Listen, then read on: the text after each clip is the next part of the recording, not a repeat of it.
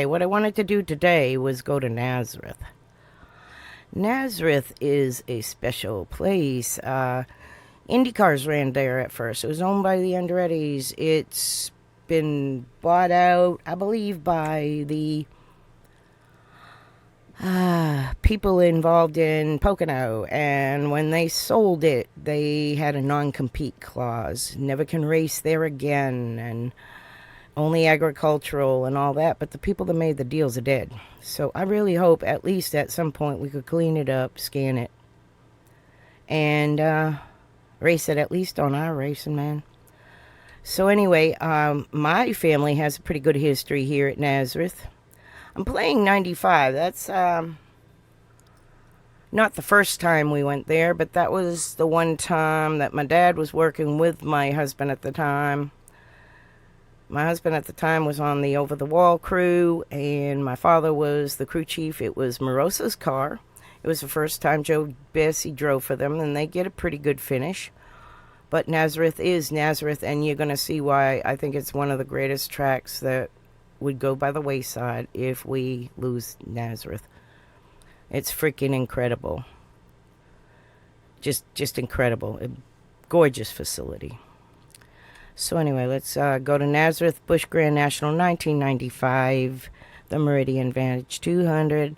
And my dad is crew chiefing for the Fina car, number 20, Joe Bessey, at the Moroso, Dick Moroso camp.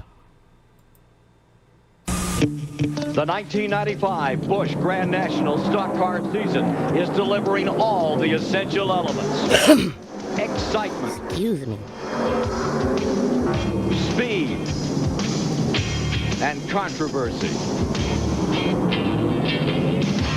As we come to the 10th race of 95, Johnny Benson's consistency has kept his Chevy at the top of the... Johnny Benson has a great thing on the Scene Vault on YouTube. Great interview of his hometown this week. 3 victories to his credit.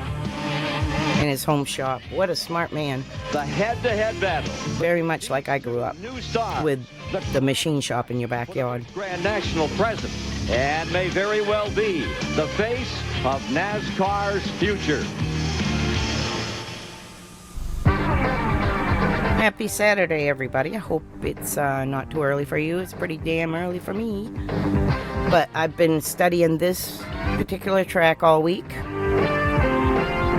We even have a bumper in my sister's garage, and we meant to do a video. It's the Meridian Advantage. Morning, Pops. How you doing? Let me bring up my stream on my laptop here. I didn't even do much. Western Pennsylvania.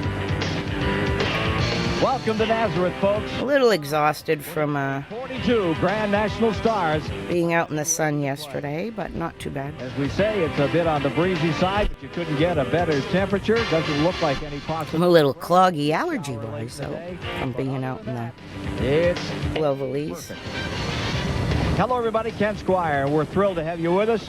We're going to try our very best to give you a race as good as last night, but that'll have to go some. Wasn't that exciting here on TNN, that Winston Select? Congratulations to Jeff Gordon and company. Well, today, it's a brand new day, brand new race, and here's how the point battle looks. Johnny Benson's up on top by 172 over Chad Little. Labonte's still up in there. Phil Parsons at the present time. Johnny Benson is crew chiefed Larry Pearson for 6th. by Steve Bird. This will actually be a year he wins one of the 4 championships. When you come to He's a man from our hometown. You come to Nazareth. Yeah, some people... We all grew up, you know, in the same racing circuit. As a road course. Circle. He talks about it. Group of people. A handful. And with us, we're delighted to have P.J. Jones, one of NASCAR's great truck driving stars. You'll see him out at Odessa. Right. Good. I'm glad you're having a good day. Tell us a little about this track. Well, this track has 3 distinctive different corners. I like to think of it as a little Pocono. Going down into turn 1 is the fast. This P.J. Jones is Parnelli Jones' son. It's flat. And P.J.'s brother, Paige, was injured down the back straightaway. critically before this race. Tight at the beginning. So they'll interview him about that. Try to pick off another car underneath him coming. This is Nazareth, the one I was telling you about. Nice place, fast. Absolutely gorgeous. Now this one I'm playing as my dad there and my husband was there, but me, This is a slim... I will go to the 98 one with my other husband, my new husband. that you've raced here. And you'll actually see him Each time you've at the end of the race because they win 3 times. with the Kleenex car. Here today. You can't hear him talking. I tried to listen to it 3 or 4 times. I can't hear David Green. Want to take a minute to say our condolences with the Jim Gilbert family lost their trainer, our current driver there. And what they had in my family. I know Mom's a nervous wreck. Jim's behind me here, but it's going to be a good day. And Diane, hi, it's going to be a good day for us, I feel like. David's little brother Jeff will start right behind him in 3rd. Suffice it to say, the way to come out on top here is to stand on it. We'll see what happens. Engines fired, ready to go in the 200. You know, in setting everything up, the one thing I didn't get was a drink. Advantage 200 on TNN is brought to you by the more than 1,000 AutoZone stores across America. AutoZone, the best parts in auto parts. By Smooth Bush Beer I and had my koozie out somewhere. Light. Bush, the official beer of NASCAR. By Splitfire, the patented performance spark. My mouse It there. only costs more. I'm gonna move my keyboard off of my And table. by My table's full of crap. motor oil. Like Add more laptops. to your car. Put this over here. Oh, I Seven secured the different winners wire. here at Nazareth. Looks like I didn't hang my dog. today. Let's take a look at our starting grid. Up on the Here front, we go. it's David Green, 14th career pole, and Tom Fedewa, Tim Fedewa. qualifying ever. And Jeff Green, Dad will work for him in 98. 3 years from now. There's the point leader, Johnny Benson Jr., and Curtis Markham, the veteran from Virginia. Row 4 is Kevin LePage from Vermont, and from the great Northwest, Dirk Stevens. In row 5, Larry Pearson and Doug Heverin. Row 6 is Ed Barrier and Randy Porter. For row 7, it's Mike McLaughlin getting in there with Modified champion. row 8 is Tom Bowles. Another modified champion, and they have a memorial race for Tom Bowles Row 9, at New Smyrna, the 76 lap race. row 10, Phil Fuller is a modified champion. Rodney Combs is there. Stefanik is a modified champion. These are all people I grew up watching race. After the run last night, into Winston. Row 12 is Mike Stefanik and Martin Truex's dad, Martin Truex and Kelly Moore. The 14th, Kelly Moore, Bush North, Dennis Setzer. Dale Shaw, Bush North, 15 with Jim Bound. Bound, 16 today. California, Dragon, Bush North, Crouch, a couple of Vermonters there. Butch North. Bobby Dotter and Jeremy Mayfield. Joe Our car right there, Joe Bessey. row 18. Row Today. 18, Jeff Berry and Ron Field. Jeff Berry, Art Berry, his dad was the great engine builder. And Dale Williams. And Dynamite Dave Dion is my favorite driver in real life. I got to hug him 4 times at the modified reunion in February. TNN. 3 times. Well, 2 times. Once because I was Dad's daughter. Clears to Another time because he just wanted to give me another hug because I was Dad's daughter. 2 turn. And then DJ, that's I said, "You were always my favorite driver," and he gave me another hug because he was my favorite driver. And then we were passing through the crowd at another point, and he gave me another hug. He said, "I'm going to hug you every time I see you." So time he led was that was really meaningful for me. in trouble. Up, and he's going to get in this first. No, he's not. Tangle already is car number That's the car I Randy Porter looking for scored for in '94. down in turn Right there, but it was L.W. Miller, or it was maybe, Going down in is this 95? You know, probably 95. I scored for him in '94 Looks like Hickory. somebody got sideways and started that. I think the last race. You can see the 43 of Rodney Combs. He's been ill the last several days. He's going to be more ill if That's a lot of stuff I just said, isn't it? after this first altercation going down the backstretch with the #1 Pontiac here in competition. Yeah. Ian Reed. Dave has always been one of my favorites. He drove my dad's modified back in 1971. There's a funny story about that. Again. He was on an interview and told the whole story, and it was very funny. Things, maybe not knowing. He's a 2-time Bush North champion, 1975, 1995, He there was just which is really crazy, 20 years apart. But he I tested that concrete wall out hated the modifieds. down there and turned. He drove my dad's one time, and he said, "Oh, hell no." I don't even think, I think he spun out on the first lap, and #1. he said, "This is not for me." Going into turn 3, the toughest So they didn't qualify for the more on TNN Short. first open show before that was the Sizzler. It could have been the first Sizzler. It was one or the other. And this one has commercials. I'm going to have to pause these. Okay. And welcome back to Nazareth, Pennsylvania. The 98 one does not have commercials. It's a lot shorter. Institution here in Pennsylvania for the last couple of 100 years. And I gotta get a drink. I'm talking too much. As it's presented by AutoZone. More than 1,000 AutoZone stores across America. Best parts in auto parts. AutoZone. So enough money out there to get everybody's attention today, PJ. I gotta get a towel for my stool too. It's a Ford. Something like that happened on the first lap. It's really cool A little stool. bit of an accent between. It looked Borrowing my son's stuff. I'm a Chevy person, but Combs and this is his Ford stool. And there you see Rodney's in, and they're working It's on that number 43 as they pick up vinyl. number 18 to bring in. And boy, Like a what drum. break And I keep for Randy sticking to Porter, it. who really thought he had things put together pretty well for this afternoon. Randy Porter's efforts in qualifying had looked good. They were very excited about the potential for the car. Ted Condor, previously as an owner, had had a victory here. And Ralph Shaheen can tell us about pit road for the moment. Ralph? Ken, they brought the 43 in a couple of times to check it, to make sure it was squared up okay, that the towing was okay. They pulled some body work away from the right-hand side of the car. They've sent him back out. One car we're going to keep our eyes on is Robbie Reiser's entry. The word is he's not feeling very well. He might come in shortly and change drivers, and we'll have an update for you on that if he does. Ralph, a moment ago, we also saw from the north Kelly Moore's car number 4 in. Any update on that? Was he in part of that altercation? We haven't heard anything or seen Kelly Moore down on pit road yet, Ken. Apparently, he must feel fairly comfortable with the car the way it is after getting involved in that incident. I think what may have happened is he got on the binders and took a little damage in the nose of his car, because as it comes by, it doesn't look quite like it did a lap before this race began. Anyway, David Green stays in front. There again is the incident that brought out the first yellow of the day. There's about a 35-foot descent out of turn number 2 into turn 3. You really feel like you're flying downhill, don't you? Now, there is that 4 coming in right that's now. better. Kelly Moore. Yeah, you really do. I mean, that's a place where you really pick up. Sit on the fast towel place on is the much track. It looks like better. they- on the replay that they just tried to go in. Green flag right there means the pits are open. 25, it was right in the middle of it and got squeezed out, and that just kind of just started the mayhem down there. The tic-tac car for Kelly Moore. Robbie Crouch had that right. Kelly Moore's been the top runner-up in that Northeastern. Short of breath today, like wicked bad. PJ. But I didn't use my inhaler, and I have asthma, so We're showing 6 laps complete. I might have to do that in a minute if this TNN. drink Mike doesn't Joy, clear it out. Baker. Here's Elton Sawyer giving you these pictures. He's going to, as you know, he had a pretty busy night last night down there. I think it's something in the air. I noticed at the grocery store. Exciting work. I ran to the back of the store and got milk, carried 2 gallons of milk, Love to watch these. up to the aisle and got trash bags. The race car. We get to you And by the time I got to the car, which a driver does. I told my son I'm exhausted. I mean, that's really. I mean, it just sucked the life, and I think it's We'll see oxygen. how Elton does here today.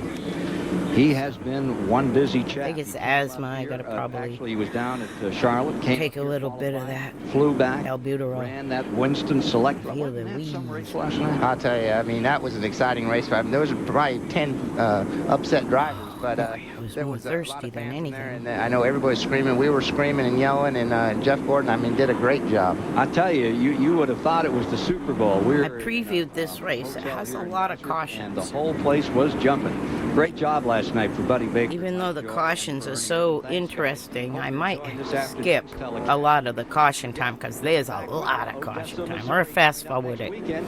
PJ, you're going to win this thing on TNN coming up? I hope so. You know, looking at that replay of that accident down turn 3 brings back some memories, you know.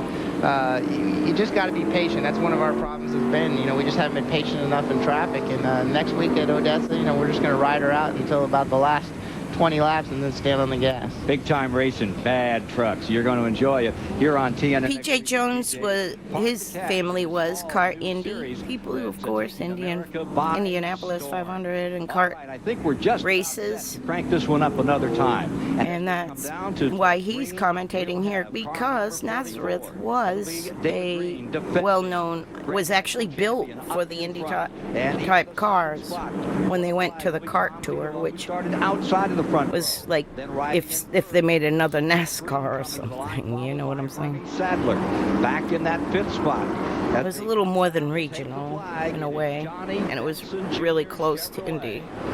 Nice, easy start. In the country, comparatively, I mean. Coming through to complete lap 8 on this mile track. Gorgeous track. Correction, that is 7. Thought they were going to change it coming out of 3. They changed it a little early. I could play a little documentary of this track that I've seen that was really Gas early. meaningful Lagged behind just a little bit. after all of these. Here we are down into turn number 3. Fedewa under challenge. Tim Fedewa holds off. Right. No, I won't fall out. My son's in the room. Just going under. He knows I'm streaming. I think he's resting. He races tonight. His big league is tonight. He's a defending champion in his league. You saw Herbie. It's a 4K Max league, so it's an intermediate league. He got him. He tapped him a little bit. We got trouble down and off the. Uh-oh. The 70. And this is where my Dave is going to get wrecked. Slides in, hits the wall, and Right there. him up in turn 2, big time. Looks like New York City, 5 o'clock. I thought you'd say L.A. He gets pushed into the wall after he spun and stopped. That's the 29 right there. They're still pushing and shoving. He drove that orange 29. You know, Oops, nope, that's the 72. He's raced back to the yellow. That is a hard. Maybe it's a different wreck. Leslie 72 trying to get back. I think that's Phil Parsons. I thought he got in that. He's had such a consistent run. I've seen an orange car spin. Looking good for Phil right here. That is a savage one. That is, that's too bad for them. They've been trying awful hard. I've been talking to Phil this weekend and David Iff, his crew chief, and they said they've had some good cars. They just last weekend were off the pace a little bit, and it's too bad for him. He's a great racer. Indeed, he is. He's looking forward to getting I back. have kind of a different. I finally got my setup right. Budget gourmet car right now. Jason Keller got some replays on what got this all started in turn number 2. Saw Fuller get out a little high. There you see the 71. That's LePage sliding across My the track. dad will work on that Fuller team, that 47, which is the same original team of Ricky Stenhouse's car now. You're into that. He will work with them in 96. There's not much you can do but go for a ride. Yeah, it looks like somebody might have tapped LePage and got him around backwards, and that just started mayhem back there. They just It was it was just everybody trying to dodge each other, and 72. too bad for Phil Parsons' Luxair car, because he it looks like he took the worst of it. Tommy Houston spun. I don't think he got caught too badly. You see Tracy Leslie up Tracy on the outside. Leslie. Wow, that's a tough way to start the day for Tom Bowles. And there's Chad Little bringing number 23 in. He's in the point contention. That's too bad. Our second place points standard right now. Looks like he's got the nose halfway torn off of it, and he's coming in for right side tires. Oh, thank you. I'll tell him Hamper on his. when he wakes up. And of course, he's going. We for picked up his trophy yesterday. It was delivered to my sisters. My sister is his main sponsor. She got him with the rig and third of the race. helps him with all the fees and everything. She sponsors the whole rig and everything. With the nose torn up like that, And in the front, she had the trophy at her house. We had it delivered there just for safety so she could have it first. race And car. It's probably going to be a we long took wait. it home yesterday. Won that first race of the season at Daytona. Did an encore. At Maybe if he's awake before I end the stream, on the mile. I will bring it Today at Nazareth. and show you. Turn has snagged it. Looks like a miniature replica of the Cup trophy. I mean, it's not miniature, it's this big, but it looks like the Cup trophy style, which is really, really actually the best part of it, I think. Now we gotta find a special place for it. Highway Transportation. We have tight quarters and RV Center, Branchville, New Here. Jersey, featuring Winnebago Motor Homes. Call 1-800 there's a good place by his rig. and find out why He's got a shelf, but choice of champion. it's also vulnerable to get knocked down by an elbow or May something. the 27th, 6 o'clock East. So I don't know. We'll, I know where to put it. Live got a good NASCAR place. Super Truck coverage from I-70 Speedway in Odessa, Missouri. Great track, high banked asphalt, even the straightaway. We need to do some remodeling. Yeah. As soon as the weather gets just a little cooler, we don't need AC all the time. We're going to knock the back off and We're getting set replace here, I the think, back about that a was lap or two damaged when we away. bought the unit. Boy, that 4 car, And, drilled 4 and F now. Kelly Moore beaten up. It's just a matter of plywood and insulation and Over here in the second sealing corner. it, but We're watching some other equipment. Oh, Patty Moore. we just don't want to tear it up until Right it's side, cooler pretty weather. strong. There's going to be some crews in Charlotte this weekend doing some body work. Let's go to Ralph Shaheen. You can see the damage to Tracy Leslie's car. The back end of the car is beat up pretty bad. Some bars have been in there, but it doesn't look like it got to the gas tank at all. My dad will work for that team. Well, I don't know. Ron Parker, Turned around up there in front of Detroit us, gasket with Mike Dillon through the winter of this coming up winter after this We had an awful season. good car with the Detroit gasket Monte Carlo, and we were just hoping to put together another good run, but you know, somebody got That's why somebody got anxious behind me, and I believe in the A class, my Ken, there's a whole bunch. son runs my son runs the 72 Detroit gasket We'll try and update you on some in of the other Cup, drivers in just a minute. well, in truck, Tracy Leslie, who finished 8th and some of the others. in New Hampshire and looking to improve. And I know he has that paint for his B Problems car there. Out early, working on the car at the present time. and A Give you car, an update I think. on those But cars that have gone back into the garage area. right now with his leagues, he's running other things, other sponsors for his teammates. In the top 10 and He's in Field Up, and you see the car is down, and you see Field Up Motorsports with Jason Blaney. really got abused. Kelly Moore. He's a number 22 race driver. or 12 Another one of or those something like that. Northeasterners who 12. He's a number is, 12, of approaching course, Blaney. Grand National. He's a Grand distant National cousin. Series North. They have Let me see. 16 races up in the He North says they're New York related area. somehow. And they've been getting good crowds and having a lot of fun. Yeah, it's And not a good day for John him. I mean, he's Tiller, got if you've that seen whole him. half of that. Nathan Line, Nate If they can Line. keep the spoiler on it, that'll definitely help him running around. Gamer without a Kid spoiler. sometimes I can't imagine. spots them and runs with You them. on that Randy Porter incident that happened on the very first lap going down into turn Who 3. else? Again, here's Ralph Shaheen. Or I might be Randy, now, confusing Randy, leagues. you're I involved don't in know. that. Give us your view of what took place. Well, to be honest with you, took a pretty good lick on the left side. Right now, I'm not real sure what happened. Don't really remember. a whole Nate lot. Line, yeah. Are you okay? Did you black out? I'm okay. It'll probably come back to me in a little while, but hit my head pretty hard, so I Yeah, have John. to ask somebody else. Jason Blaney. Take a really hard hit inside of one of those cars, even though there's such a nice. Who else? You can still bang your head pretty good. You sure can. And on this track, there's a lot of headbanging going on along pit road among the crew chiefs. Hey, Phil Parsons. When they run road, they mostly how key the worked as a team in the endurance, the 24-hour races and stuff.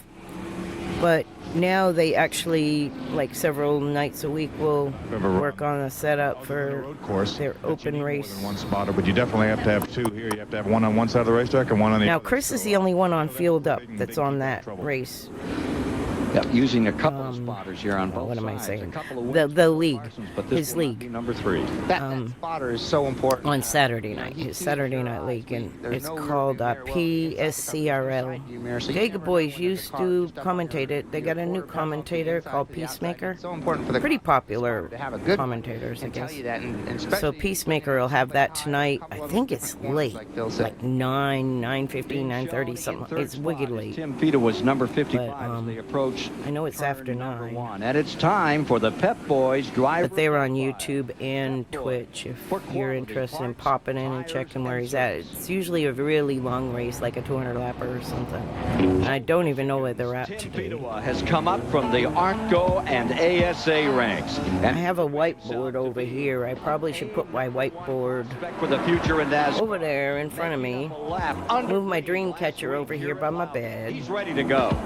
We have a new crew chief this year. And list the leagues because there's so many. It's like worse than doctor appointments. I can't remember them. It makes you feel good when you can work with someone, talk to them, not just as a crew chief, but as a best friend and as someone who genuinely cares. I think that's made a big difference in our effort. We're also, Oh, absolutely, Randy. Oh yeah, he got his bell rung bad. In fact, if you watch the tape when they played it again, his head was leaning against the window net, and that was the exact angle hit that killed John Nemechek in the truck He's going to lose his in life. Homestead, Come home first. we started it a little while back about his where they spun around and hit driver's side. That is the worst hit because your head goes out and hits the wall. we're going to shave him, and So, we're yeah, he said his left side of his head was hit hard.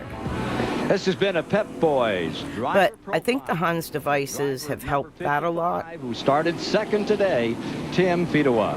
Hey, that guy Scott Deal, the guy whose hair they're going to Oh, you know the team. Good. feel about this happening. Yeah, he's been right here with them like about 3 years. It's more than worth it. He's usually, when they are racing, and he isn't, there's one league during the week that they race and he doesn't, he's usually spotting them. So get ready. They've got Or calling, and they're looking for pit to be in victory lane. We'll see. strat As good as Tim Fedewa was and stuff on Discord with them. He's probably shaking his boots right now because he looks like he could be up for a shaving today. Yeah, they promised a victory lane. We're going to take a quick break and then He's pretty good at being able to judge that. Like, actually way better than me. My mind thinks differently as far as times, setup-wise and all. But I don't think pit strat. That he's really good at that. Way better than I just haven't practiced it enough. Featherlight Trailers. Call 1-800. That's 800-1230. Featherlight, the official trailer of NASCAR.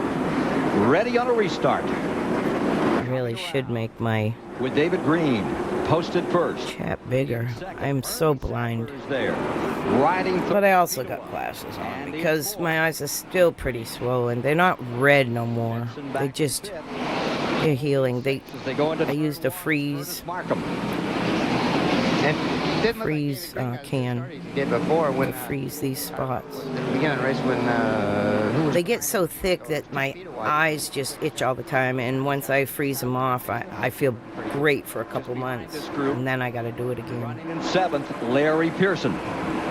Coming around 3 and back in the scrap for the I think my sister, she said if I texted her that I was online, she'd come on. How about that for a piece of She might even A good case of send us a photo of that he bumper underneath him. from the 98 race. Otherwise, they'd have both been in the fence. Hermie Sadler looking good again like he did at Hickory. Remember, he was out in front there and then was wound up. Well, it's good to try it and know it, right? Had that little altercation with about 12 laps to go. Here comes Hermie Sadler, Great Virginia. Oh, I'm going to sneeze, I think. Cut of the same cloth as a Lenny Pond, out in front right now. Yesterday was super windy. They had the legend. And we were working under oak trees. Buddy Baker and I did that on. We were cleaning rain gutters. Those old legends all got together. No, I wasn't cleaning the gutters. I was trying to fight sweeping up the mess, but I think it's got me clogged. It looks like he's got work cut out for him. The spoiler's still bent. He's trying to get past another wrecked car. It looks like a long day for Chad. Talking about. I think I'm gonna hit that inhaler. None of the guys would go play with him. Lenny Pond drove a great race. That Virginia driver, who he said looked so smooth, like this Hermie Sadler out there right now. Now here's Chad, well back in the field in car number 23, trying to work his way up into the top 10 again.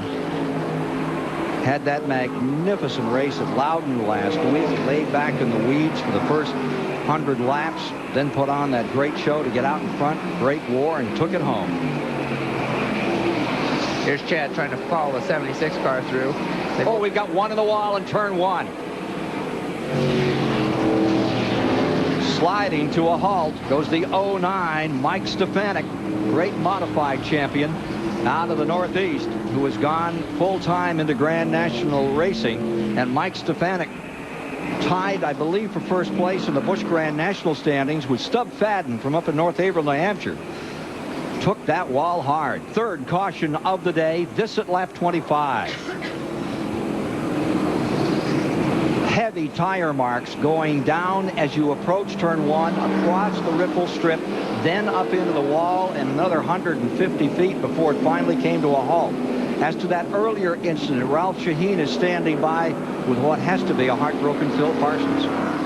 Ken, you can see the car, the Luxair backed entry. They've got it just about put back together. They changed radiators, they changed hoses, they ripped off all the sheet metal, all the brake ducts. I'm surprised you guys even get this thing back together, Phil. How bad is it? Well, it really didn't appear that it hit the wheels and tires, which obviously is the suspension, so it's really mostly cosmetic other than the radiator and the oil cooler. So I think we're just going to bypass the oil cooler, put another radiator on it, and we'll go back out. If it didn't hit the wheels, then it really car ought to drive okay. We should be able to run the rest of the race.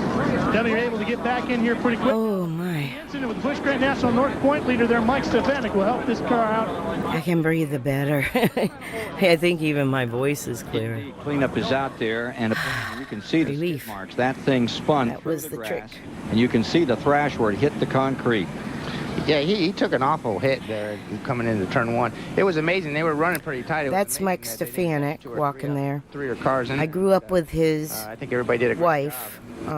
As a teenager, my dad was working on her father was a car builder for the famous Woodchopper 15 Bug Stevens car. He is okay. And my dad was working on both the Coupe and the Vega for her dad, which was Sonny Casella.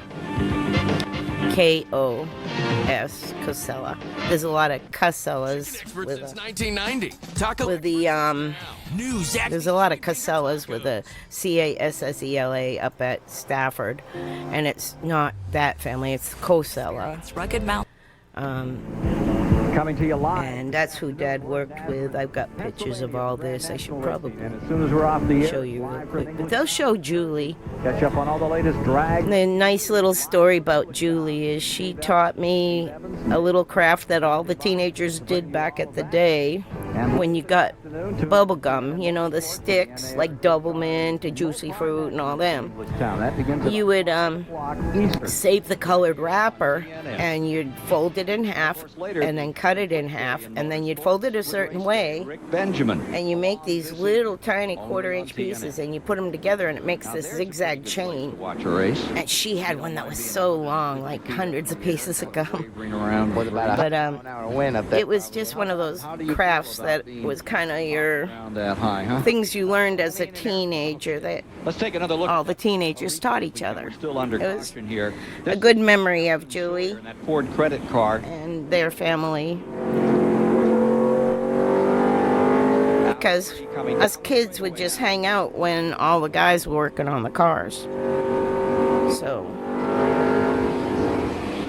she lost her husband Mike in a plane crash a couple years ago. Say what really triggered me was, I always, like, on Facebook, see that on the replay. Send her a heart and stuff when those things are mentioned. She super adored Mike. Mike was so good to her. A little bit. He's been in and out of the pits while we were. As far as, you know, at least. I mean, who knows, right? But as far as, like, he just always and helping his chances had her with him, and that was what I liked to see. Catching back up with the field. Chad Little. My dad always traveled with Mom, so it was just. It was expected, I guess, to see that, but it was always nice to see. Like Darrell Waltrip was always with his wife too. Mile at Nazareth. Just different ones. Just always had their family. It's a tough place to get going around here. Dale. Ready to have a green flag. Gordon. You know, the Burtons, Kim. Go green. Sadler in first. And you're right. That was the nicest thing about it, is that the families were very involved, at least on the modified side. All these wrecks, he's got a good. I always called myself a modified brat. All us kids that grew up traveling the modified tour as kids, when our parents were racing, called ourselves modified brats. Hard braking right here, right? Right. Modified brats. Down on the racetrack, and then you watch them. They're just letting the car run right up to the fence here. Oh, just so y'all know, I use these playlists by Austin LaPlante. He's got every year of every series in almost a database form on YouTube. So if you're ever doing research, it's been priceless for me, man. Priceless. A couple drivers before qualifying. Because I talked to Dad this week about this race. I don't know. When we went, or last week when we went to dinner. So this week, there's JT on the 29. Big wreck coming off of turn 2. Bessey made it through. I saw that, the Fina car. Second turns caught him again. You can see Patty Moe. This is wicked with the caution, so I'm going to start skipping. There's Dion in there as well. We'll watch the replay, and then when they're cleaning it up, we'll skippity-skip. Off to get through. Right, it's the back of the field that got collected that time. It's almost a replay of the second accident we had earlier. It's just so easy back there to get caught up. It's so flat, a very difficult corner. Now, Dave will repair his repairs and get back in, I believe, but then he gets smooshed again. You can see Dale Williams sitting there sideways. But I think he does win the championship this year. 29. I think it's 75 and 95. Ford that he won. I have to look that up. And I know it's 1 year in the 70s and the exact same year in the 90s. Replays. We'll spot some more for you. If it's 77, it's 97. But I think it was 95, 75. Oh, you got Jeremy Mayfield off. In fact, he has probably the only picture. We talked to him. He has a picture of the car he drove for my dad. And I have yet to find a picture of it. I've found it after it was sold and repainted. Looks to me Which I could maybe got absolutely AI it from there. Yeah, it was almost a replay of the second accident we had. It just one car got sideways, and it's so tight back there. He's such a nice guy. I really need to do just a profile on his career. Louise's car, and just on the other side. He did such a good interview earlier this year in our local Daytona people. Many great cars that interviewed my dad in May. The Northeast. Former champion up there in the Northeast. Is that interesting to anyone to watch, like my dad's interview from May, or and you see Louise's car? Another? You know, it's kind of like watching. Alton Sawyer continues to give us a history lesson on punched up in the nose on racing, because it touches so many factors. With that Ford credit card. Apparently everybody okay. They're bringing another ambulance around, but probably a lot of these people that are involved in that radio show wrote that one down. Knew people that raced at the beach, like Smokey and all. You know, I hope this is not an indication how our day. That's the area I'm in. You know, Elton. In fact, there's a lot of museums, and if I can get my energy to where it's safe. Hasn't been good. Hopefully we'll get some green flag running here and let them race and see who. But you got to do my laps. We really I went to do my laps this week, and even see who's fast. It was so crowded. I would have been there for 2 hours, and we had other things scheduled that day. So, but it's hard to say who else. I will schedule my laps this week, and then we were going to go from there and see about my diabetes getting controlled again. It's her first time back here since. It's pre-diabetes, but it's borderline needing medicine diabetes, if you know what I mean. It's another chance to work on number 23. Well, Chad Little and the Bears. I keep bouncing from the red to the green to the red to the green. I'm back in the red again. And I just want it to be easier. Meanwhile, through all of this, remind you that Hermie Sadler stays first. He had that great run at Atlanta back in March. Like I said, my dad is in this race. They're in the 20. You haven't seen them because they started pretty far back, and this is Joe Bessey's first 23 time in the car. Go down to Ralph Shaheen for a moment. And Grand National North Point leader. There's Julie that I grew up with, the white shirt. Yeah, I'm fine. You know, I just want to say hello to my kids back home. Yeah, I'm okay. I'm all right, you know. Tell me about what's going on the racetrack. Is it just real tough? Everybody trying to run wide open into turn 2? Well, it's a real tight track, and your visibility is really poor because you're nose to tail. You really rely heavily on your spotters to miss a lot of these big wrecks. The problem now, Ken, for Mike. Yeah, very much so, yeah. I love watching Dale Jr. download. In fact, while you were racing yesterday, I was watching Dale Jr. download on the Gary Nelson stuff. Oh, my God, he's so smart. For a stop and go in his 53rd start, still looking for that first win. Wow, I was just blown away by the Gary Nelson interviews. Yeah, you see Jeff Green in the pits now. They're working on the car. My dad's interview is a little different because it does a lot about IMSA. And I don't know if you do road racing much, but ready to take a break here. They touched a lot about his IMSA. Now they've done 2 interviews with him, and one time was more with the keep on adding like cup stuff, but they touch many like yellow laps here things. My dad recommends a chassis book, all kinds of stuff. I mean, it was a great interview. I could do that in between these. It is Saturday. Right there in third. More from Nazareth Live shortly. If you stream, don't feel today's exclusive. Don't feel obligated if you have to stream too, because I understand that. Brought to you by. And I have another device I can put you on.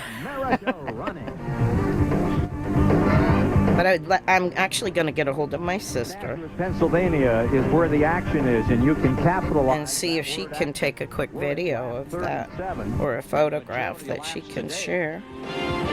Under a caution flag. I shut my 2 massive wrecks. Phone games.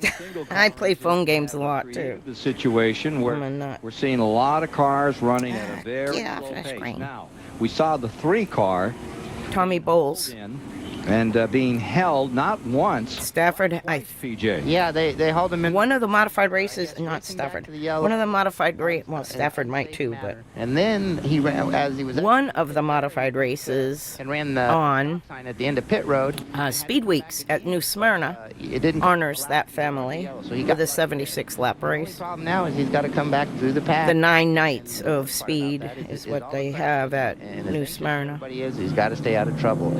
I talked to him. In fact, I have a T-shirt in there. I survived 9 nights of speed. The motor Right now, I just got an Orlando Magic T-shirt on that's comfortable. When my fibro bothers me, fibromyalgia, I don't like anything on my neck or right up front. arms. Story on Jeff Green. My fibro bothers me when my wrists and my neck. Like, I can't stand anything Last one, Jeremy Mayfield, Howard. choky or on my wrist. I don't know, just a weird This is thing. my first time here, and I just seemed like I just started getting the hang of the racetrack, and we all just stacked up back there. It got pretty tight, and it seemed like this racetrack's tight around here. I think you're going to see a lot more crashes here today than this one is. Young Jeremy. The situation for me this whole weekend it just hadn't been good. Jeff Berry was involved in that as well. Is that the same thing you're seeing? That's just a tough. His father built the 21 They talked mod about tour that earlier. cars. Really, A lot of famous people drove that 21 for Art Berry. Get into this track about 100 laps before you really get In stringed. fact, one of my favorite, George Summers, drove with Art Berry for many years. Pretty tight, and it just got stacked up, and it took out a lot of. One of my dad's best friends that passed. Like, all of my friends, my dad's friends are passing like crazy. It just sucks. in the long run. Sucks so bad, and we lost Scott Bloomquist again, but Ralph. They're going to it's just awful to lose anyone, no matter how you lose them. We just lost so many good ones fourth in appearance. my lifetime. It just Short sucks. one today, PJ. Well, I wanted to ask Ralph if he could talk to some of the. Yeah, I'm gonna see. The track's getting slipperier. I'm gonna Or it started out pretty see. slippery. The sun has been in and out of the Joel. clouds. Oh, All right, we what is on my phone? Ralph trying to Is pick secret. that story up, and here you see the rest of the damage up there, and take another look at the. You can't see what it is, This incident but that tore up all this equipment. it is the setup for Bristol practice in Busch Grand National and Bristol race notes from when my dad won with the Fuller 47 in '96. Palace number 0. Patty Moise about. That's like the holy grail. Yeah, it looks like the 29. Secrets. Yeah, just got sideways, whether But- it hit or not. But this track is just so narrow that when one car's sideways, that takes up half the racetrack. Now take a look at this coming by. Yeah. Boy, this is an abusive race for sure. That's the 58 car being hauled in of Dale Williams. That one's not going to come back to run today, and just in front of it you see the 22 of Jeff Berry, who we just had a word with. Ralph has more.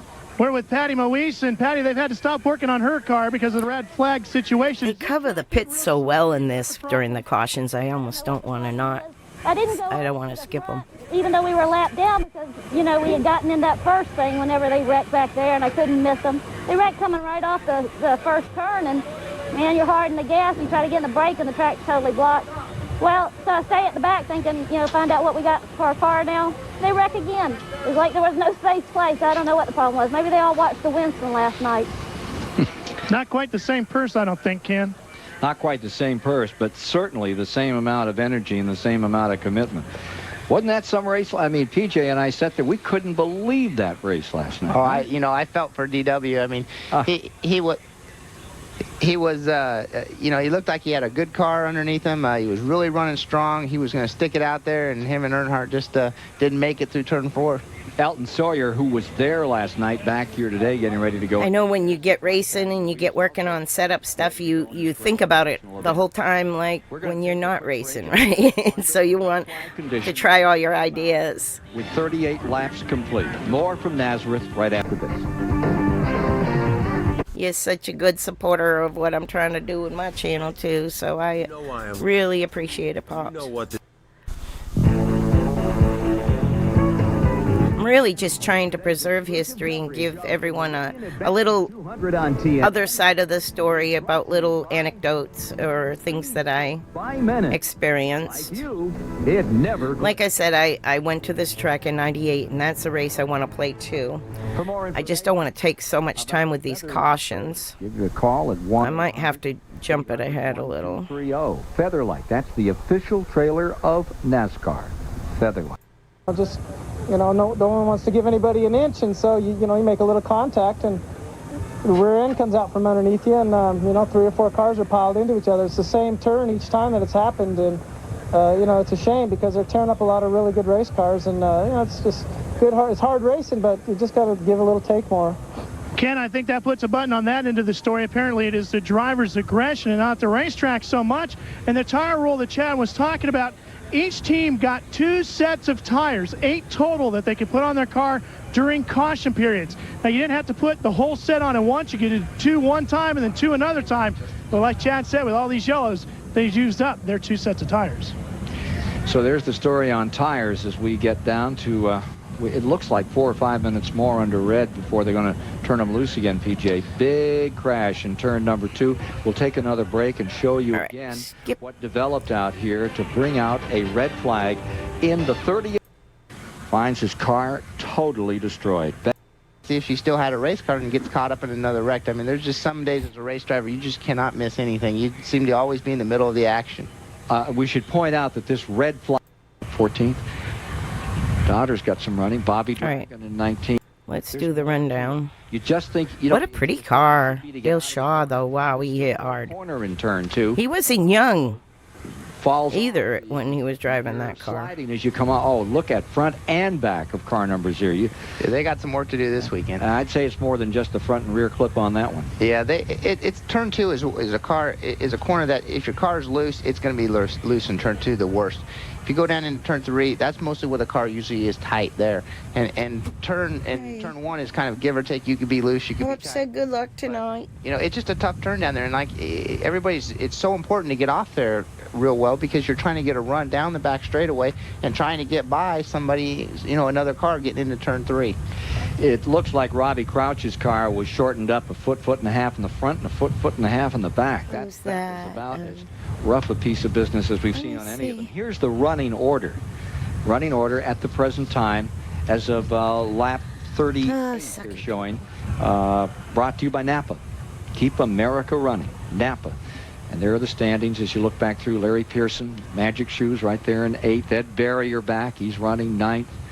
Here you see Fuller in 10th. Dale Shaw up there in 11th. Jason Keller to 12th. As we review the field forward, they say there may be a few thunder showers around here before the afternoon is over. Jim Bound in 10th place in the standings. See, he's right up in there, showing the, 14th? Yeah, when you feel like you're more confident. That's what a main thing is. Like, if you know basic theories and know where you want the weight when, and you do that based on your tire temperatures, it's an earlier and bounced off. Gives you more confidence when you make little changes and they help, or you make little changes and they don't help. It's all like gets into the computer in your mind that wreck some cars up. I mean, puts the whole thing together. This week, I mean, and then when you get it really good, you can start softening your springs equally all around. See if you can get it to get these cars groove more. You know what I mean? It's like get the chassis working. There's a point where you go too far, but you know those are little things you under the yellow flag so far, and there's going to start experimenting with more confidently. Big story last night, and of course he's very, use more shock rebound to throw the weight to the corner to the, like it goes this way on purpose. We're seeing a lot of race cars out here today. You always want to throw from the right front to the left rear. If you do too much, you're going to push into the wall coming out. And that's that medium you find. You always want to be a little bit loose, enough that your gas going out doesn't make you push too much. Once you put oil coolers and oil lines, or some situations, brake blocks and motors, stuff like that, and crankshafts, but it depends on how hard you hit. But most of these guys have got short track cars here, so they're not their Charlotte car. Thank goodness for a lot of them. But it does get expensive when that happens. And where's the Fina truck? To see it for anybody, but the Cups cars didn't race here, I don't think. It can also get expensive on the physical toll a driver's body takes, and you took a pretty good whack. I think they raced Pocono when the Busch cars ran here. For the running of the 600 next week. Oh, I'm fine. It's still we come up here this morning just to watch, and like I told Winston on radio a while ago and told you, hey, I've come down here to just look around. If they didn't have a red flag, you can care less if I was here or not, probably. But I'm just out here walking around, just looking at things. And Bobby, don't put yourself down. I love those Wayfarers. God, those were my favorite glasses. Now, Bobby, don't ever be misunderstood. You are our favorite driver of all time. I want to and kissing his ass. To talk with you, Bobby. So don't ever feel left out on TNN. But you just told me you didn't like me. I don't even like you. That was a heartbreaker for Bobby Labonte. You know, he had the pole. What a run that Joe Gibbs team made. Hey, I think we're just about ready to crank him up, get started again at the Marine. All right, let's go forward. Nazareth, Pennsylvania, red flag about to be lifted. He backed out of it a little bit. He was on the pole. This is Jeff Fuller. Did they start before? No, they did. Once again with 40 laps complete, 41 when they come by. Ralph Shaheen on pit road. Ken, there's some clouds that have been rolling in over the speed. Okay, the Dial car and the Fina car look a lot alike, so So the theory of the track being slippery, wait a minute. More, that should make the handling even wild. Spotter's nightmare, two cars that look alike running near each other. And there is the possibility of a mid-afternoon thunder shower. That would really fix things. Sadler draws away in that #1 car. Qualified in 4th. He's doing a good job. He seems like, by the short number of green flag laps he's had, it seems like, he has been the fastest car on the race. They are going to get an fender bender. They do finish well, though, but they're going to get an fender bender, and the person that runs out on pit road and is yanking the fenders is actually my husband, Jeff. Through turn 1. Now here comes the tricky part for second. He was good at what he did. My dad said he was really good at what he did. And he worked for a lot of people. I got a list from him. I emailed him this week to see seems to have a good where he raced when. Brand new car. So I can get some other insights and stories on that stuff. And he worked for a lot of teams after I was no longer in racing. After we split up, I just didn't go to races. I didn't watch races much. I just went if I was on vacation in Pennsylvania, actually, in '98, and went to this race. A little bit faster than David, and just, being patient, trying to get by. Oh, never mind what.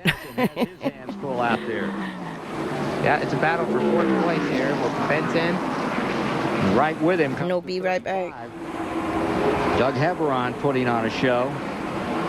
That Lipton T car getting moved around. I don't think that car is handling the way Benson would like it to do, but he's so smooth and he's so patient. Yeah, he is, and he knows he has the point lead. He knows Chad Little's in the back of the pack, and he knows if he can score some more points, it'll really help him. Car 5, that's Jerry Marquis, that driver out of the Northeast. His car is on pit road for the moment at lap 43. Well, there you see Johnny Benson going back underneath Curtis Markham. And you see Larry Pearson making a move to the inside in the Stanley Tool car. Yeah, he backed out of it a little bit. He didn't want to go down to the turn 1 to abreast. Didn't quite have enough run on him. Cars you're watching right there, about 4 seconds back, 4 2/10 seconds from the leaders. For 44 laps complete this time as Sadler continues to draw away. Jeremy was flying. Back in second, followed by... It was probably the fastest car. The 35 is finding its way up through and looking very stout. Doug Heveron having a great run. You saw him make that move that got him up into 4th. Nice to see him have a really good afternoon at Nazareth. Once you see Johnny Benson got past the 63 car, he really started pulling out. 29 laps have been under caution thus far, and we're at lap 46. Tells you all you need to know about this one. Jeff Fuller in that blue and yellow, number 47. Yeah, he got the battle for second place, heating up between David Green and Tim Fedewa. Jeff Fuller in that blue and yellow Sunoco colored car, he's up to 10th position. Here's the battle for second place. Tim's definitely faster. He just he hasn't planned his pass yet, and he's just trying to look for that that open door or any little edge he can get. It looks like he might be trying to get a good run off turn 2. Green continuing to stay. Those guys that sat in the front row following Sadler started 4th. Less than a second separating the top 3 cars. Boy, Fedewa is chewing on the back end of Green. He definitely is. He's definitely pushing him a little bit. Hebron is closing out, and Benson, so smooth, he finds himself up into the 5th position. The mark in 6 goes to number 63, Curtis Markham. And staying 7th, that's Larry Pearson.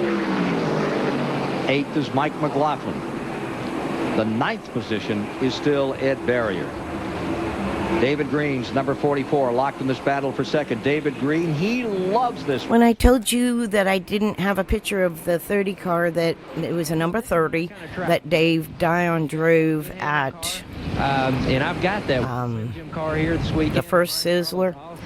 This is after it was sold and repainted, but it is the same car my dad built. This was in 1971. But Nazareth's a beautiful place. That car. Come here and it's like tabletop smooth. That was the car Well, he's out there now. that my dad built in our garage and started at 2 in the morning, like a baby was born in my eyes. It was like, wow. And then, because it like had a heartbeat then, and then we ran it a few times. He finished 6th with Rainey Charland a couple times, very famous racer. And in the 4th position. Then he sold it and they repainted it, these new owners, white. It was fire engine red with a white 30. And Dave Dion has the only picture I think that's available of it. Has a pace. Now you see the hope Dad gets it from him. 3. They've come up to 25th and 26th. It had a really nice posture on the track. This is it actually racing with them guys. And Chad Little. It's in the middle. And that badly rumbled number 20. It had a nice stance. You can see Jeff Green just trying to work on Chad, trying to get by him. Let's watch them right here as they go down that long straightaway into that hard-braking turn number 3. I don't know. Let me see what else I got that's to do with this Nazareth stuff. Chad seems to work a little better on the outside. That Art Berry guy I told you that built, his father built cars. Jeff Berry's father, Art. Here to pass a lap. This is. Look at that move. Who drove his cars for years. Let me get that. Jeff Green in number 3, making an Earnhardt move. Oh, shit. Gets himself another spot, and that will put him up to 30th and move Chad, rather to 25th, and move Chad Little back to 26th. This is George Summers and his son Ricky, and they've both passed. Ricky passed of complications to Parkinson's and COVID 2 years ago, and his father passed about a year before that. And they were super close, and so he was my first best friend at the track. That was a boy. Car number 9 of Rob Wilson. Used to see in the barber shop. We hung out together, ate popcorn, walked around, sat together.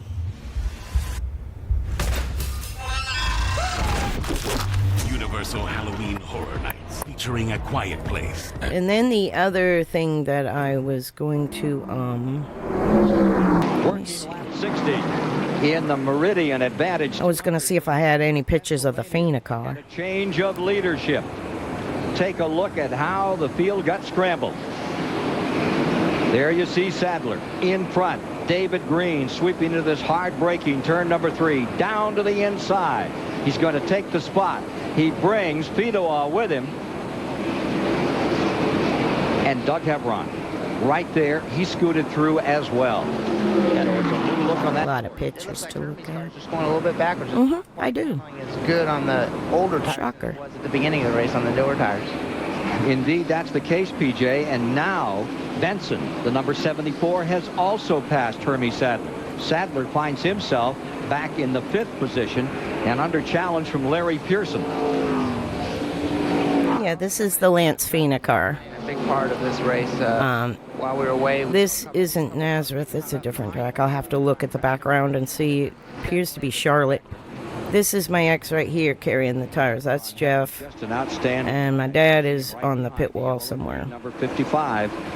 But that was probably with Jimmy Spencer driving that one. Johnny Benson's number 74, the point leader. Uh-oh. Sadler out of control and spinning out of 1. Goes down across the grass and into the entryway coming off pit road. He is clear of the track. There is no caution on the track, and Sadler is trying to come back on. So it looks like he just made contact. Oh, that's cool, yeah. Down there and kind of wrinkled up the right. He's trying to get out there and get back in. I like those kind of lapel mics because you can walk around, talk, go out, smoke a cigarette, and still talk to your chat. He pulled right out in front of some. This has the capability, but it's got a mic in the wire. My mic here is much better. The top left. And this has wireless capability where I could just still hear you, but the lapel mic's a good idea. You have Fedewa still in second and Heveron in third, and Benson is in fourth, and we can get more on the story of Benson from the pits right now with Ralph Shaheen. This is Steve. If you do a lot of outside stuff, get the one with the fuzzy thing that looks like a mouse on your shirt. Well, we got a little tight right now, but it all comes to you. You know, I'd like to say thanks to somebody, Mike Joy and Buddy Baker.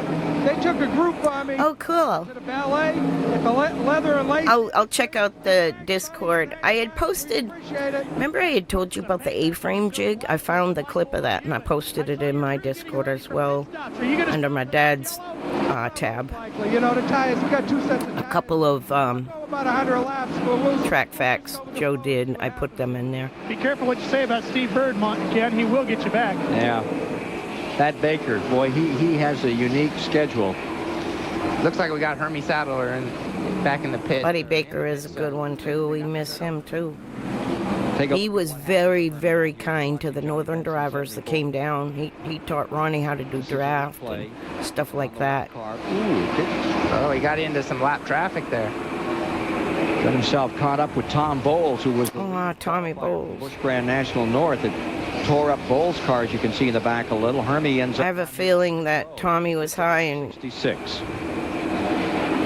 Spotter. They say it's hard to see at this track. You need 2 spotters. And there are some blind places that you can't see. Down 3 laps. If you say leader's coming, usually the first thing a lapped car will do is go low. Stay with us here in the Meridian Advantage. They misjudge the run that the faster car has. It's like pulling out on I-95 going 200 on TNN. 40 miles an hour when they're all coming up on you at 70. It's not pretty. Stanley's been helping people. You've seen people do that, where everybody's cat's on the linoleum trying to stay off them. And right now, Tommy Bowles. And that is what it looks like happened. Hermie Sadler working on the back. I feel bad. You know, that guy, that team tried so hard. They were always at the races. Looks like Chad Little and Jeff Green, they're really coming through the pack. At the modifieds. They were big in the modifieds. Anything. In fact, there are. Number 3 of Jeff. I saw a 76. It might be a family member or something at Stafford. Now there you see 44. I'll have to recheck that. That's where Green started today. Every time he comes to Nazareth, give him 3rd spot, or give him 4th spot. He's finished 4th in all 3 of his Nazareth appearances. And he's got himself almost a 2-second. Oh, that's awesome that you painted it. That was my job when I was, you know, traffic like nobody's business. The wife. And put it between him and Tim Fedewa. To letter the car. I did lettering for other people too. I think one of the right now. Manchester Yellow is out. One of the sponsors of on the track at lap 73. That's Caruso. I'd have to look it up. Whatever his Worcester Sand and Gravel, I think I might have put on somebody's truck. Really liking this yellow. They needed it. They were the leaders were coming up on them. They were about a quarter lap behind. So I remember painting a door on a back up there in the front street truck. That'll be a big, they get a work once truck. Again. Field gets maybe out, much like a road course, very easily on this half-ton. And they'll have a chance to try to pick up some more spots when we get back under a green condition. Looks like we're in our 5th caution of the day. Now, for more on that Hermie Sadler story, again, here's Ralph. Well, we're walking alongside of Hermie. They're pushing his car back to the pits. Hermie, what's wrong with it? Well, I think when they did long extended caution before we got back going, I must have ran over some debris and started a tire going down. I guess the car was good until then, but you know, we started losing some track position. Then I got let those guys by me waiting for a pit stop and got hung up with a lap car. And I tried to go to the inside, and the man cut down on me. I'm not saying it's his fault, but trying to keep up, and he cut in front of me, and I spun out and hit the wall. So suspension damage? Yeah, we broke a lot of suspension parts. I just want to thank DeWalt people, Sitco Chevrolet. these guys that stuck with me hard. We had Look how young Hermie is. like I say, once the tire started going in, I started fading, and then got hung up with a lap car, but that's racing, I guess. Ken, one of the keys to the success of this car running better, Hermie told me they went back to basics, and that made a big difference in the performance of the DeWalt entry. It always does. Well, there's the story on Hermie Sadler as to what brought out this caution. Maybe we can find out from Jason Keller's view in the Budget Gourmet Chevrolet here this afternoon. Take a look at that. As you see, pit road getting very active. Leaders are in. Green, Fedewa, all that crowd that were running up in front take this opportunity. Heveron comes in. Leaders are on pit road. And there you see David Green's number 44 looking for its second win of the season. Going all the way around. It's going to be a 4-tire stop for David Green here. A race to see who gets out of the pits first. Only top 10 effort of the year. That seems almost impossible for David Green. Had such a good thing going last year when he won it at Nashville. He gets back out first, so he'll stay in the lead. Fedewa right there as well. Good scrap between those two. They started up in front, and they're not letting go of it. Isn't the track beautiful? He really did try to shake him. And look at McLaughlin. I mean, they really got to scan it. It's so unique. It's different. Some say it's 4 turns. Some say 5. Cut some good laps. Here's our car. Champion Fina. Now here you see the 3. Jeff Green getting. Chad Little stayed out on the racetrack, so probably to lead that lap. He was getting back out on the track. He was on the exit road, and Chad Little stays out on the track. No bonus points, right? Just straight down points in Grand National. Let's take a look at what happened that caused the caution out here. We understand it. We can get from the Budget Gourmet car a gander at why we have a 5th caution this afternoon. There they are, turn 1. Somebody up in turn 2 on the outside. Spinning, it looks like. Spinning. Ends up against the wall. Sorry, folks, that's as much as we seem to have. We got a report on who went where? Can we get a report? Place on the racetrack this afternoon. The last caution of Cautions. He did not have a problem that. There's our car. But he threw some debris off his car onto the track, and that's what brought out that caution. This one is again for 2 cars. Setzer has crashed, as has the. This was a caution fest. And that is Jim Bound. That's why I said I'm going to have to skip some of it, because you can only stand so many cautions. One smothered with creamy chipotle ranch. And this one has a lot of you got to back off at the 4 commercials. I usually have premium. I just didn't get it this month. Before you get in the car, what you're in, got and bills coming you up. get down that corner too deep. You go, oh wait a minute, I'm in a stock car. I better slow this thing down. And, a lot of guys can't make that conversion between those very, very light Indy type cars. You ran a lot of Indy lights and running the trucks of the stock cars. Yeah, it's just the GTP car was the most difficult because you just ran it down in the corner so deep, and a lot. That's Dirk Stevens. I was wondering who it was. I ran a Cup car at Watkins Glen. I ran the GTP car at Watkins Glen. Several people drove that car to the 1 marker, and then the stock car would be back to the 4 marker. So it really Trickle is with the 15 Bud Moore Cup car this year. Tomwater, Washington, you saw Dirk Stevens, number 64, the Duralube Chevrolet there on pit road as they continue to work on that. Hey, this innovation in motion is brought to you by Peerless Faucet. Get more out of your faucet than just water. Brian Smith is the crew chief for Tim Fedewa. Now, Brian, your team has developed a new flat track chassis. What's different about a chassis for a flat track as opposed to a chassis for a high bank track? Over the winter, we called up Laughlin Racing Products and ordered up a new low snout car just for the flat tracks. It's been working so well. We're going to try it a few other places, but with the continued support of Little Joe's Auto Sales and Minolta, we've turned this team around since Daytona. Is it how the chassis is set up, the geometry of the chassis that's different? The roll center is just a little bit different on this car than the rest of them that we've been running. A few other people have been running them over the years. It's nothing real new. Ken, he says this car's been real good today, but it's not as good on cold tires, so these cautions are killing Tim Fedewa. Lindblad Chassis was out of Connecticut, and they built almost every mod. Cars already. How does it Rosner chassis and Lindblad chassis were the most common modifieds back then in Troyer, Race to as well as you got toward New York. an hour in 94, and But 7 cautions so far. We're at 70 points. people like still run some of these chassis today. You know, some sore shoulders and some sore ribs, and some long week ahead of them getting ready for Charlotte's their next race. I think the Ghost of Buddy The Baker. Hirschman team runs a lot of the old style chassis 6 cautions today, and the red. in modifieds. Here comes the pace car with the light off, and we're ready to go racing. They'll take Green again on lap 88, and when they do, it'll be David Green in first, and Ed Barrier will find himself in second. Tim Fedewa will be You didn't do the lettering. the 4th position, belonging to Mike McLaughlin. Yeah, I did the lettering. On to 5th on this restart is the 92, and that's Larry Pearson. Going 6, Here we are. Chad Little, and in 7th, Moving on up. Johnny Benson Jr. He started 20-something, and like I said, Ralph Shaheen has Jim Bound. first just week involved driving the car, too. they had several drivers. They had Bobby Hill and stuff. Well, right from the start of the race, it was like they were trying to top the win. And they got Jimmy Spencer, but Jimmy would be running his cup car priority, and then they would fill in with other people when Jimmy was running the cup car in a different location. One of these days, I'm going to lose the patience.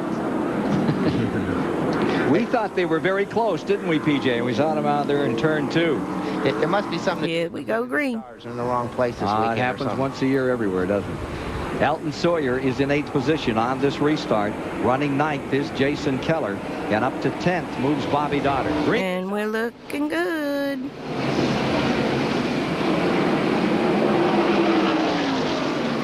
David Green seems 6, 7, 8, 9, 10, 11. We're about 12. Jump again. He's real good at that restart. He's got a good gear, second or probably a second gear that's real good. Good jump on the start. Maybe 15. for this race at 128.2. Fedewa hangs right in there. Remember, he started outside of that front row. That's a lap car between Fedewa and Green. That's really going to help David Green get some time and pull away from Tim Fedewa as that lap car. So now Tim Fedewa has to go back by the lap car, and that's going to cost him a little bit of time. Is that Jerry Marquis' car right there? It is indeed. Caution is out. Would you believe it again? Wow. They are going to set this record.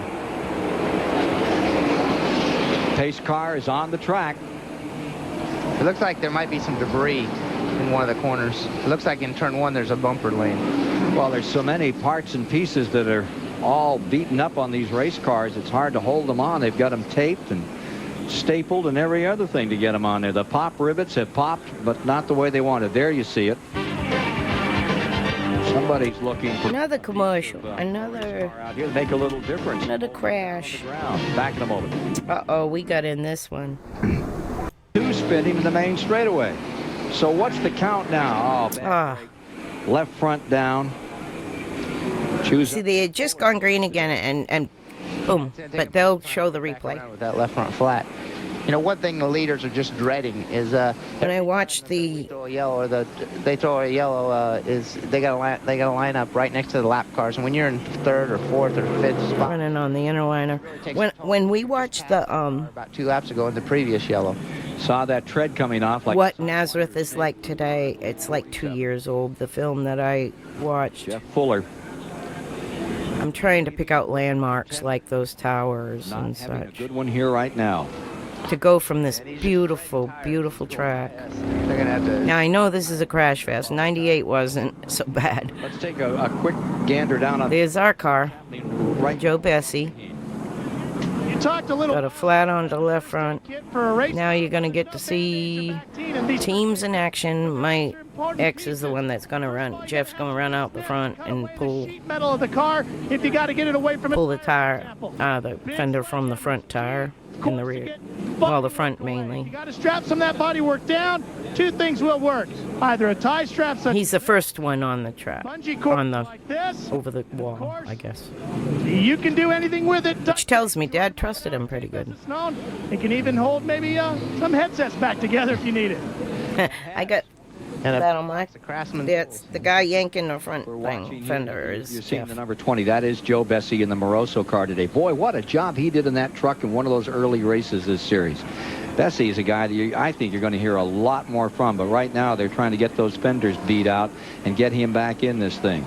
There's a lot of talent in this Busch Grand National Series. I mean, you look at the past, and this is where all your stars have come from. Jeff Gordon being one of the latest. My dad did say he was good at what he did. I told him that this week. He's like, wow, that's a surprise. I didn't know. So it was pretty cool. Year or two. Looks like 18-wheelers have been running out here. Jersey turn, parts and tires and pieces everywhere. It's a demolition derby today. It has been that, and we're almost at halfway. Very slow race in the second. I should clip that for him and send it to him. Boy, you can't find a better place than Nazareth, Pennsylvania this very afternoon. Hey, they're going to take at least another lap under caution before they turn them loose as Kevin LePage comes back in, and then we'll rejoin you with more of the story. Today's exclusive coverage of the Meridian Advantage 200 on TNN is brought to you by Napa. We keep America running. With it being so hot in Florida, I got the coffee pot over there, but I have coffee too, and creamer and all the cinnamons and bells and whistles and everything, but it's just too hot for coffee. Very long 100 laps. Got a monster today. On board with Elton Sawyer, who started in the 22nd position at the outset, just outside the top 10. Had a wild night down in Charlotte, North Carolina before that packed house in the Winston Select. What a race on TNN last night. He definitely didn't get very much sleep this weekend. I saw him come in the airport on Friday night. It was about 12:30, 1 o'clock, and he had to get up early the next morning. So I'm sure after this race he'll be wore out. We're coming down through turn 3, getting ready for start. I think that Saturday night in Charlotte, a mile-and-a-half super speedway, is going to become just a national event. Time to come. Something real. I love my light sequence. 10,000 there. It goes blue, yellow, red, gold, green. You can see inside Elton's car what it's like. It's just you don't know what lane to pick. The lap, you go with some of the lap traffics that have the lower inside group, or go with the car that's on the lead lap on the outside group. It's a hard decision sometimes. He is up to 8th. Get this ad out of the way. 10. As you follow, snooze him until I can't. Comes into the main straightaway across the line. Now watch him as they hit 1. It looks like he's got that Ford credit card running real good. I mean, it's he's been in contention. He hasn't been overly aggressive. He's been real patient. I think he's going to be somebody we're going to have to look for. Like I said, this is a track I want them to scan so bad. In front of him, and you saw the 87 of Ron Teal on the outside. Elton picking his way through down that 35-foot drop into 3. Meanwhile, up in front, Fedewa for the lead. Yeah, we missed the pass of Fedewa getting around David Green, but at the start, David Green took the lead, and while we were looking at Elton, he must have got back by. We can show it to you folks and see that move that made Fedewa number 1 as he goes for that first win, and a chance to give a haircut to one of his buddies on the pit crew. You got David Green just running up. I didn't know his pit crew from the hometown. I know Dad worked with Tim picked him off in 98. And I went to the track in 98, which I have that to play next. And those two cars are pulling away. I mean, they're definitely the two, it looks like the two fastest. I don't even think the I think it's crossover walk is still there even. Barrier in 3rd, number 95 at the present time. Staying 4th. Mike McLaughlin, mid-race report coming up. Leaders, there have been but 3. Lead changes, there have been but 4. I wonder if I should play that documentary after this race or after the other. I think I'll do 7 laps for halfway, folks. after this race, and then we'll do the other race. The Stanley mid-race report here at Nazareth. An unusual one. You can see Martin Truex is... Tonight, in real life, is Tri-County Speedway.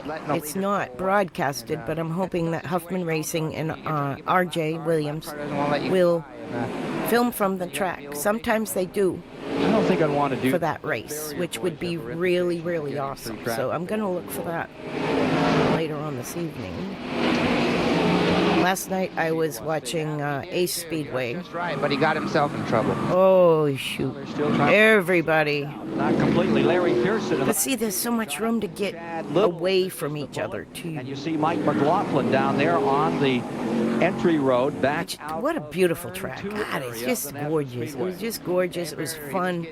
Competitors loved it. That was in front of him, just wouldn't let him by. And, look at, they got a playground in the infield for the kids. I mean, come on. Not get out of the way of the leaders. I mean, they just did it right. You do need to give them some room. Your day will come. Beautiful towers there.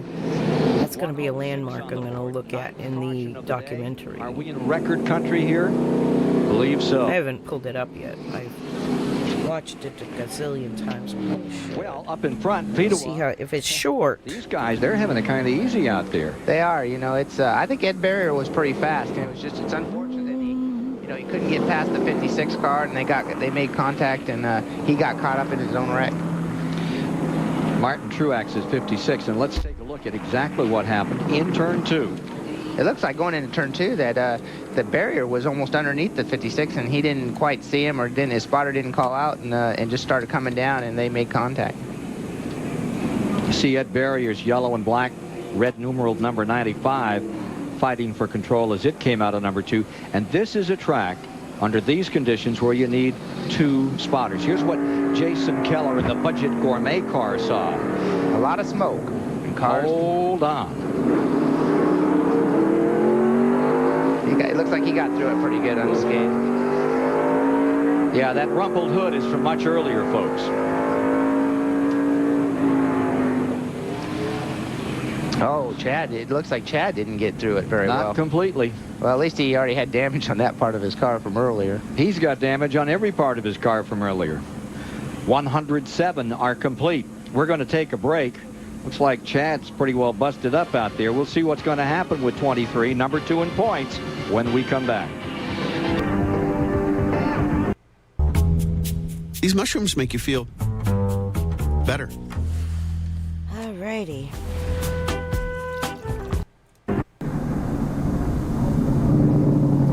There's several good choices. There's some I have not seen. Meridian 200. But I really like this one from a year ago. Might be the most accurate depiction of what it looks like today. They will have to stop here today. It's going to be awfully tight. They think they can make it. Mike McLaughlin. In fact, I'm going to pause this, and this is only like 5 minutes long. And what led to its unfortunate Let's see. downfall. Nazareth Speedway was one of the more uniquely shaped tracks on a NASCAR circuit. Now abandoned and left to rot with overgrown trees and weeds. That's what it looks like today. It's more than likely never going to return to its former glory. In this video, but I swear it can be scanned, guys. I swear to God. Led to its unfortunate downfall. Let's get. I'll even do the artwork for the bleachers, anything. I just want to save it. Pennsylvania, at least to iRacing. Tri-oval track with a start-finish line right before the dogleg on the front stretch. It first opened in 1910 as a half-mile track named Nazareth National Speedway, which began hosting auto polo races, which, as the title suggests, was polo but with automobiles. It did not start hosting large races until 1947 by the American Automobile Association. This race included 35 cars and had over 11,000 spectators on hand. The most winningest driver in that era of Nazareth was none other than Buzzy Rudiman. Buzzy Rudiman is the father of former NASCAR driver David Rudiman. I've seen him drive in real life. In April 1966, it expanded to a 1.125-mile dirt track, kept the same name, and featured modified races. USAC Dirt Champ cars raced there from 1968 to 1971. The winners those years included Al Unser, Mario Andretti, Rags Carter, and Buzzy Rudiman. The track closed following those races and wouldn't open back up until 1982 when it was bought by a man by the name of Lindy Vicardi. He refurbished the track, shortened it to a 1-mile dirt track, and envisioned... Good luck at the 11 o'clock race. High-paying USAC and modified races there. Maintaining it turned out to be too big of a financial task for him, so after the final modified race there in 1983, it closed once again for 3 years. In 1986, the entire facility was purchased by Roger Penske, and he built a track on the once-proclaimed dirt track, and became a slightly under a mile track. It opened in 1987 as Pennsylvania International Raceway and had a bunch of elevation changes throughout it. The backstretch steep downhill while the rest of the track trekked mostly uphill. It was the first oval track to feature a warm-up lane to enter and exit the pits, which was designed by racing legend Rick Mears. The first NASCAR race held there was the Busch Series in 1988. It was held on May 7th and was won by Rick Mast. The track would continue to host Busch Series races there until its closure. The other winners at the track included Bobby Hillin Jr., Jimmy Hensley, Chuck Bown, Todd Bodine, Robert Presley, Ricky Craven, Tim Fedewa, Randy LaJoie, Elliott Sadler, Matt Kenseth, Ron Hornaday Jr., Greg Biffle, Jason Keller, and Martin Truex Jr. Truex's win featured a last lap pass on Bobby Hamilton Jr. in the final turn. 2 laps to go. Look at this facility. I mean, there's no other track like it. 2 miles. Martin. The configuration, everything. It'd be such a loss if we don't scan it. Lap traffic. What a big break for Bobby Jr. to be able to catch that lap car of Mark Green on the back straightaway. Mark moved over to the outside. Bobby drove by on the inside. Did not cost him any time whatsoever. White flag comes out for Bobby Hamilton Jr. He's got some cars too wide right in front of Jeff Purvis, the 1 car. He's right on his bumper. Here comes Martin Truex Jr. on the outside. They're in lap traffic. Bobby Hamilton Jr. on the inside. It's a drag race down the backstretch. They come into turn number. What a beautiful track. Moves to the outside. Here comes Martin Truex Jr. as they come out of 4. And Martin Truex Jr. will take the checkered flag at Nazareth. The Truck Series also held races here from 1996 to 2001. The winners of those races were Jack Sprague, Ron Hornaday, Greg Biffle, and Dennis Setzer. 1 lap from his 21st career Craftsman Truck Series victory. And he has almost a 4-second lead, so he can take it very easy here on this last lap. Stacy Compton works a little traffic as he gets underneath the 55 of Tony Roper. And Joe Rutland continues to pull away from the 3 truck. Jay Sauter, while Sauter has his hands full with Butch Miller. And here's Hornaday. Victory for Ron Hornaday. The Napa Brakes truck wins the Napa. In 2004, it was bought by ISC. Makes me want to cry. Speedway Corporation, and the date of the Busch Series race was replaced with Watkins Glen, another ISC-owned track. The reason for its closure was basically the location. It was reported to be severely limited, and reopening as a professional racing facility was highly unlikely. In 2007, the grandstands, signage, and all visible structures at the racetrack were sadly removed. The grandstands were transported and used at Watkins Glen and Michigan International Raceway. In 2015, the property was purchased by Raceway Properties, LLC, but in their clause, it states that racing remains banned from returning to the track due to the proximity of Pocono Raceway. The property more than likely is going to be used for commercial uses, with most recent plans being to convert sections to residential areas and to build a warehouse for a local company. It's sad to see such a unique track be lost in time and left to decay. It's undoubtedly obvious that if it was given a second chance after its closure before it got to its decimated state, that it could have hosted lower division NASCAR sanctioned races. Maybe even ARCA races could have been held there in my opinion. But for now, it will be a relic of its former glory, and will go into the category that we like to call, or hate to call, a forgotten track. Number 4. Facts. Green flag flies, and we're back to racing. Casey Kane missed his pit, they said. Just breaks my heart. Breaks my heart. What a damn good racetrack. And they're also so brightly colored. And we'll get right back. This is a 7-minute break from the other race, but we'll jump back in the other race. The little caution fest. Moving to the outside as Randy LaJoie makes his way to the inside. And earlier, Ron Hornaday had bumped Randy LaJoie and kind of let him know, hey, I'm back here. Then the next thing you know, Ron Hornaday's out front, Randy LaJoie's in the back. But then before the pits, we saw Randy LaJoie do kind of the same thing to Ron Hornaday. How could it have gone from Come on now. such a glorious facility? Pass by Ron Hornaday Jr. there as he gets by the number 7 of Randy LaJoie. Looks like Hornaday. Thank you guys so much for watching this video. It's taken over a week to make this, and I'm hoping you've enjoyed it as much as I did making it. I can't describe how it feels coming back after a 2-year hiatus to so much support over the last 2 weeks. It's just great, and I'm looking forward to giving y'all more content. It's been an honor just being in this community. Until then, I'm Code Red Coda. And I hope each and every one of y'all have a good one. I'll like and support him then if he's getting back into it. I like the idea of anybody being an entrepreneur. So anyway, that was what we're looking at today. We got to scan it, man. We got to do what we can. Just all the people that made the rules of non-compete are dead, and it's just bullshit. Okay. That's my rant. Quite a few times. They're making some adjustments to that car. They continue to make adjustments to Chad Little's machine as they try to get that entry up to speed here today. Larry Pearson in the Stanley Tools car, they're making some adjustments to that. That is another machine that has been beaten and battered here today. The tow out has been knocked out a little bit. Brian Pemberton and his crew working feverishly on that entry as well. Just about everybody else ready to go racing. Herbie Sadler has returned to the racetrack. They've got the number 1 car back together. Johnny Rumley, however, is back behind the wall, kid. Johnny Rumley back behind the wall. You saw it. Whoever has the franchise on duct tape here today, boy, are they in business. Well, here you see her. Usually Nazareth isn't quite so in the DeWalt car. So crazy, but I think it was Had that second up at Hickory. Things not going. Just one of them races. But things aren't going well for anyone. Like they said, no matter what, you can't not hit something. Swell day. So if a driver posts his first career win here today, it will be the second time this year. Chad, of course, getting his first win down at Daytona. He's still in that lead lap. I download my broadcasts that I do here on Twitch onto YouTube. Car. So feel free to comment your thoughts on Nazareth. Last incident.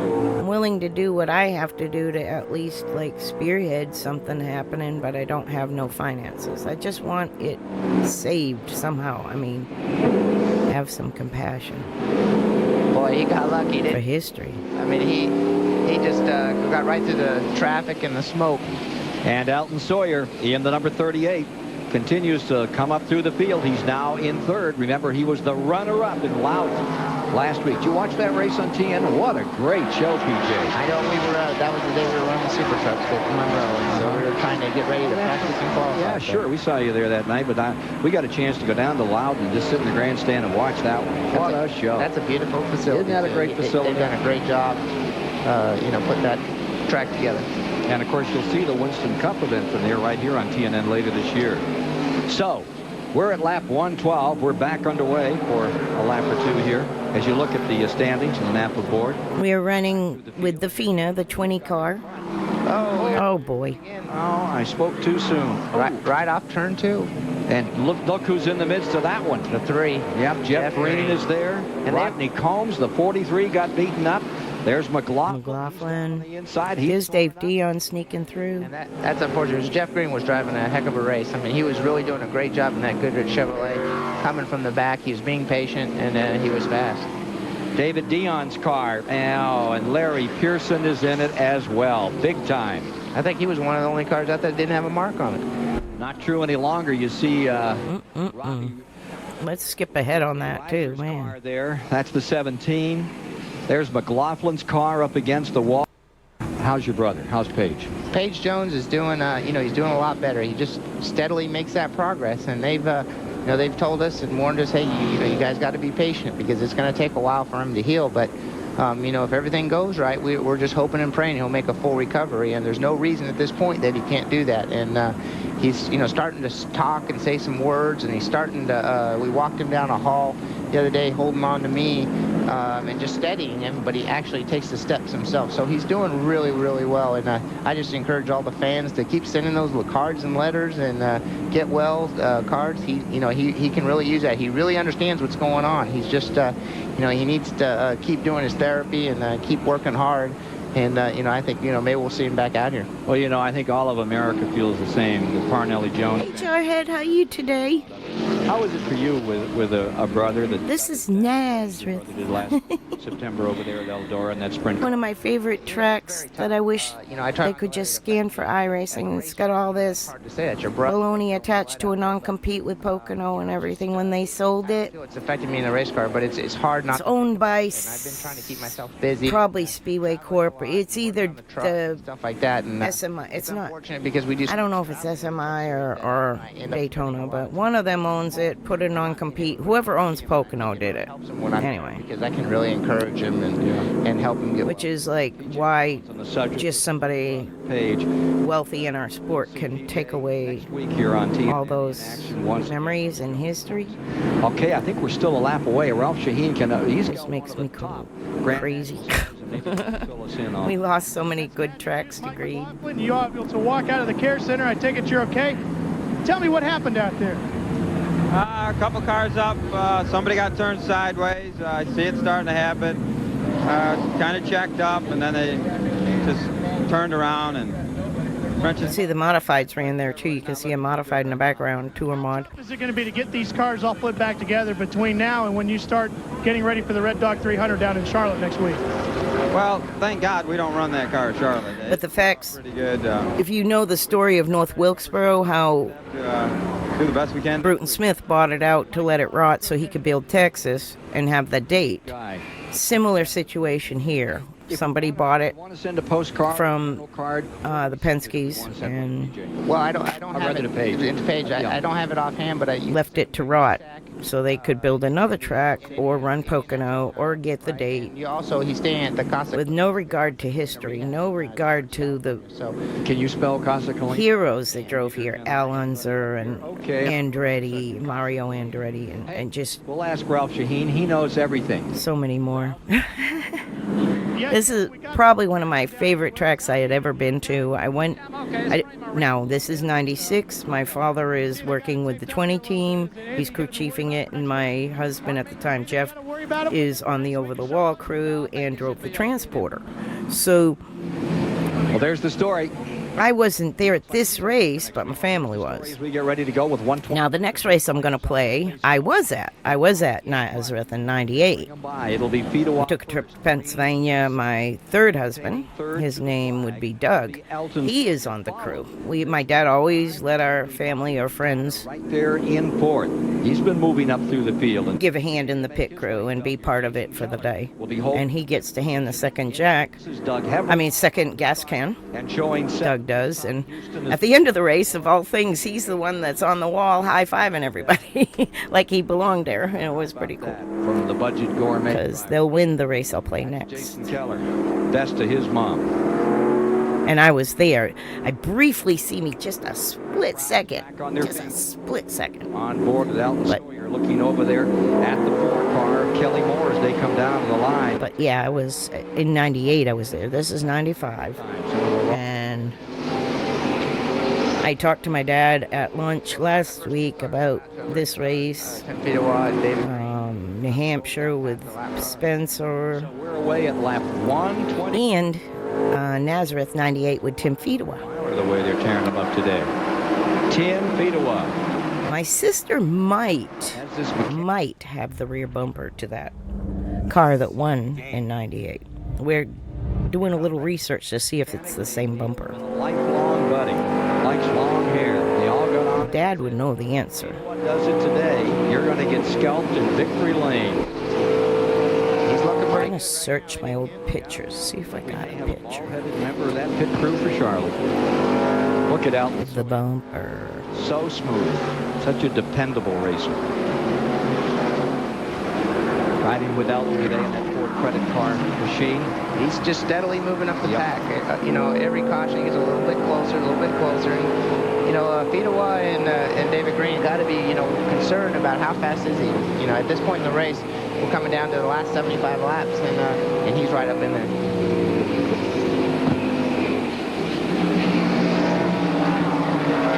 Pretty good space on these front cars now. Alton Sawyer setting third with 124 laps complete. Next time by, we'll have Elton take you for a trip around this track. How about right now? I'm reviewing some pictures, see if I got it. Let's try it on the next lap. If not, I'll have my sister take a picture and send me it. Remember, you're riding in 3rd place. Tim Fedewa continues to lead with David Green in 2nd. And we'll go to Elton Sawyer. Can we do that now? All right. As he moves around the Rodney Combs car and comes to the line. How about it, Elton? There's a trioval just past the start and finish line. We're down on the ripple strips as tight as we can. A lot of the throttle, accelerate off, up against the wall. We go into turn 2 or 3. I'm not real sure what he does, but it's a long sweeping turn before the back straightaway. Very critical. Need to get the car turned in the middle so you can use a lot of throttle, so you can use that speed down the back straightaway. We get into a fairly slow turn, and it's a turn 3. Hard braking, left-hander. You're backing the throttle extremely hard and kind of uphill to the start-finish line. And that's about 28.5 seconds. Hit it right on the nickel. Elton Sawyer, who won at Myrtle Beach last year and becomes a real contender at lap 126 this afternoon, PJ. He's looking good. I mean, you can see he's still keeping the race car down on the racetrack. He's right on the rumble strips. You know, he's still got that low groove. So, I mean, that's a good sign that the car is, you know, is pretty decent for him. But those other two are beginning to check out here. Fedewa and Green have pulled away by about 15 car lengths all of a sudden. I'm not sure that the lap or so ago when we were talking to Elton that one of those lap cars did hold him up a little bit, because he looks awful strong. Well, let's see if he can do anything about muscling his way back up on top here. Bobby Dotter stays right in there in 4th position. There are the 2 leaders. And there's Bobby Dotter. Started 33rd today, and he stormed up into 4th.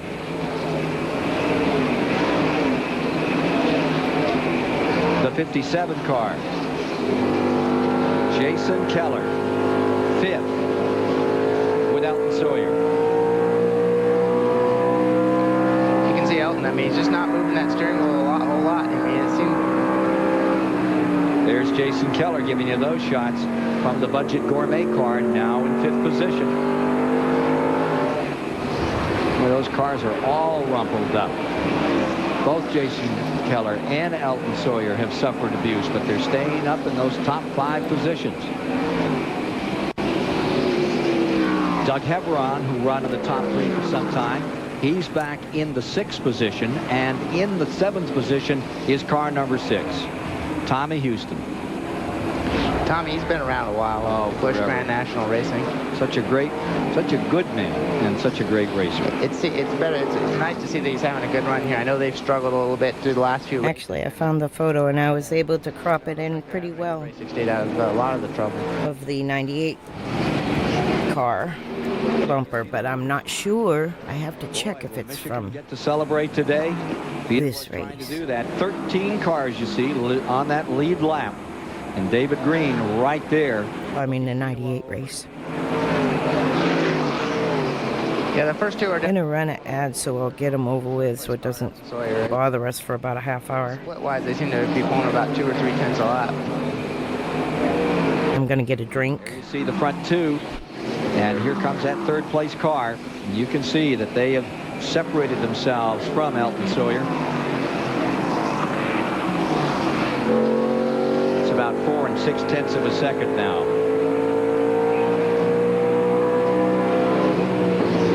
There's still a lot of time left, though. We're only down to the 133rd lap of 200, so he's still got a lot of time, and he still might be waiting and trying to conserve his tires. Hey, we've gone 11 laps without a caution. We've got a new record out here this afternoon, PJ. Hey, there's Tommy Houston's number 6. He's the only driver in today's field to start all 8 Busch Grand National Series events here at Nazareth, PA. Not only a great starter, but a darn good finisher, this guy, Tommy Houston. You can see he's been out there bashing and thrashing this afternoon. Yeah, he's got that Red Devil Ford working really good today. I mean, he's stayed out of trouble for the most part, and he's right there in contention.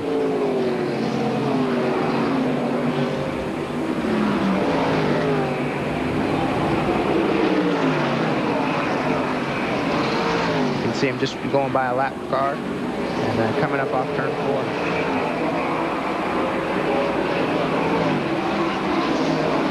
He needs to find himself a little running room here because he's about to get overtaken. Just behind him is Jeff Fuller. And Fuller in the 47. Definitely looks like he has some speed on that car. Again, back with the leaders. Here's Fedewa, and he's drawing away. He was so excited about the engine program they had. Said he thought it was all coming together. It was really up to him, and that with the experience he's amassed, that this could really be his day. His confidence level throughout the week has been right up on the top. And, of course, ducking all these incidents has been the key to this race so far. Right, you can see how much of a lead the first two have. A whole straightaway down the back straightaway lead. Let's go to Ralph Shaheen. Tony Lambert is the crew chief for Bobby Doddard. 33rd to 4th. That's quite a run for you today. Can you keep it going? What's the story with this car? I believe we can keep it going. We started in the back. We had a bad qualifying ride.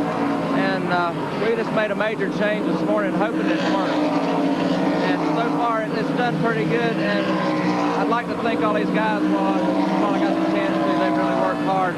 I mean, we've got 3 weeks worth of work with these guys. It's kind of like a new team. Was the change in the suspension area? What did you do? Yeah, we made a lot of suspension changes this morning. Yesterday, we was pretty much out of luck. It was, I mean, we were about the slowest car here, and today we're running up front. PJ, every time you make a suspension change like that in the morning, it's really a guessing game, isn't it? It sure is. You know, that's things you don't like to do. Is you don't know what what you have when you start the race. My little 4-foot by 4-foot still T.O. This mile track at Nazareth. It's a little tight squeeze. Back to the line, the 35 for the moment. Doug Heveron is making his weight felt. Elton Sawyer is right in there. Bobby Doddard in this three-way contest. Like I said, y'all, I'm going to be 38. Sawyer and the 35. Watching Tri-County tonight. That's the guy named Doug Heveron who continues to be a spoiler throughout this event. I should probably do DraftKings in the Busch race, to be honest, if that's racing. Again, Jason Keller gives you the view of what you do and do not see on this track. And that's a lot of the story because you are blind in 2 corners, and at the speeds they're reaching, by the time you reach for the pedal, it's over. Those in-car cameras. I played a $1 game once last year. Racing, I mean, it's just amazing. And I was winning $1,500 for the whole second half of the race until another driver looking at somebody Daniel Dye sped on pit road, and my $1,500 dropped to $134 in-car cameras on a $1 bet. But I don't win like that all the time. Has moved around Elton Sawyer. Bobby Doddard has fallen back into the 5th position. Maintaining the 6th spot is Jason Keller, with whom you just took a lap. And then back in 7th is Tommy Houston. Maintaining the 8th position, Joe Bessey. At 3:34. Baywatch is a fantasy. Baywatch was sexy. Baywatch was the #1 show in the world. It was Lap 147. How good is David Green? Watch this. You see Kelly Moore's car number 4, the Tic Tac, coming out.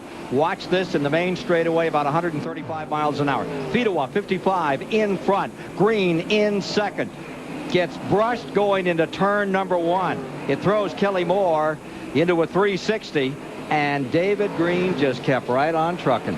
Boy, I tell you, that's one of those deals where you just hold your breath and say, "Here, please, Lord, help me out." David owes him one on that one, I'll tell you. Great piece of driving by David Green. It cost him some time. I mean, he was right up on 10 Fedewa. Now he's back about 10 cars or so. Yeah, he took a solid hit, and he was able, and going into that turn 2, that's so difficult. And you can see the interval, how much it separated as Fedewa continues to try to make it into the victory circle for the first time. Hey, talking about trucking, I understand that Hermie Sadler is now talking about contending against you. Ralph, did you have that story about him running 4 or 5 races this year?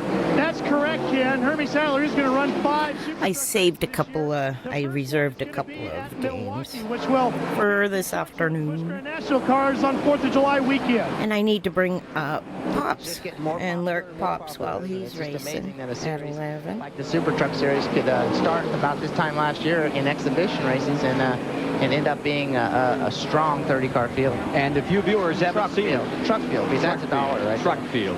You haven't seen it, don't forget, I-70 Speedway, Odessa, Missouri, next week. You'll never get closer than with TNN. So 150 laps are complete. Do you believe it? We've finally made 3/4 of the road. Jarhead's live. I'll lurk him. Pops isn't live right now. Bobby Dotter is coming right back after him. As Jarhead 3421. out the back, and you see Dotter, the Illinois campaigner, coming after him. Nazareth, Pennsylvania is where the action is today. Grand National race number 10 of 26 in the 1995 campaign, and this has been a doozy. If you're just joining us, we've had 10 cautions today. That's a new record for the 200-mile distance. You can see the clouds rolling in. They said we might have a thunderstorm before the day was over. We said not a chance. We'll be out of here by, at least 3:15, 3:30. Wasn't that what you said, PJ? Yeah, this has been a picture-perfect weekend here in Nazareth, You're going to miss your bus back to California. Yeah. Mine won't leave without me. I'm lurking you, Jarhead, wherever you're at. But I really can't hear you too good, or else it'll feedback on my thing. But Run here, long run. I'm lurking. Affect some of the strategies. We saw Gotta support all our about the 100 people, help us grow. It'll be interesting to see his strategy and how it plays out. Benson is running in 7th. Running in 8th is Jeff Green. And those two have been coming right up through the track. Now, back in that era, 13th, just a few. my son used to go to that scoreboard shop. Just been steadily climbing up, so they need a yellow. Randy LaJoy might have drove that Lipton car after Johnny. Is Joe Bessey. 154. Johnny might have moved up to Cup after Bays. Well, there hasn't been a blemish put on that Fedewa car I yet. don't know Johnny's history too good, but I know that I've met him at my dad's house just like an acquaintance, because he was going out on Bertie's boat and they were on. There's only 2 previous. Bertie's boat was on my dad's dock, so. Tim Fedewa from Holt, Michigan, who qualified 2nd for today's race. Shout out to my Michigan watchers. Yeah, we're looking right out of the back, right out of the. Hi, Jess. Looking at the back of Johnny Benson's Lipton T car, and he's quick. It'll be interesting to see if we get a yellow. Here. Awesome. How he compares to I download them to YouTube because Twitch doesn't save them very long. and I'm not sure. And so I made a file on my YouTube channel to cover them as well. If you wanted to watch them not live, you can always leave comments like on the bottom of the video or whatever. Number 3, Green, Jason. I get to them within a week. Chase him down. I've been doing research all week on Nazareth. And her hair is turned. I don't know if you got to go to Nazareth anytime. 100 laps of this one, PJ. Oh yeah, 10 feet away. Major traffic, lots of traffic. Ah, thanks, Jess. David Green wants to see, and 10 feet away does not want to see, because if he gets through it well, though, then we do need to hook up here sometime. I know if you're ever in the area, let me know. We can maybe do something. First place car. I know we're all so busy, and it's been hot. Laps down and move over. Bob Dragon right there. I know, like, we can get word on a lot of Green's car right birthdays and everything Charlie Smith, who's David Green's crew. this summer. Charlie, how's your car? It says the car's real good right now. That I thought about you, but I was babysitting puppies. We're running the same as the leader. We lost a little ground to him on a lap car, but looks like we're holding our own. Can you go all the way, or do you got to stop? Ice cream at the beach. We can go to I'll tell you what. waffle cones. But if we get a caution, we're going to have a serious decision to make, because it's that close. Don't forget, guys, Steve Burr told us that he thinks Johnny Benson will not have to stop. They have fuel. I love waffle cones. To go all the way. Well, Fedewa stays out in front. Because it's our, thing. It was our schnick. There you see Benson, the number 74. Benson running in 5th spot. Fedewa up in front. Around lap traffic as he. When I heard you on the phone there when Mom and Dad were getting me the other day, 160 in the Meridian. we were going to go to the Pelican, but they were closed. We're running P10, Joe Bessey. You're watching This was Joe Bessey's first time driving for Dad at Moroso. I think he drives like 2 different races, maybe. When Jimmy couldn't make it, because Jimmy was running his Cup team, and they were at a different track. Show here on when this was being filmed. 7:30 race day will give you the entire picture of the entire motorsports day. How they qualified at Indy, what's gone on here in Grand National, the drag race, it's all in there tonight with Rick Benjamin. Here on TN. The next race I play, I'm actually at Nazareth. I don't know if you got to go to Nazareth at all. I don't know that we raced there all that much. But in second by 0.6 of a second. They both have wheeled around through that lap track. I would have to ask that of Dad as well. We were mainly talking about Moroso and Base when I was at lunch. Patience. He's driving with confidence. He's the last year's champion. He's got wins under his belt. He looks like he's really got the situation under control, and I'm not sure he's not trying to put a little pressure on Tim Fedewa, who hasn't won a Busch race yet, and is trying to make his mark. If y'all wondering, Tim make a mistake. Shimmy Crew Fan Club is my little sister. Room for John Benson, Mr. Smooth, to make his move and get back into this thing. He's back there in 4th, running just behind the Doug Heveron car. Yeah, it'd be real interesting to see if we get a late race caution about May 10 or... Dad was new with Moroso a few weeks when they're here. What kind of effect that'll He works for them maybe 6 weeks or so. Well, no, from the beginning of the year, too. Remember, he was 7th or 8th. He keeps on clearing cars, and he's up into the 4th position. Jeff Green is now in 5th. Elton Sawyer has fallen back. Pops is daughter is 7th. A driver from Texas, and he got into racing through his dad used to drive. Top 10 in like a mini stock series. Joe Bessey. And Jeff Green is right there, coming up the pack with. Did you ever drive 2 Pops in real life? Johnny Benson. He's been right there with him the whole time.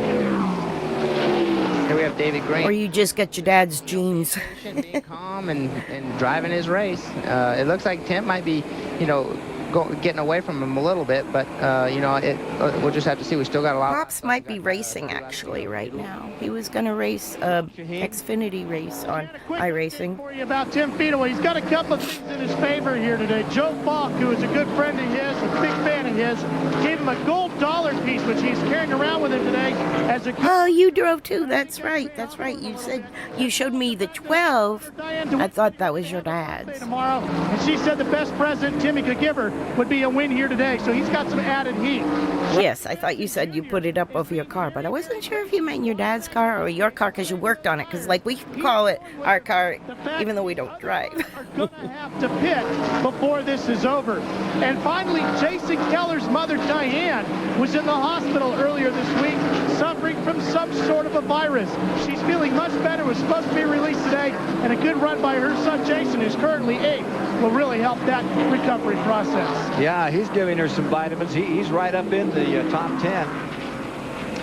Yeah. Oh, that's okay. Got you now. That's why you use the 421 cars, and they're all the way up to 4th and 5th. And I keep bending over because I got to read the chat. I should probably these 2 guys right here change my view. I think I can make it bigger. Benson leading in points. There you see him. And right I don't know. Jeff Green in the black number 3. I'll keep squinting. 4th and 5th. Elton Sawyer now being shown 6th, daughter to 7th. Those spots on my eyes, Justine, have been freezing off, and now they're all like, they're white and peeling, and it's just feeling so much better.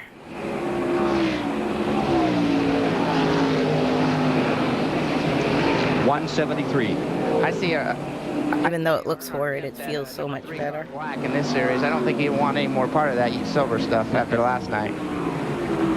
Boy, he and Waltrip show you some more of that tonight on race day with Rick Benjamin. What a story on that last 10-lap shootout. There's your leader, number 55, Fedewa, this afternoon. We're going to take a break and be back to Nazareth, Pennsylvania for more of this Grand National action as Tim Fedewa gets closer and closer to his first career. The next race I'm going to show has Doug in it. Because he got to hand the second catch can, but they dressed him in the Kleenex and the whole like uniform and everything. So because he was handling gasoline, has the advantage. And you can see him on pit road, like high-fiving everyone when they win. There's our car. And then this first race of the season at Atlanta, Georgia. Fedewa, who comes out of a racing family. They went from 20-something to 10. Some kind of racer up in Michigan, and his grandmother, she chaired the... and another thing, Fedewa will win this. So, but it stays in the family today and gets his first win. He will not win again until the race in '98 that I play. 3 years he goes winless, and then he gets a win with Dad. And Diane and Ray to win. The Minolta Ford looking very good still as we get down toward 20. Yeah, they race opens in 3 minutes. I'll put you... Are you live? You weren't live. Jarhead was live. What do you think, PJ? I usually try to lurk somebody. I know Johnny Benson should be off. But if you go live, I'll lurk you. First 2 cars. And I think they better hope they don't have a yellow. Tim Fedewa, unless he's short on field, better hope that he doesn't have a yellow. Because I think there's some cars in the back of the pack that is as fast as he is. And it'd be interesting to see if we did. We'll have maybe a 20-lap or 15-lap or even 5-lap shootout. But, he's in control right now. And if it stays green, if anybody has anything for him, they better get with the program because laps are winding down. And, he looks like he's in control. Now, you see the interval continually between the 55 of Fedewa and Green and 44. Then it's 8 seconds plus back to that third. Okay. 8 seconds back to Doug Heveron. A lot to think about going live, plugging in everything and everything. In 5th, and then the 6th place. And then I have to string it all across the room over to my new little corner here. Minolta Ford. Right, I think, it made me a little tiny office corner. They're going to be first or second, each one of them. So, unless it goes, got a desk, it's going to be a little roller desk. Be the winner. It's like a hospital cart. Praying for a yellow flag. Well, we'll see whose prayers are going to be. Since my bed doesn't have an under, it's a platform. I can't slide it under the bed. I wish I could, but I can't. The 35 car rests in 3rd, and it now is just 8 seconds. It's picked up a little time on those 2 leaders. Yeah, the interval between the 1st and 2nd car, Tim Fedewa and David Green, is going back and forth from 2 to 10 or 8 seconds, just in lap traffic. It's making a big part when Fedewa. That commentator we don't hear much. His name is P.J. Jones. He's Parnelli Jones' son. Watching that modified ace from New York, Doug Heveron, who started 10th today, now working in 3rd spot. Doug Heveron was a super modified champ, more so, I think. He ran some modifieds. We've seen him run a little in New England. Smith is Tim Fedewa's crew chief. Can you go all the way, Brian? It's going to be real close, but I think we're going to make it. How close is it really? Is it going to be a fumes issue? Yeah, it is. PJ, it's got to be very difficult when you've been running hard all day, and now they're telling you to back out of that throttle to ease out, but yet you look in that rearview mirror and you see the second place guy right behind you. Yeah, if I recall, they've Benson and not Benson, but David Green and Tim Fedewa, they pitted last on the same lap, so they should be in about the same situation. If he runs out of gas, my heart bleeds for him because that's a tough situation, being dominant all day long, leading the race, looking for his first win, and run out of fuel. That would be a heartbreaker. 16 laps to go, and it's about 25 car lengths back to that Slim Jim car number 44 of David Green, the Owensboro, Kentucky campaigner. I think David Green just starting to turn it on. I think he knows that he only has 15 laps. If he has something to do, if he has something for Tim Fedewa, he's got to get going. And he's starting to be a little bit more aggressive with the car. He's starting to toss it around a little bit more. He's starting to hustle traffic a little bit harder. So, we may see a race between these two before it's out. He's cut that lead from 3 laps. Cool, Pops. Thanks for the alert. Number 44, Green, closing on number 55. 14 to go. I wouldn't want to be the lap car that makes a difference in this race between these two. They've raced all day long, hard together, and it'd be nice to see Tim get his first win here. Take a look at the attrition in this race.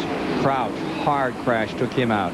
Stefanik, Jeff Berry, Dale Williams, Randy Porter, Jeremy Mayfield have all been caught up in incidents. If you're just joining us, 10 cautions. There's the second. Dirk Stevens, Larry Pearson. Larry Pearson came back out a moment ago and turned a lap. Dennis Setzer knocked out of this event. They would do that if they had 5 or 6 that would crash out and be out for the day. Years to come.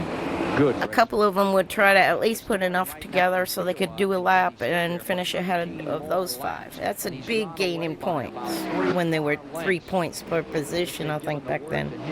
As they continue to wend their way around the halt in the lane, the racing wounded. That's gaining like 15 points. You know? A lot of equipment torn up, and Larry Pearson's back on pit road in number 92 again.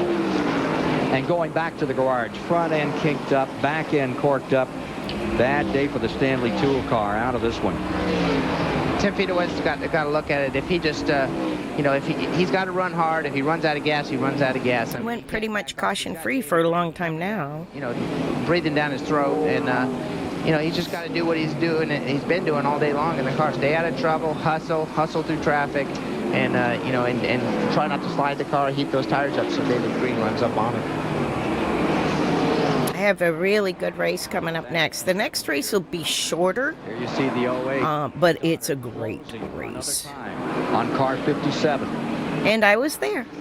Jason. And we won. Yeah, Jason Keller with that. Oh, let's see. I gotta find it. He's running really good. I have it all queued. He has. And, you know, he was unfortunate to get caught up in one of those wrecks that we had earlier.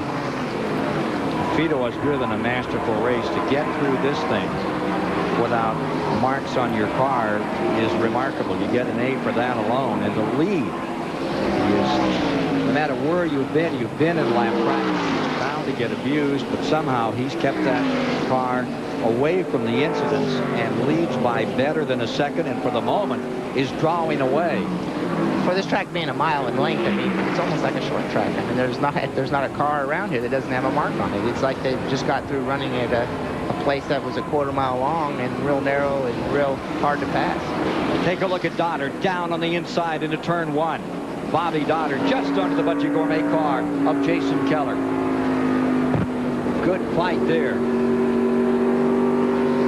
Doddard in the 08. Whoa! That was those lap cars. It was close.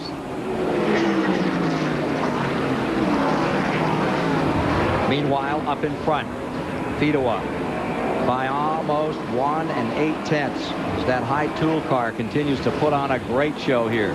Fedewa back to the line, and there are 8 laps remaining. 8 to go.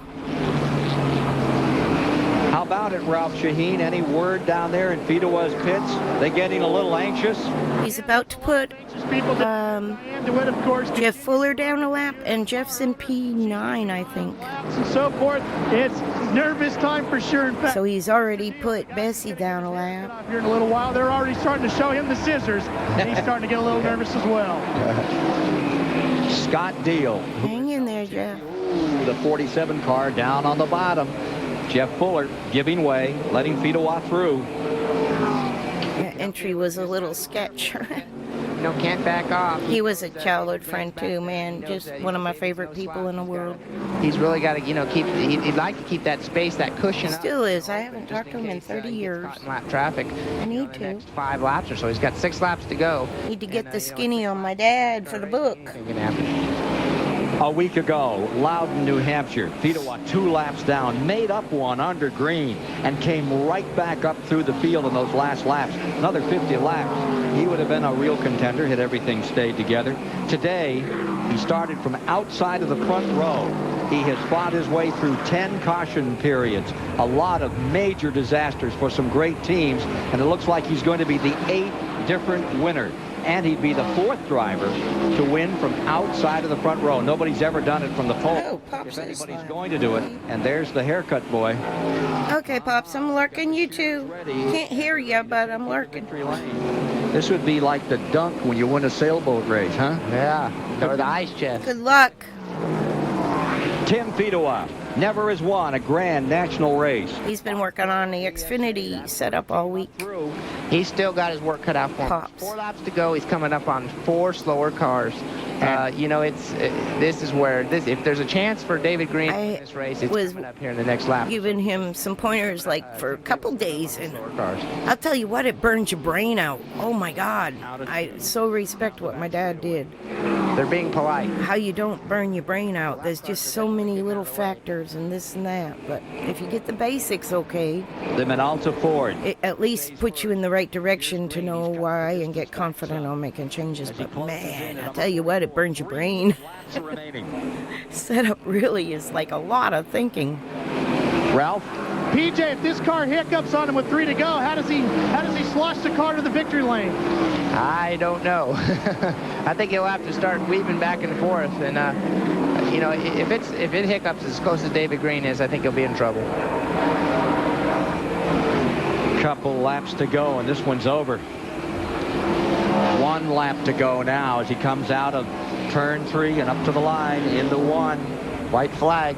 You can see I think that was his car owner. She was starting to shed some tears. Tim Fedewa from the state of Michigan, who've given us so many great... The last name DeWitt were the car owners, I think. Making here. He's done an awesome job all day long. He's been fast. He's been out of trouble. He's raced patiently and done a great job in lap traffic. Checkers ready to fly, and we have a new winner in Grand National Racing. First career win after 67 starts goes to Fedewa. Tim Fedewa is headed for victory lane. You know, it's great to see a team that hadn't won a race yet win a race, and the excitement and the you know, and the happiness that circulates. Winning feels so freaking good. I ain't gotta say anything more. You chase that.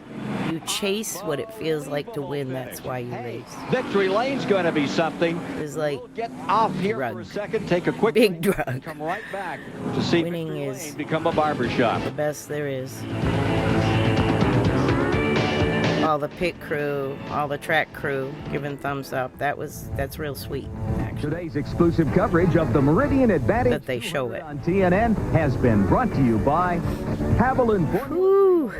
What a race, huh? That was a crash fest. But Nazareth still is so beautiful in its glory days. With Ralph Shaheen. Well, it's such a beautiful track down here for Tim Fedewa. Congratulations. First, tell me about it. How much gas did you have left at the end, and how'd you nurse it home? I don't know, man. We just, you know, we knew we were going to be close, and we've been calculating fuel mileage after last week real hard, and they done their homework this week, and we made it. You know, what a great car. Brian, my crew chief, Scott, everybody, man, what a great job. Little Joe's Autos, Manola Color Copiers. Hey, well, I can't say enough about this car. The whole team has really come together this year. I know you've been waiting on these. Here's Scott Deal. We want to see the first couple of snips on live TV. He wasn't going to cut his hair until they won. You win a Busch race, you get to cut your crew guy. Nah, come on now. We want to see some hair go flying. We want to see some hair come flying. Oh, I guess they've been friends too long, kid. Well, they said they were going to make him bald. They were going to scalp him. Huh. Well, I was kind of interested to see that. I think we all were. Well, we'll have a word with them after this thing is over. A word of congratulations for... Look at that pit road. We saw that on the video, all covered around by trees. Ray DeWitt and Barry Smith celebrating their first Grand National career victory for this brilliant young Just get a pipe puller and start jerking trees up. He did a great job. Flatten it out. Patient, calm, and when you're, you know, somebody like that doesn't scan have a race victory in your pocket already. And please scan like Nazareth. Green, who's the former champion, a guy who's won races and in the series behind you all day long. That just adds the pressure to you, and he did an awesome job. So the Grand National loads up for Charlotte. They're about done with their spiel. 70 Speedway, Odessa. We finished P10, which was great. Joe Bessey was subbing in there for Jimmy Spencer while Jimmy ran his cup schedule. What a great run for that'll work with Fuller next year. Ending up back in 5th was David Green as he ran out of fuel. Like I went through the list, so many people that I saw growing up. Ralph Shaheen race. Grand job down there on pit road, and for PJ Jones with Dave DeYoung got a P22. Wonderful to have you with us. He had a much faster car. Page, and we'll see you soon. I'd like to do a little thing on Dave. Motorsports.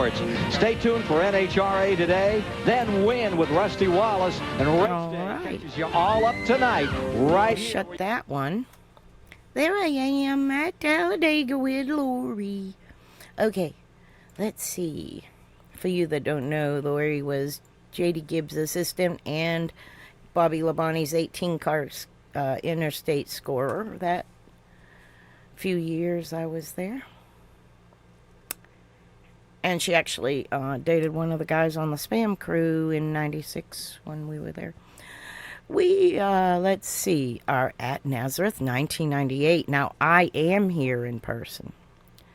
And what I'm going to show you is a little special little picture.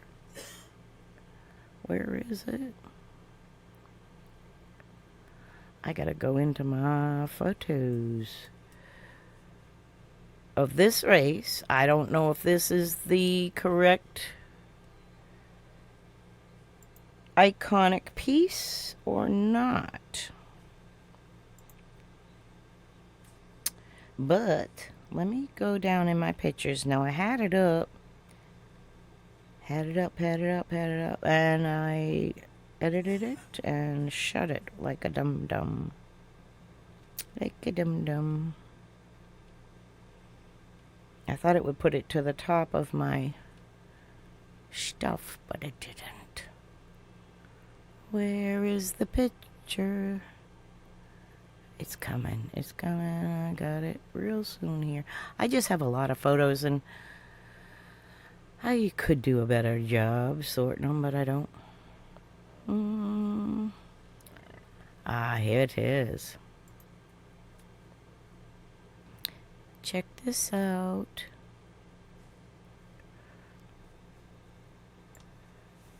Right here. This will be the team we'll be running with.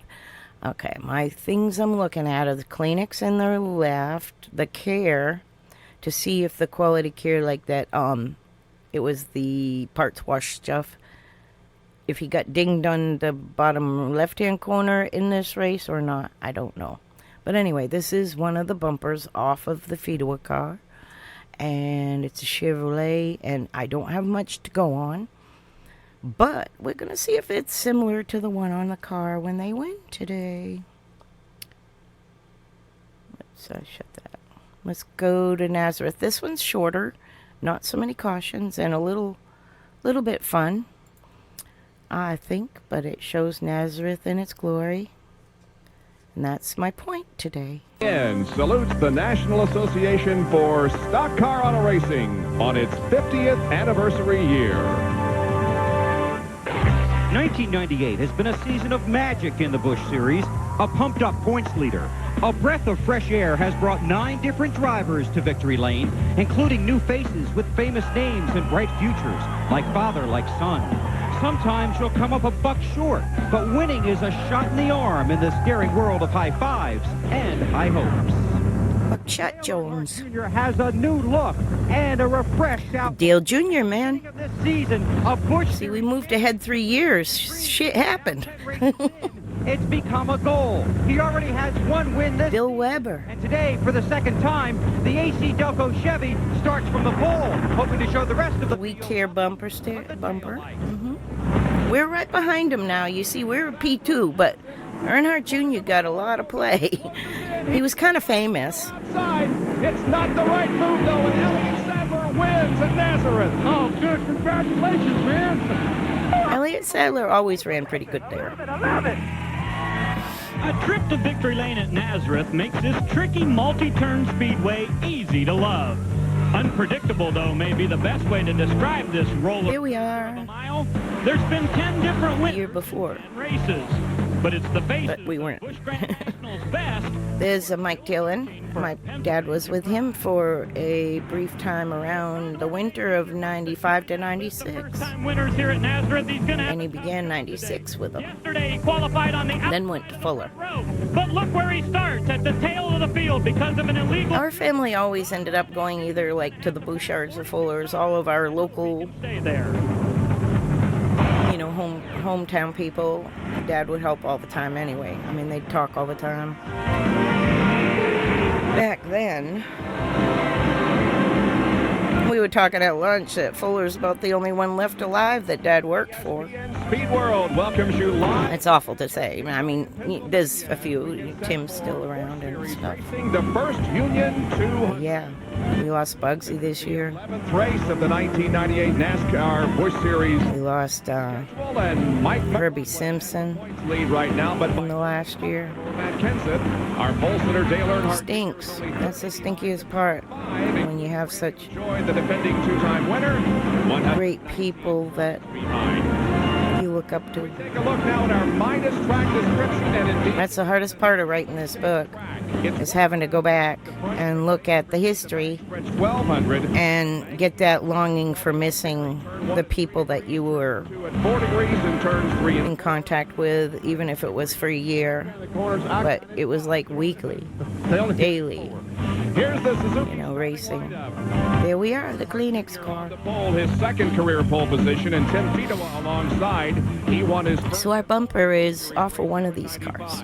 Second row, Elton Sawyer, who crashed. It had a little tap in the right and Kevin left rear quarter, so he didn't qualify the car. I'll have to watch and see if he gets tagged in the left rear to know if that's the bumper from the win or just a bumper random. Who comes in second in because we weren't quite sure yesterday. We were talking about it. Busch Series points leader, and Dick Trickle, another car that left with my other sister. My little sister's on there, and then the other sister, we had to go do some yard work and New Hampshire and ran so well to the late race. Clean gutters and such. And another car will go to the end of Get ready for the rainy season. He crashed during his second lap of qualifying yesterday. In row 6 this afternoon, Shane Hall, sporting new colors, Big A Auto Parts, and Mark Green.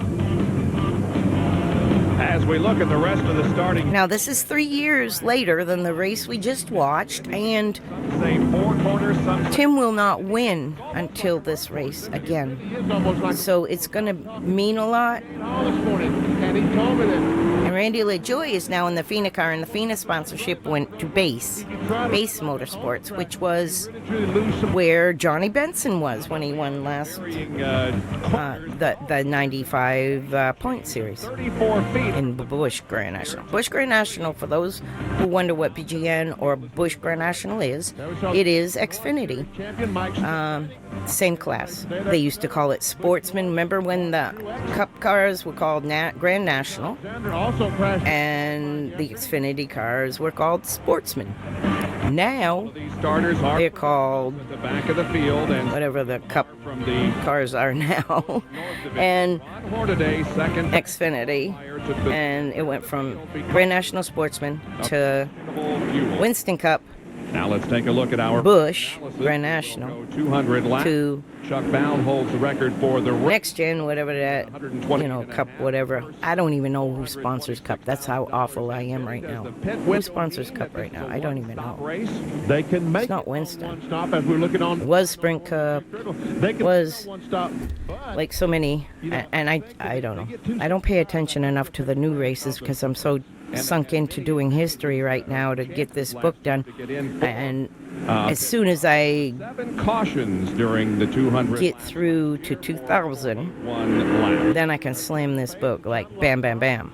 But I have to get everything in order in my mind to know where I'm going. It's like going back in time to refreshing everything in chronological order, because you get confused, which is this and that. And that Shane Hall sounds so familiar. It sounds like coming down. We had a Bama Jelly sponsorship at one time with somebody, and I think Shane Hall drove it. See, these little things like that were probably way before 98. I think it was down back in the Texas Speed days with the Garner sponsorship. So the green flag is out. We're in P2 right now.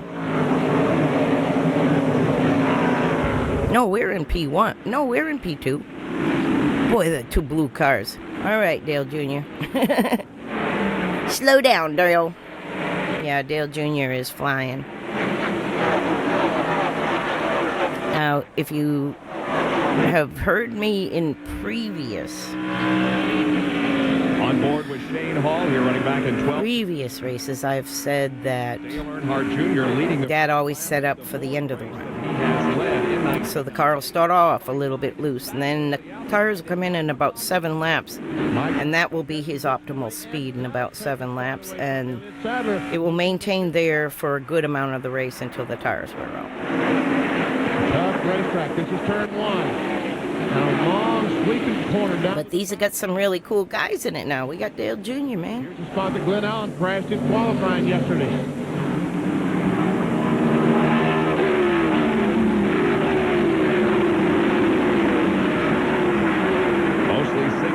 Until we get back toward the... This is a much better race than it was 3 years prior, huh? McFarland trying to pick up a spot. Look at the line you run here. They had to repair that. That was white before. Spot. Earnhardt with a pretty good lead at the moment. Stretched it out to about 3/4 of a second over Tim Fedewa. And you notice Fedewa there at the drop of the green flag was really in no hurry to get the lead. He simply... Elton Sawyer behind him. Now Elton won the year prior, they said, right? Now a battle. Or a year prior. As Elton Sawyer challenges Fedewa but can't take over a second. Trying to get that spot away. Kevin Grubb is taking the 8 car in the garage area out for the... Let's get a good look at the rear of that car. Last time by, Earnhardt picked up another 1/4 second. Over the course of the race, and let me see if that's the location of the I Care sticker. 3 and 4 running right together on the racetrack. That is Fedewa, Sawyer, and Kenseth in the 17 car.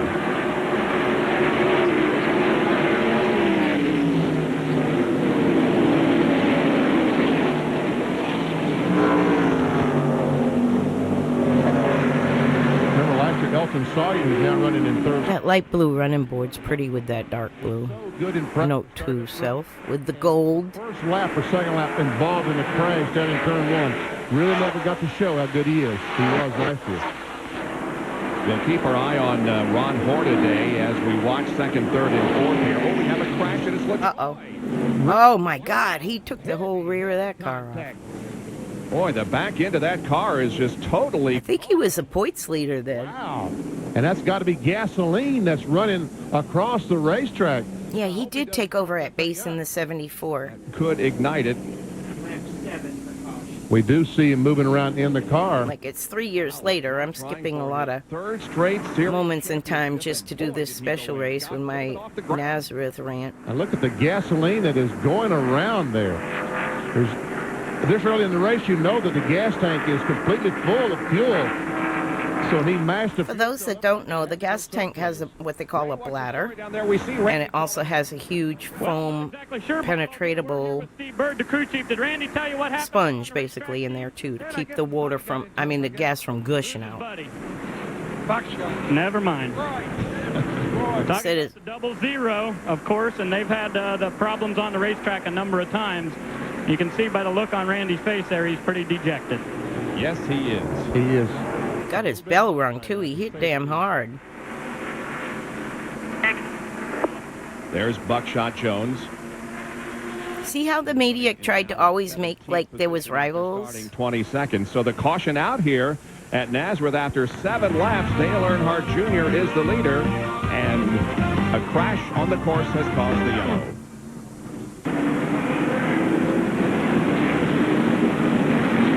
Nice graphic.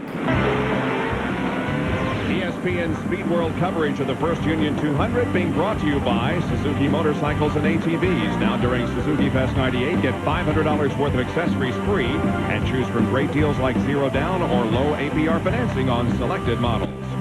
By Eagle One, A to Z wheel cleaner, spray on, hose off, towel dry, easy as 1, 2, 3. And by Midas. Pop's still practicing. Visit your neighborhood Midas today. Randy LaJoie has crashed here in the opening laps, and boy, the back end of that car BP is really caved in, and you can see the cleanup crew. They've already put a diaper on the car to make sure that more fuel doesn't leak on the racetrack and on the ground. Like I said, there's a sponge in there, but you can only like smash it so much before it's like squeezing a sponge. You know? Came down. Oh, look at the gas just. The track it was, and but it evaporates fast. It really does. On the racetrack. I mean, do you see how quick it evaporates? Went around, but no fire. However, this is going to be a rather lengthy cleanup because practically all of the fuel that he was carrying on board. Okay, we're going to skip some of this lengthy cleanup. Pushed out of that fuel cell. The gas tank in those cars are rubber, but when you take a rubber... Trying to work his way up through the track. Okay, they're going in the pits. Up to 30th position from his starting spot of 43rd. Unless they're running in the... There's Ron Hornaday. 43rd. On the first lap, he picked up 8. He had to start in the back because he had some sketch fuel. It got a little more difficult to pass. Had some odoriferous things that weren't allowed. Has 2 starts here in Nazareth, but both in the Craftsman Truck Series. He finished 24th in 97 and 5th in 1996. I'll tell you, watching the Classic Scene Vault on YouTube, they've been doing some great series on the different Nazareth Speedway and tips and tricks they did that weren't in the rule book. Series racing. Well, tonight is the big night at 11 o'clock. We're in the rule book. Sports Center. 9-minute special Sports Center. What a good show they put out 2 days ago. Dan Patrick. Classic Scene Vault. All tonight at 11 o'clock Eastern Time. 20,000 programs. Can you believe that, Benny? Man, it's called The Scene Vault. My bad. Let's go to Ray Dunlap. Well, Bob, at this point, Randy LaJoie can do nothing but stand back and watch the crew as they begin to tear the parts away off of the Phoenix Chevrolet. And, Randy, I know you're really dejected about this. And that's a total rare clip. It keeps getting tougher and tougher. Points racing, I mean, you run good, you get the points. And we're running good. And I don't know, I guess I have a bullseye, maybe a double bullseye in the back of this car because the same one just keeps hitting it. And I don't know. I mean, I've been pretty darn good this year, and I might have to take a trip somewhere and see what the hell his problem is, because 5-6 laps in a darn race, you were in traffic. I don't know. Everybody said it was a new guy that won that race last week. Well, the old idiot showed up this week. When we look at this race car, we see an awful lot of damage. Do you think there's any chance that car can go back in the Snarky. We cut it off behind the roll bars and put a whole rear clip on it. The fuel cell, I mean, it's tore up. It's going to take an awful lot of work, guys, but they're busy doing it. The Base Motorsports team goes into action as we get hopefully ready to go back to green. Steve Bird's team. Is the one question, because that thing is gone, it looks like. Well, and again, if you put the fuel cell in there, where are you going to put it? Yeah. There's nothing to put the fuel cell in. All the framework is just collapsed back there. Well, the track cleanup crew has done a magnificent job of getting the area of the racetrack in good racing condition. We should be going back to green. Dale Jr. is still leading. We're second. Continues to lead this race under caution, and he has been strong from the start of the race. Now, the only problem with that car is that the water... That was a tongue twister. Dale Jr. is still leading, and we're second. Will generate a little more heat to raise the water temperature a little bit. They're not worried about that or concerned. They're just going to watch that, and then if they need to, they'll put some tape on the front of that grill when they pit. Dick Trickle's been on pit road. He's the first of the guys to stop and went to work on the right side of that car, then sent Trickle back out on the track. Going green next time around. Yeah, most of them talk about Dale Earnhardt. I'm sure a lot of you fans are concerned about Dale Earnhardt Sr. And we talked to the crew down there this morning. We talked to his brother, Danny Earnhardt. And as far as we know, Danny knew there was no broken bones. That Dale went to the hospital, was checked, x-rayed, and could not find any broken bones. So away to the house he went. Take a look at the results of the Winston held last night in Charlotte. Mark Martin was the winner over Bobby Labonte and Dale Jarrett, Jeff Burton and Rusty Wallace. And, of course, the big story was that Jeff Gordon ran out of gas on the white flag lap. White flag lap. Coming down to take the white flag, leading the Winston, ran out of fuel. Wow. Okay, we are set to go back to racing now here at Nazareth. It's Dale Earnhardt Jr. in the lead. Fedewa is second. Then Sawyer. All right, Toby, here we go. Single file restarts, which are good.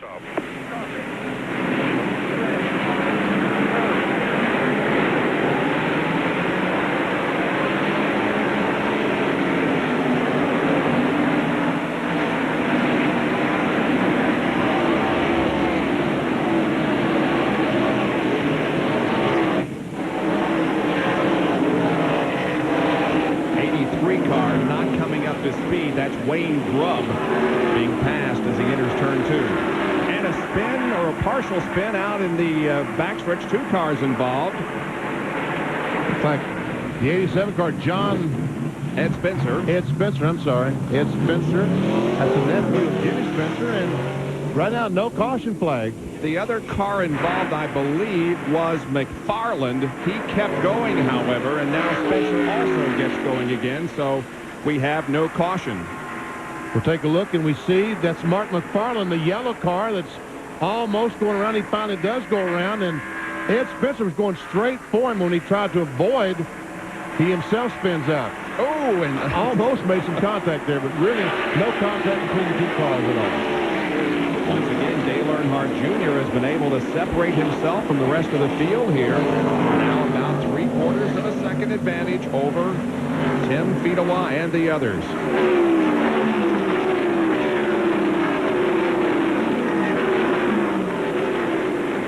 There we see the lead that he has over Tim Fedewa. Elton Sawyer once again still looking, trying his best. He took a look on the inside, coming out of the corner, but falls in behind Fedewa.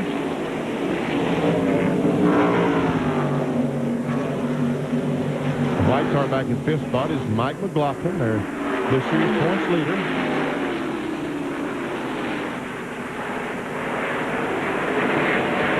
Won't be long before Earnhardt catches up with Spencer, who is at the tail of the field, having that little incident over there in turn 2. I'm wondering if that's Mike Dillon in the 72. I think it is. Matt Kinley. You're looking good, Jimmy. Be smooth. Matt Kinley's a 17 car. Said he ran here last year and hated this racetrack, but someone said you will like this racetrack, and he said, I love this racetrack. So second, third, fourth, and fifth continue to run nose to tail.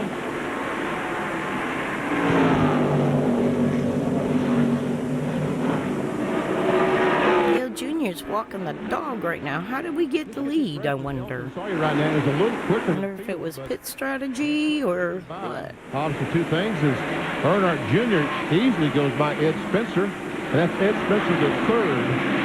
I think Junior breaks or crashes or something. Somewhere. Something happens. Car. Back in the field, we see there's Ted Christopher, Bill Parsons, Joe Bessey. They're running back in about 8th, 9th, and 10th position. There we see Mike Stefanik to 51, Jeff Purvis, and Ron Hornaday. The Kingsford car has now moved up to 23rd. From his 43rd starting spot. Wow, nice job of coming through the traffic. This is... I'm going to take a real quick break and use the restroom during this long green run. Who was the last winner to come to victory lane in his very first Busch start? Well, it was Terry Labonte in 1985. Ray? Bob, we were looking at the 59 car there, Ron Hornaday, and you guys were talking about how good a run he's having. Yesterday on television, Jack Sprague was in an interview, and he said, you know, Hornaday's kind of drives like a snake. He's always banging into things and sliding around you. And they put a little tape on there that says, the snake today. Hornaday says, I think I can wiggle my way to the front. Well, he's doing a nice job of wiggling here in the opening laps. 25 laps about to be completed now in this 200-lapper at Nazareth.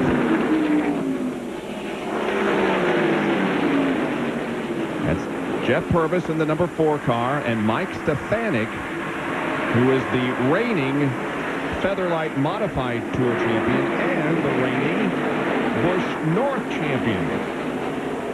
And Mike Stefanik in the 51 car is doing double duty today. After this Busch race, there will be a Featherlight Modified race. He and Ted Christopher will both do double duty. And we thought that John Preston was going to, because Preston was selected as the driver of the modified that would normally go to Jan Lady. But Lady broke his foot yesterday when his car fell off the stands, and so he will be in the race, and Preston will not. And Ed Spencer has crashed up in 3 and 4, but right now there has been no caution flag. Well, he's running again, so no caution. He has a lot of damage to the right rear of the car, but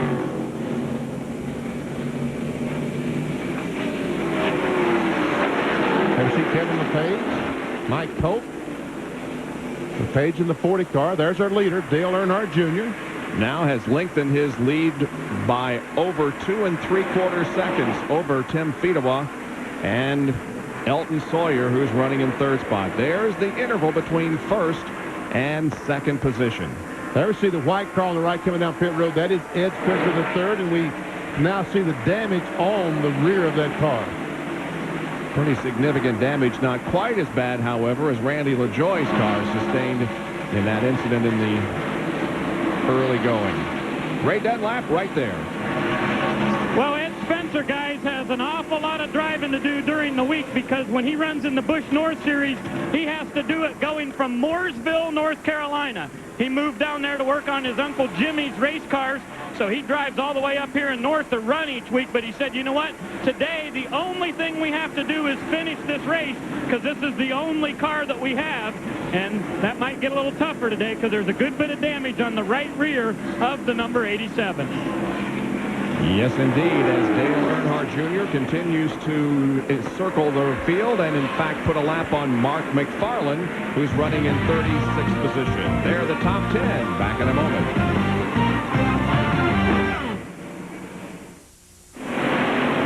Dale Earnhardt Jr. continues to lead the First Union 200 for the NASCAR Busch Series Grand National Division at Nazareth Speedway in Pennsylvania. A 4.5-second lead over Tim Fedewa. This guy is just running away with it. Sure is, and this is his first trip to the Nazareth Speedway, as difficult as this speedway is.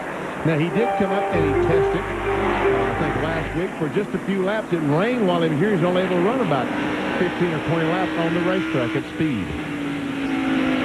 Riding along with our points leader, Mike McLaughlin, who's in 5th position. And trying to make a move on Kenseth. He does have a run down the backstretch. So this is a slow car right in front of him. Oh, that looks like McFarland, the Carolina shoe car. What's going to happen as he come off? Well, McLaughlin still pinned behind that slower car, but Kenseth there in the 17 can't make any headway himself. Now he does.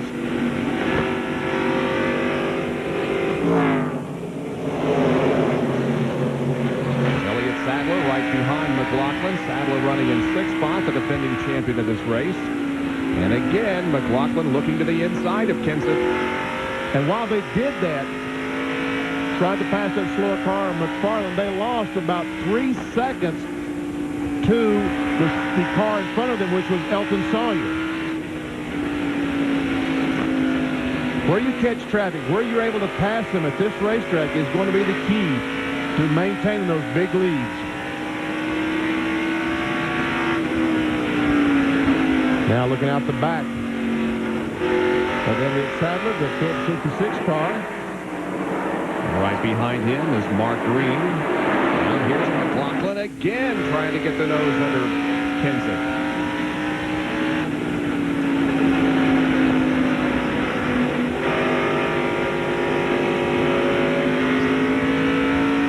Down this 1,200-foot backstretch. And we see that McLaughlin is faster than Kenseth, but it's a difficult racetrack. McLaughlin won in Nashville earlier this year in Busch Series competition.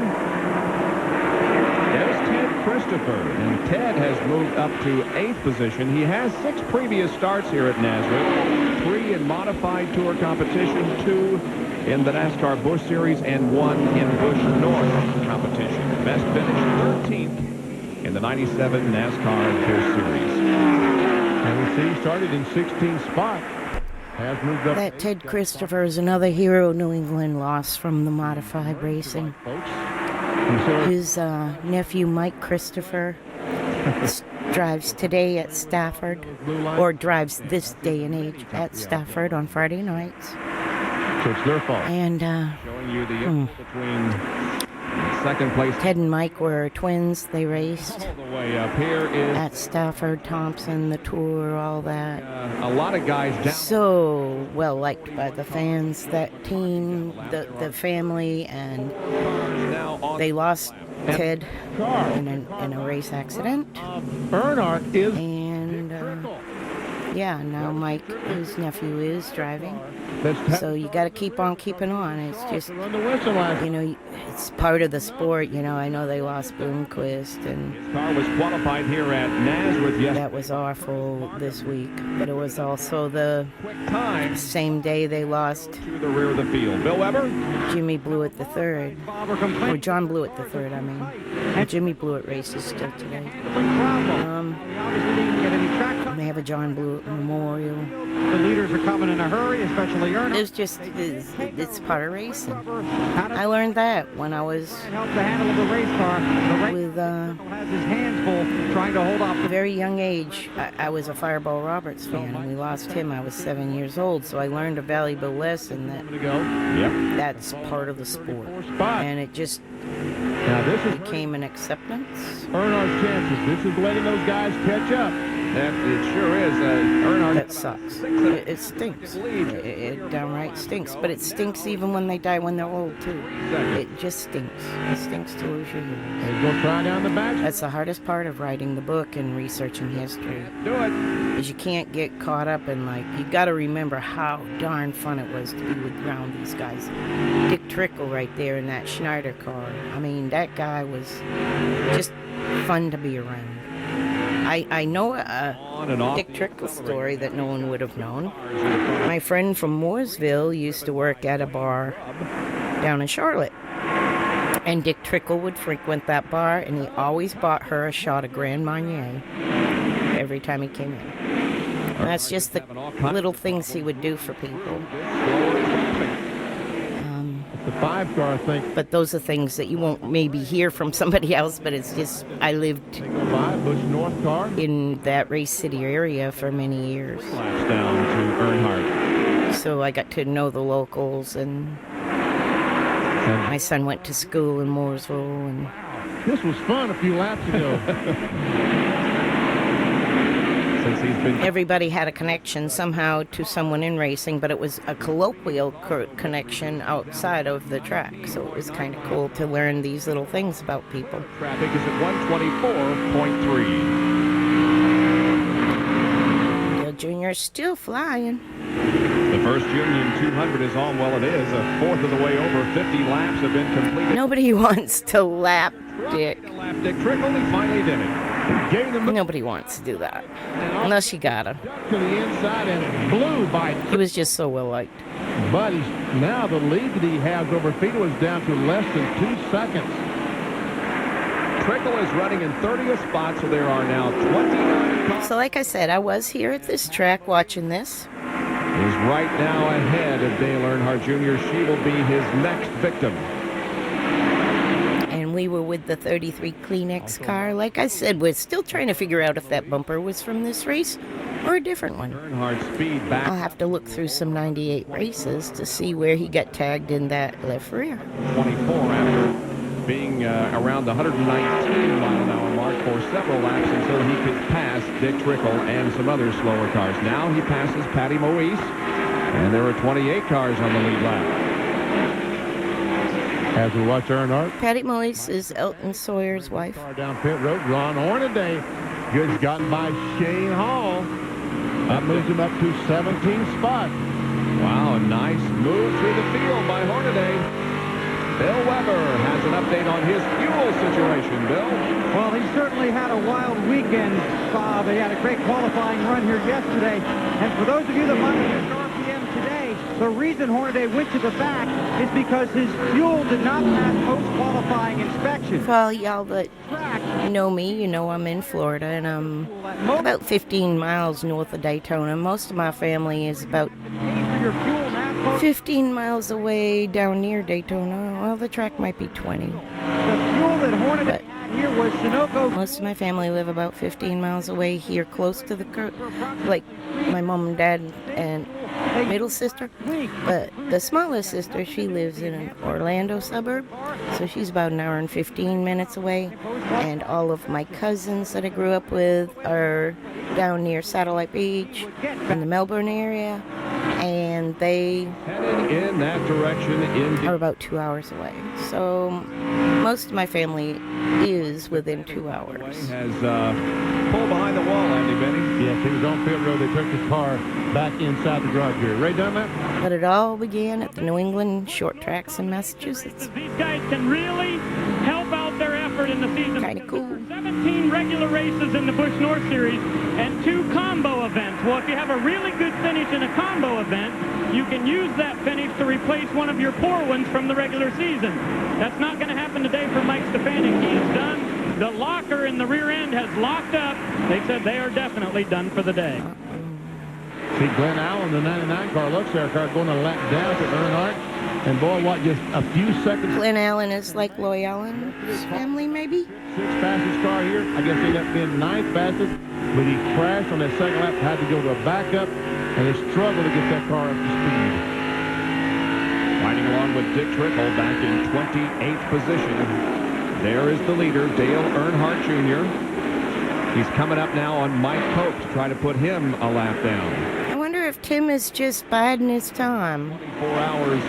It's a good view of that rear bumper. So the hottest day in history. It says something more in the middle, though, than just a Chevy emblem. During the night, and we have very, very pleasant temperatures and a bright sunshine here in Nazareth today. Earnhardt driving down on the inside. There we see Fedewa 2.25 seconds behind the leader. And he has about a 2.5 second advantage over third place Elton Sawyer.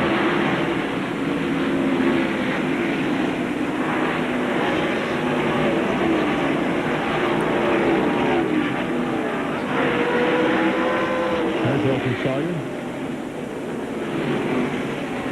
I'm sorry, that was not. That's Matt Hutter. Wayne Grubb in the 83 car. And Hutter was an engine builder. Might have been Kin. Yes. Ron Hutter. The hand signal. Caution flag is out. For the second time this afternoon, the caution comes out. It's for debris on the racetrack. And that French guy just gets on that track all the time, Mr. Debris. Caution comes out. I said, wait a minute, 60 laps. I wonder, how many cars will we see in the pits?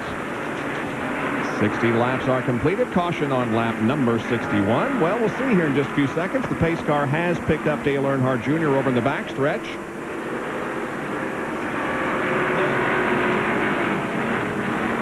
And the safety truck also. Theme of the day is Scan Nazareth, please. Interruption in our racing.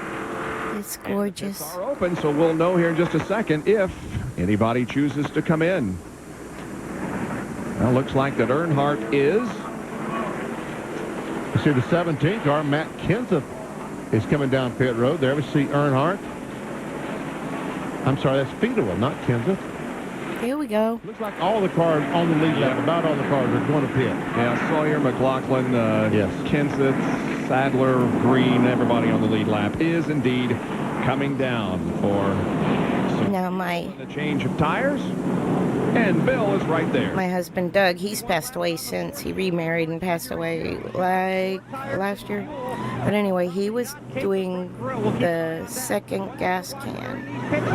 These pit stalls are very for 22 feet long and only the car right behind him. But they can't see him because they showed Dale. Way in there. Because Dale's kind of famous. First car waiting on the left side for Earnhardt. He's down in the way. The 33 also waiting for its left rear tire. Sadler also waiting. Now Elton Sawyer heads down pit road as well. Yep. There they are. Pulling out 19.5 pits. Doug getting the tire. Look at him. He just picked that. We never raced, okay? He just for Elton Sawyer and picked that right up. He has an open-ended pit stall. Oh my goodness. I love it when they like. Elton is going to gain. Pits was so fun back then. 4 tires and gas for them and most everybody else in the field. Looked like, though, that there may have been a problem on Kevin LePage's pit stop. It was a little longer than he would have liked it, so he lost a lot of track position. I think they either put a spring in the left rear or took... Doug was actually a fireman.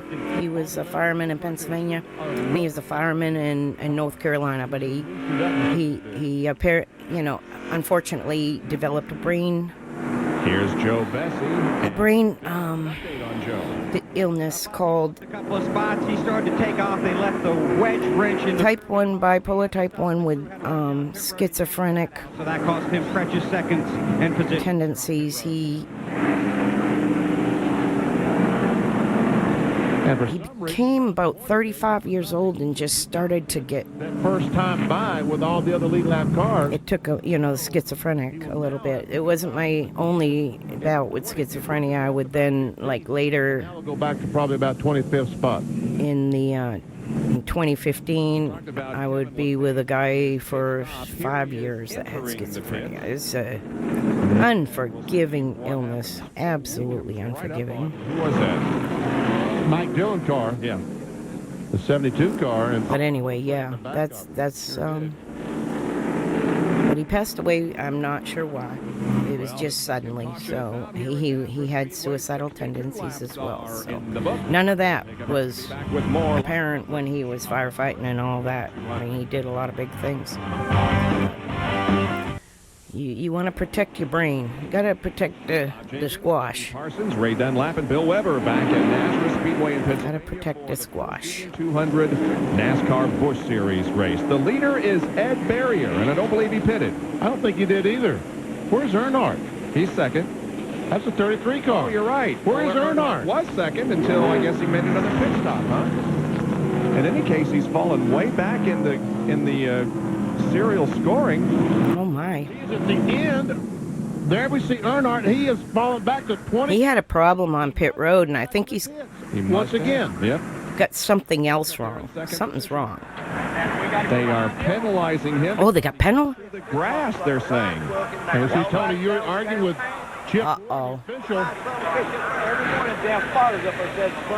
Bill, what are they? The flagmen out of the end of the... What they're claiming, Bob, is that the green flag signaling that the pits were to open did not come out till after Earnhardt had already gone by. So he was told, saw the pits were open, saw the field going in, and had to come across the grass to get on the pit road. They put him at the rear of the field for that. Oh, my. Well... Interesting to watch him move up through the traffic. That stinks. Back in 24, Ed Barrier, the leader of the race, the driver who won earlier this year. He had to take the chance. He would have been at the end anyway, even, if he didn't cut the grass. Also breaking a record of most starts without a win. And here's Trickle's chance to get a lap back because he's got the 77. But they do have two... Barrier out there with old tires. Trickle stopped, changed some tires, and he does. Now, there's a battle for the lead. Tim Fedewa, the 33 car, trying to get back and takes the lead. I was going to say, I think the 72 if he leads at the and Trickle are down a lap. Time that he has led since Bristol last August. And he separates himself a little bit from Ed Barrier. But Dick Trickle is back on the lead lap in 25th position. Now the battle is for second spot. Second. That is Glenn Allen in 99. He is not on the lead lap. Ray with an update on Ed Barrier. Well, Bob, you notice that Trickle was able to get right by Ed Barrier. Let me see if that works better. Tires definitely go faster, but these tires... A little clearer. ...their speed after just 2 or 3 laps. So I talked to Jimmy Means, the crew chief. The gold stripe is there. We can go 105 laps before... The I Care sticker. Another caution by then. I got to see the other corner, though. So we figured we might as well just get the track position. Now we're trying to sort through and see if the bumper my sister has in her garage is the same as this car. And then we see the 38 car. Elton Sawyer got position, and he will take over that third spot. Kenseth is now in second. That's Glenn Allen in the 99, not on the lead lap. Kenseth is running. We're starting to get into a little more modern day names. Elton Sawyer's running third. Barrier's back to fourth. 34 car of McLaughlin. McLaughlin is in fifth spot. Jason Keller is sixth. Buckshot Jones is seventh. Elliott Sadler is in eighth position. Ernie Sadler's ninth, and Mark Green is 10th. Phil Carson's 11th. I just said that for my mom and dad. So we'll know. I'm sure they're interested. Here is Elton Sawyer now, also to the inside of Glenn Allen. Well, Barrier has definitely fallen back since having the lead at the beginning of the restart.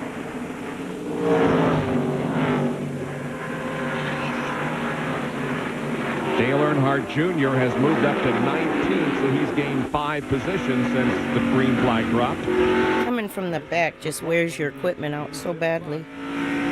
It takes a lot of your chance to win away. Okay,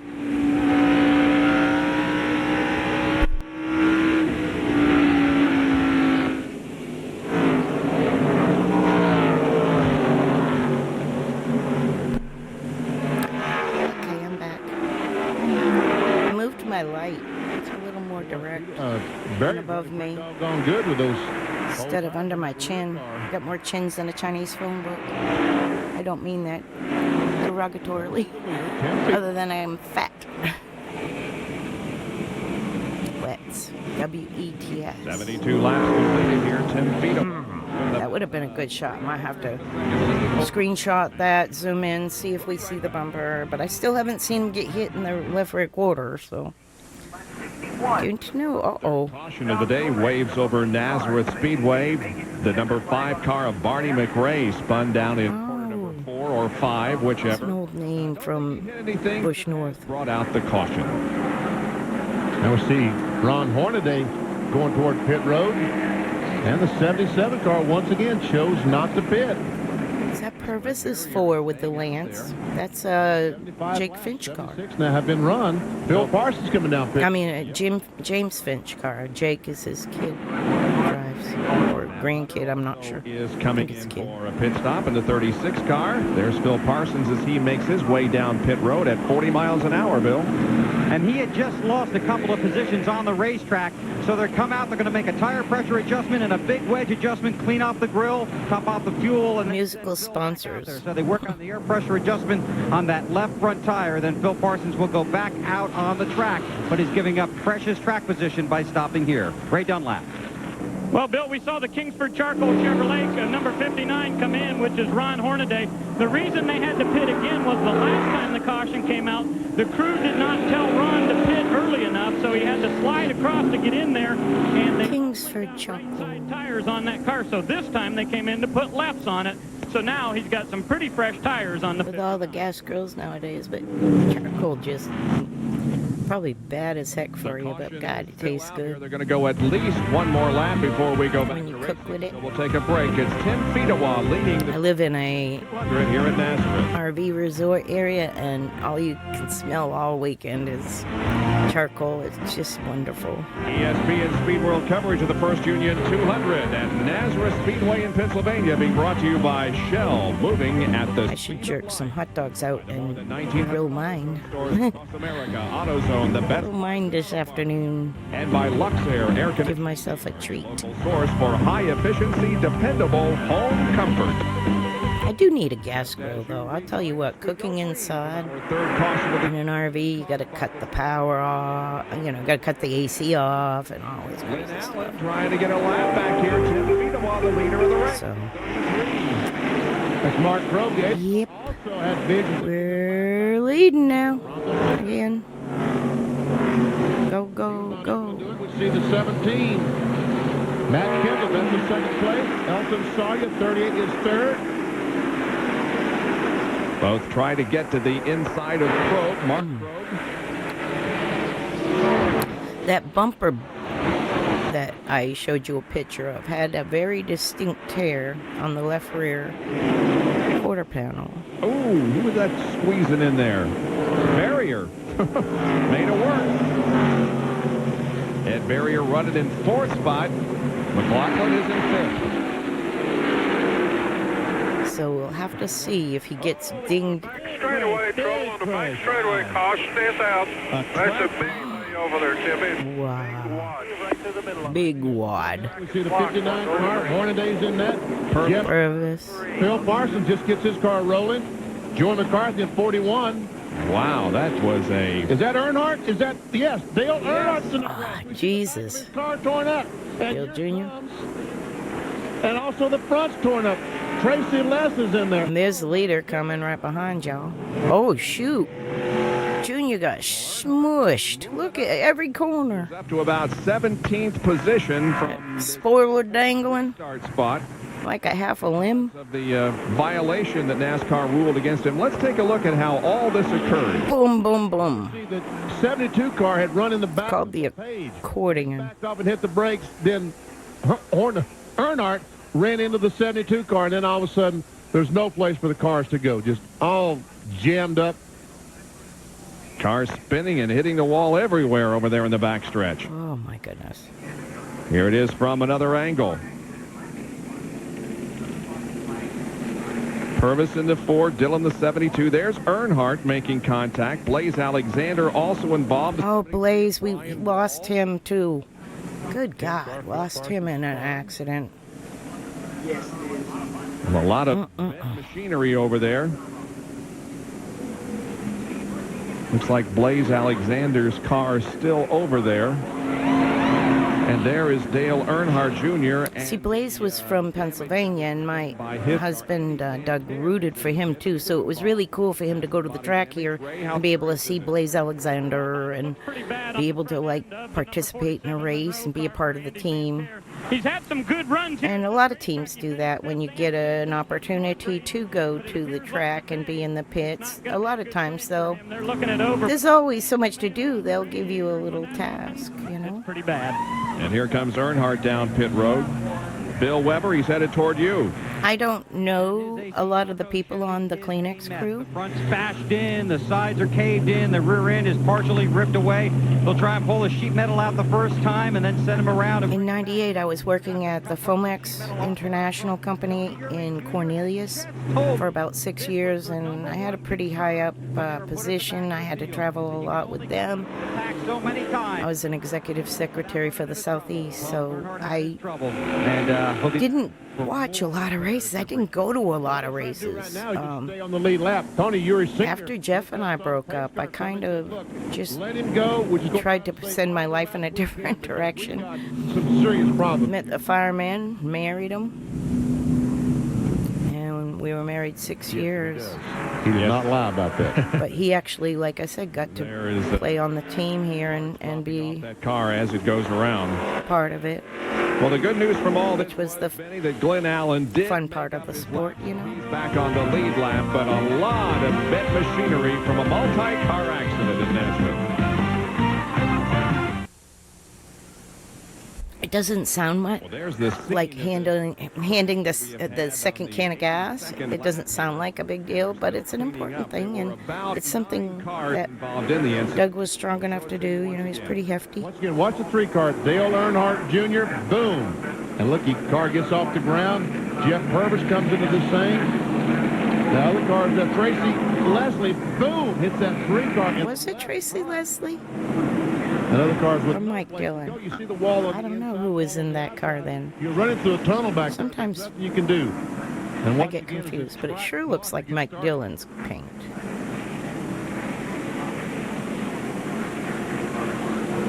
Cars going everywhere. But then again, Mike Dillon was in it in '96, so I don't know about '98. Everything will be behind him, but maybe we can see how. You know, everybody played musical chairs so much. On the back of Jeff Green. That's Jeff Green driving the Dr. Pepper car. When he backed off, then that's when Mike Dillon ran in the back of him, and the 3 car ran in the back of Mike Dillon. One of those chain reaction deals. Bill Weber? Well, Earnhardt Jr. back on pit road. He has shut off the motor. They've torn away a bunch of the sheet metal. They've cut off the brake ducts or the air ducts that'll help cool the brakes. They banged off the sheet metal, the TV panel on the rear of the car. They've taken a hammer to try and clear away the filler valve for the gasoline so they'll still be able to fuel the car. But he's losing precious time here on pit road. Here's Ray. Well, Bill, the Detroit Gasket Chevrolet is still running. Mike Dillon anxious to get back out of the pit, but they have that same problem. It is Mike Dillon. Okay. It's crunched up, so whenever... Because that was Richard Childress owned, and Ron Parker owned it before, but something to do with Richard Childress involved in the incident, financing some of it because, you know, it's his grandson. But I know my dad was hired to do the shop layout and all that through the winter with the Dillon team, and my son helped Mike build an exhaust system. One day my son would go over there after school and help out, and different things like that. Got to travel with the team, but coming up to give you the... My dad ended up leaving after Atlanta Motorsports and going to the Fuller team. We'll have NHRA highlights and, of course, highlights from this event. It's at 7 o'clock tonight. I know more details about that situation, but it wasn't nothing to do with drivers, I don't think, or people. Just about over there. It is indeed, but while the trucks are going to their respective positions, we'll take another break and be back with more in just a moment. Hard to say. ESPN. I'll have to get details from Dad why he truly left the team. We welcome you back to Nazareth Speedway in Pennsylvania for Busch Series racing. Coming up later, Bubble Day in Indianapolis, 3 o'clock Eastern time on the Duke. So this must have been early May, mid-May. Starters will be on ESPN at 5 o'clock Eastern this afternoon. 7 spots remained open after yesterday's first round of qualifying. The field filled and Bubble Day later today. Well, they're still working on several cars, including Dale Earnhardt Jr.'s down there from this big crash that we had over on the backstretch. He's now 4 laps down because now they just decided that the car is too badly damaged that he can't save, just stay in the lead lap, so they're decided to work on the car. And Bill Parsons in the pits. Bill, what are they doing down there? Well, Gene Need just told me it's basically just superficial damage. They're trying to make sure no sheet metal is rubbing against the tires. The front of the car, the nose is pinched a little bit, so they pulled all the tape off the grill to make sure. Parsons' car. Remember, he was in the last race in the Luxair 99 3 years prior. On the board, he can probably. And that car was like. And the leaders cannot, so you have to keep that. Half limping around, you know, with no nose or nothing. Bad luck turns into good luck. We'll have to wait and see. Meanwhile, Dale Earnhardt's going to crawl back out on the racetrack as well. Phil is still on the lead lap as Earnhardt comes back on the racetrack. Wow, that's quite a deal to get them back out. Down now. Because every body panel was hanging off. Okay, tough break for Dale Earnhardt. Quarter power cut the fenders off. Very, very good here this afternoon. Well, they did good putting that rear spoiler back on. It was dangling like a loose limb. Tim Fedewa, the lead of the race. Matt Kenseth second. Elton Sawyer is third. Mike McLaughlin is fourth. And in fifth position is Jason Keller. Buckshot Jones running in sixth, and Elliott Sadler. Mark Green is in 8th position. Ted Christopher running in 9th. And completing the top 10 is Hermie Sadler. Here's Jeff Purvis coming back out. Ray? Well, Bob, they made 3 or 4 pit stops down here just to try to adjust the toe-in on that car. Not a lot of body damage on it, but the left front tire did get knocked out just a little bit. And at Nazareth, James Finch had gorgeous cars. Racetrack where you have to make turns because there's so many. Is there a Phoenix on there? I don't know if that's a Phoenix racing car or not. It's got the Phoenix number. And that time also Bill Weber. The BGN number of Phoenix. Parsons made a late pit stop to get all the fuel. I like when they have the Phoenix on the hood. As the leader. And I think they do that a lot now. Into turn 1 or 2. I think Jake runs some ARCA. Halfway point of this 200 laps here in Nazareth.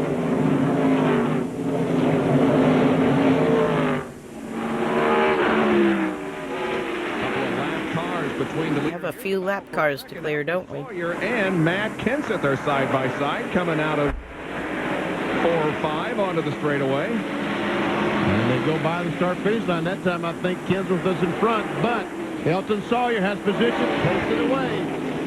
So put Sawyer up into 2nd place now. Kenseth back to 3rd. Mike McLaughlin is right there behind Kenseth now in the 34. We ride along with him. He tries to get to the inside. Wow, what a great run McLaughlin had off that corner. And here we see Jason Keller in the 57 trying to get in that spot before Kenseth can come down and block it. And he did. So Kenseth losing spots here. There's Buckshot Jones in the 00. Back in 6th on that rhythm. There's McLaughlin, our points leader, now running. That Cool Pumps car was pretty fast. 92 laps completed. I remember he was quick that year. The page just was black flagged, I assume. I think Clyde McLeod was still with that team. And there we see him coming down pit road with his onboard camera. C.C. Welliver team that Todd Bodine drove for. Yes, they're calling him in because he's got some sheet metal dangling somewhere. He's got a big donut on the right side of the car. In any case, he comes in. And the back of the car will work on the back. Right down lap. Well, that's exactly right, Benny. That's all they had to do was put a big piece of tape on there. NASCAR didn't want any of those parts to fall off. It didn't look like they were going to, but it's just precautionary.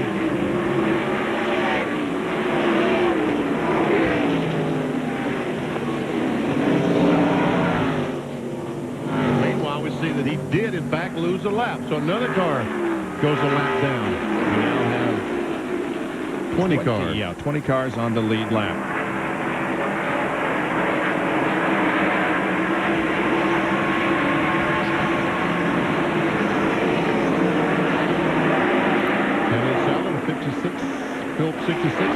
My son rents a lot of paints from the old days. He hasn't got the Kleenex on there yet. Maybe he needs to do that one of these days. It's the battle for...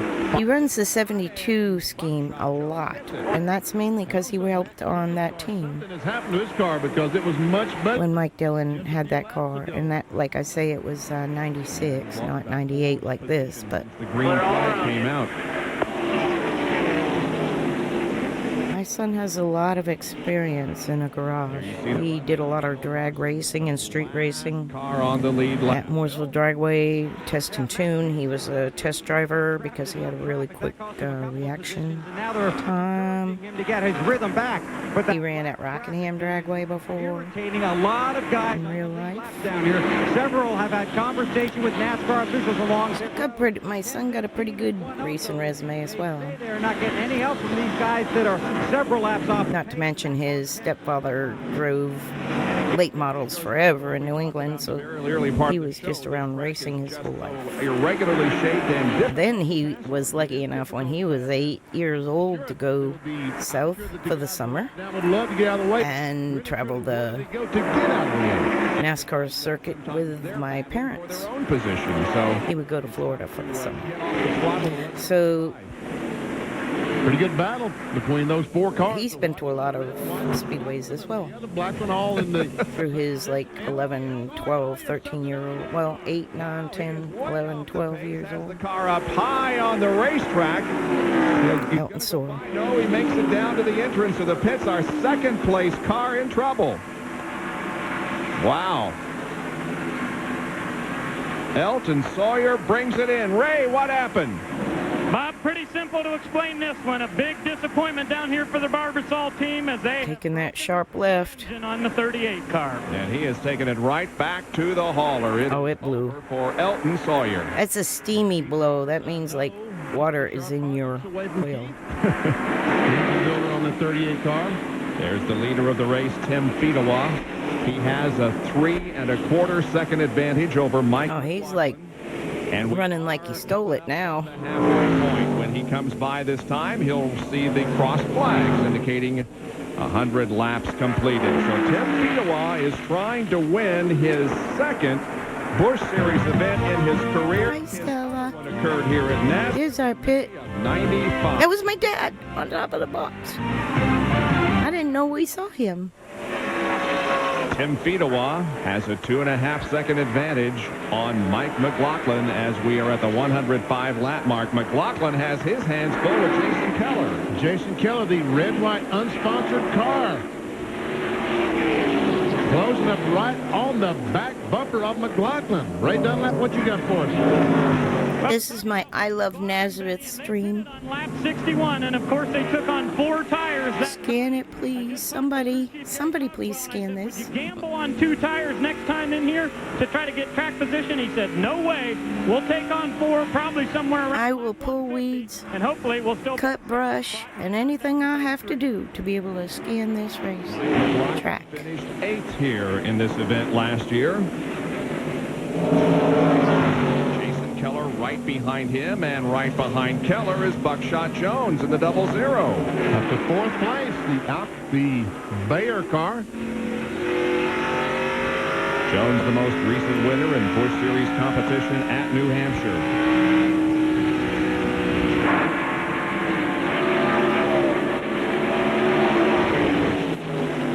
Hey, puppy. 10 races have been held in 1998, and only one winner. That you drink? Nemechek, who started off the year with a victory at Daytona and backed it up at Talladega. Buckshot up from 22nd starting spot. Meanwhile, Matt Kenseth is with that car back in 5th spot, and a battle for 3rd as Buckshot goes into 3rd. Wow, made it look easy there. That's a good job being patient. Let's keep it up. Good and smooth. Just work on your rhythm. Let them come to you. Let them come to you. Good and smooth. That's the best advice in racing right there. Let it come to you. Don't force it. Now Mike McLaughlin is in his sights. McLaughlin has been running at the end of all 10 races so far in 1998. Matt Kenseth, the only other driver to do that. Now Jones once again closes in on Mike. This is about 3 seconds behind the leader, Tim Fedewa. Buckshot won just last week on the 1-mile racetrack up in Loudon, New Hampshire, and here we are at another fairly flat 1-mile racetrack.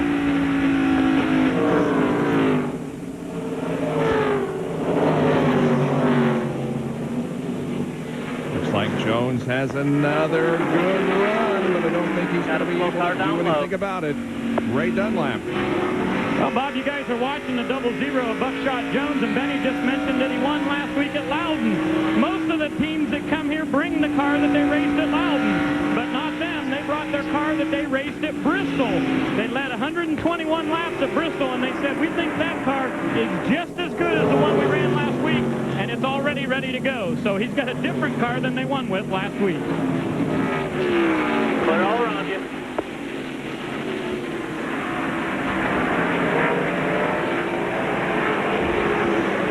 Buckshot finished 28th, by the way, at Bristol. There's Matt Kenseth, who's dropped back to 5th spot after running up in the 2nd position for a while. You know, Tim Fedewa started this race in 2nd spot, and get your rhythm back. Good, smooth. The race winner has come from that starting position more than any other. And here is Keller and Jones battling for that 3rd position. Buckshot, the 00, got position on 57. Jason Keller had passed him and looked like with ease, and we thought he would drive away, but now Jason Keller is closed up and says, wait a minute, looks like, and we see the 17 car, Kenseth is closed up. Looks like Buckshot is clear all around he was just a few moments ago. You saw maybe the 61 driver, Mike Olson, signaling to Jones and Keller that he would pull over coming off the corner and allow them to pass by and keep their battle up. Don't try to make it up 1 lap. Evidently, Buckshot had got behind a slow car and lost some time. We heard Ricky Pearson say, don't try to make up the time that you lost in 1 lap. Be patient. Got a kitty sleeping on my bed and Stelly rolling around on her bed on the floor. Advantage over McLaughlin is 2 3/4 seconds. And we're leading. I know it's not so many cautions. The first Union 200 Good look at the back Series Grand National Division race here at Nazareth is 100. See how it comes around with the light blue. 33 car driven by Tim Fedewa. About a 3.5 second advantage now on Mike McLaughlin. Our AutoZone race recap shows that Fedewa has led 50 of the 115 laps. 2 lead changes. I had to tell my husband that this was his first race ever, and I had to tell him this is not usually this easy to get the outside pole and win the race. This is not how it goes usually. He thought that this was the greatest thing. But it doesn't always go like this, but yes. Automobile.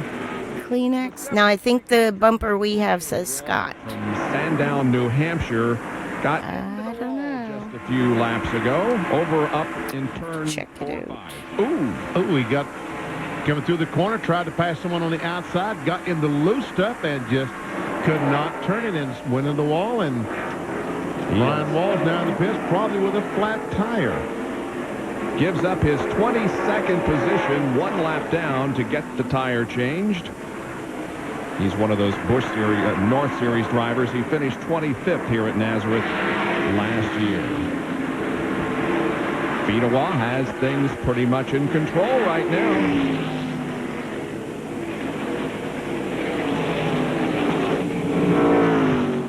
Has a 3 1/3 second lead on Mike McLaughlin. 13th in the point standings going into this event.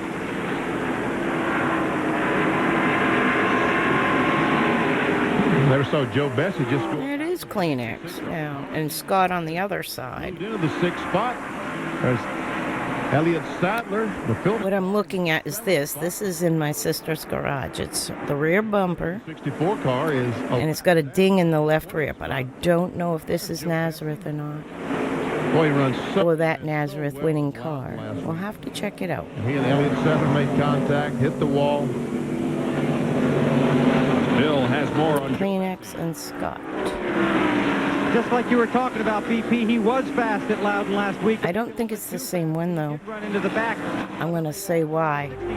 The light blue. Driving today. I see one thing that's different. Of the car that ran so well on that. The light blue They had pretty high hopes. is not right here Was moving his way forward. like it is on the car he's racing right now. Causing like pit stop. So that's my guess that it's a different car. Forward again. A different bumper. But I might be wrong. And this is have to check. Joe's 8th NASCAR. That's the one thing I noticed. I'm trying to look at little things that would be unique per car. So it may not be from this race. He's in 20th spot, a lap down. Have to check the history. Looking back on Elliott Sadler running in 7th.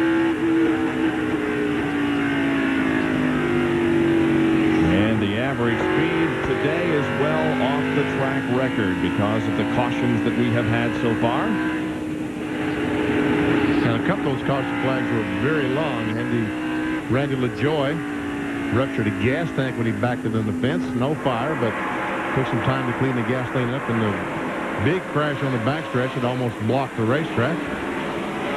And again, LaJoy is going to finish in 42nd position here this afternoon because of that early crash. 48.9 and Jones are battling for. I know we looked at a video from a year ago. We're going to look at, I'll play till the end, one video. The elapsed time that it took Buck. And it'll be my closing video. And Ricky Pearson continues to tell him it's a 20-minute video of exploring Nazareth after was better, and he would duplicate that. Mike McLaughlin. 29 flat. So he lost 2/10 that time. So whatever he did didn't work. Go back to the lap before Buckshot. But it could be right now that McLaughlin is holding Buckshot up just a little bit. I'm just really, really fortunate to have been there this day and be at this race. That series in real life was really cool to see this track in real life. In the Busch North Series. Finished third in the Busch North standings in 93 and was both the history, the ghosts. 92 and 93. I think Buckshot really, truly just I still feel like it could be alive. Racetrack to get his rhythm back. At least on iRacing. Get your rhythm back. You get up close to somebody and you lose your rhythm because all of a sudden you're trying to run where they're running and it's not. I think we had to have to get permission from the France family to even be able to scan it because I think they might be Speedway Motorsports. May or may not own it. I don't know if it's Speedway or if it's the France people. International Speedway, whatever. Jones trying to work his way up from third. They're all around you. Well, Bob, you guys were talking about how impressive Buckshot was last week at Loudon. After winning that race, his dad made good on a promise to buy him a brand new Harley-Davidson motorcycle. Buckshot was pretty happy about that, and he said, well, Dad, what do I win if I win this week? And he says, a trophy. And a nice trophy it'll be. Yes. Now we see Buckshot once again is closed up on the back bumper of McLaughlin. He is faster, but once he gets up there and starts running that slower speed, he does lose that rhythm. And he's just trying to keep it all the time. Still got a lot of time to get to the front. We got 69 more laps to go. And all these cars have got to make one more pit stop. Cool. Fedewa continues to show the way. Might skippity-bippy forward to the next pit stop because that's when it's more exciting. Fedewa, we are that car and we're leading. So it's been a good race so far. Uh-oh, here we go. Not there, McLaughlin was going to come down. Buckshot spun. The car's moving. Get it moving, Tony. Don't look like it'll roll. I thought I seen it spin on the tires. Wow. Another driver in the top 5 in the point standings has problems. Buckshot 4th going into this race. This is the 5th caution flag of the afternoon. Here it is again. Only 5 cautions this race. That's pretty good. Gets there and says, uh-oh, I can't make it. Actually, McLaughlin gave him the room, but when he all of a sudden when he had to slam on the brakes, he spun the... Remember they said if you touch the brakes here, you're going around. Driver's side. If you've already made the apex, you got to have your wheel straight to touch the brakes or you're going around. Committed to the spot, but then just could not hold it. And boom, right up against the wall. And from LePage's onboard camera. And you see the McLaughlin did in fact get... Onboard cameras were new, so they liked playing with them a lot. We see that Buckshot's car is still up there. Do we pit?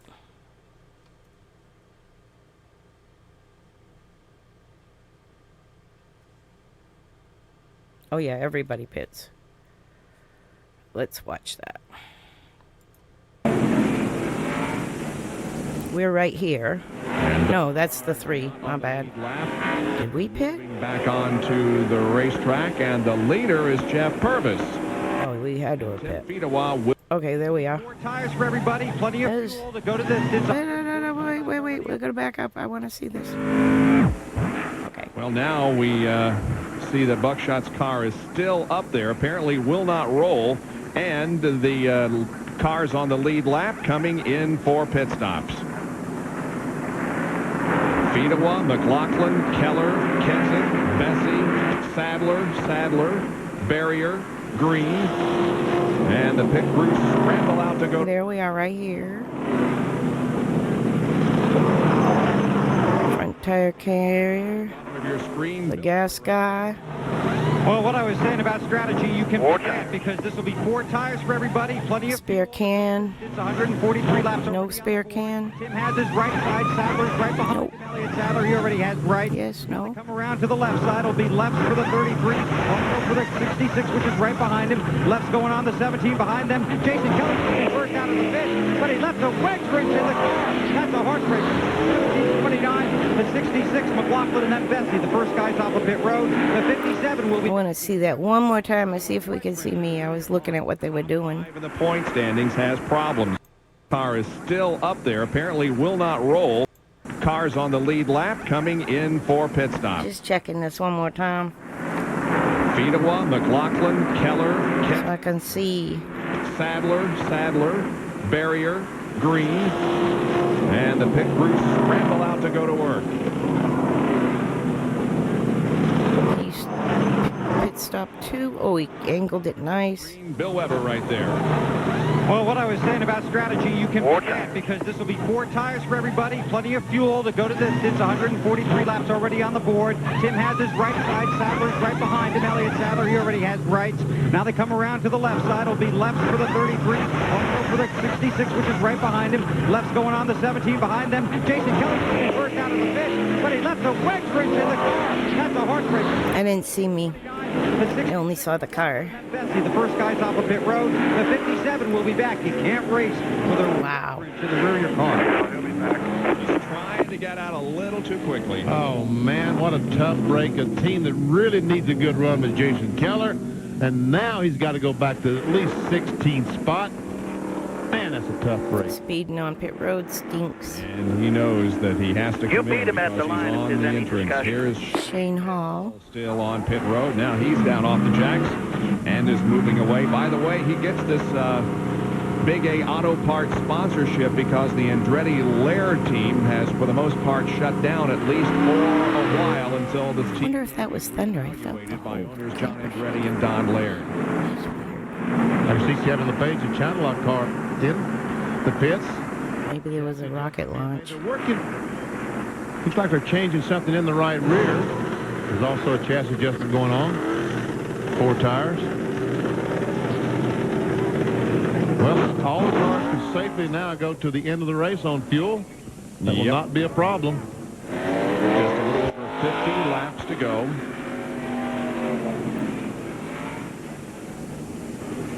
And those cars not on the lead lap, moving back onto the racetrack, and the leader is Jeff Purvis. And Tim Fedewa will be second. Buckshot Jones into the wall. That's the reason why we're under our 5th caution. Boy, they're having a tough time getting that car. They're still trying to pick that car up. Smelling blood. They said, man, let me at that guy. Let me up there. I got fresh tires. I know I can outrun him and hopefully get my lap back. Down the backstretch here. We're going green. They'll be going green on lap number 150. I got the prettiest cat in the world. 151. She's so comfortable. She's just so limp and so tired. That was a Nashville. Her feet are just dangling. 1997. Jeff Krogh on the inside. Good for kids. Jeff Purvis on the outside. Pace car dives down across the green. He could penalize him for going across the They're going to be at least 2, 3 or 4 cars. He's running like hell. He knows. Trickles in front of Fedewa. Now Fedewa trying to get by, but meanwhile Purvis has a 15-20 car length advantage. Oh, some heavy contact between Trickle and front, and they're 3 abreast. Wide. That's 89 of John Preston in the middle. How much you bet Shane Hall got some white knuckles right now? In one lap, Jeff Purvis, because of all that lap traffic, able to extend his advantage to 2¼ seconds. This 89 car, we see Trickle looking back, will be driven next week by Jeff Fuller. They tell me a deal put together last night. What? Directly in front of Dick Trickle. There's the leader. There's second place going by. That time, 2¼ second advantage for Purvis.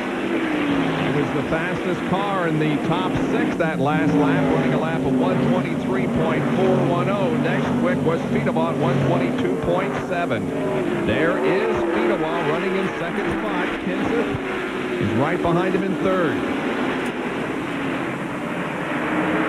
Well, Jeff Purvis has 2 career Busch Series wins. His most recent one came in August of 19... Boy, his car's pretty beat up. Tim's ain't got a scratch on it, though. He ran about 1 million miles on a tank of gas.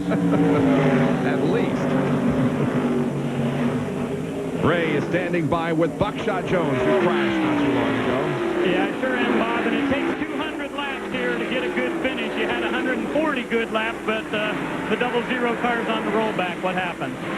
I don't know. The mayor, I can still party. I can run good all day, and they're just trying to bide our time. Got a little bit of a run on Mike. They kind of realized, you know, there wasn't enough room to get up underneath them, and I don't know. I was working the brakes pretty hard, and ended up locking them up there just a little bit, and away she went. But I don't know. Say you wish you would have done this or done that different, but yeah, that's just one of them racing deals. Top of the race, some problems between you and Randy LaJoie. He's going to be the first car lifted out today. What happened there? I don't know. I think me and him were a little bit faster than the rest of the cars. Everybody's bunched up. You know, I got to run on him a couple times and then just, you know, kind of backed off. And going down here, I don't know. Everybody must have checked up or got all the brakes pretty hard. And I had so much momentum going in, and it just got in the back of it. It's nothing intentional. You know, me and Randy don't have a problem with each other. At least I don't have a problem with him. So it isn't something that's being brought up from last year. That's last year's deal. Absolutely. Well, the good thing is Buckshot Jones is okay, but guys, right now he's got to walk down to his hauler, and to get there, he's got to go by Randy LaJoie. Well, Tim Fedewa is trying his... See how they hype it up? Challenge Purvis. He only has 2 lap cars now between himself and... I have to honestly say, in all my time in racing, I have never seen fists thrown. I've heard of it a few times. Can he do it? Yes, he gets... And a couple of fines I've heard of, but I've never seen fists thrown at a racetrack. So I don't know what the heck they're thinking nowadays. Trickle move into... I have no idea. 16th spot, but Cope back to 7th. But Jim car. NASCAR, the drivers and the crews want to have a little bit of integrity, and yes, he does. Last week's incident proved that And the leader, Jeff Purvis. there's something not right in the sport, and I hope they straighten it out. Fedewa, the interval is 2.88 seconds. So we'll see. You know, they just want these teams to be trick ponies, and if they would get ratings from putting a freaking Christmas tree on the roof, they'd do it, and it's at the expense of our sport. So there's got to be a line drawn between ratings and the integrity of the sport. Or anything like that, Parsons. Yes. Okay, let's check it now. 124.2, 125.5 for Tim Fedewa, so he was more than a mile an hour quicker. The last time he was 2.8. Just because I care about motorsports being 3/10 up and up and clean as you possibly can make it, innovative and safe and as you can be, and who's running in continue to grow. The minute they took away innovation with these model cars that they send out in a kit with a friggin' sheet of instructions, they reduced it to 2.14. God, I can't even fathom what they've done to our sport. All innovation got thrown away. Showing that's 75 years of innovation thrown in the trash. Because of the traffic. We saw Fedewa battling, trying his best to get through that traffic, and now he lost 9/10 of a second. But now And they did a start over. closing right on the back bumper. The only one making a whole lot of money is the people that own NASCAR. plenty of time to catch him. The France family. 8 more laps to go. The Smith family ain't doing too shabby either. And Hutter are side by side. Hutter not on the same. Meanwhile, if these teams lose the sponsors, that's it for your motorsports, guys. Third spot. That's the only ones paying the bill right now. And the 34. Because running a car every week is not a money-making Now you operation. see that after Fedewa was able to It's an advertising operation. reduce that interval from 2.7 to 2.1 seconds there between laps 157 and 161. And we see that Fedewa, how much faster he is than Jeff Purvis. Racing was so much better back then. Oh my God. Like, He did a magnificent job. I know we're watching BGN, but the Cup was basically the same, just bigger cars, bigger motors.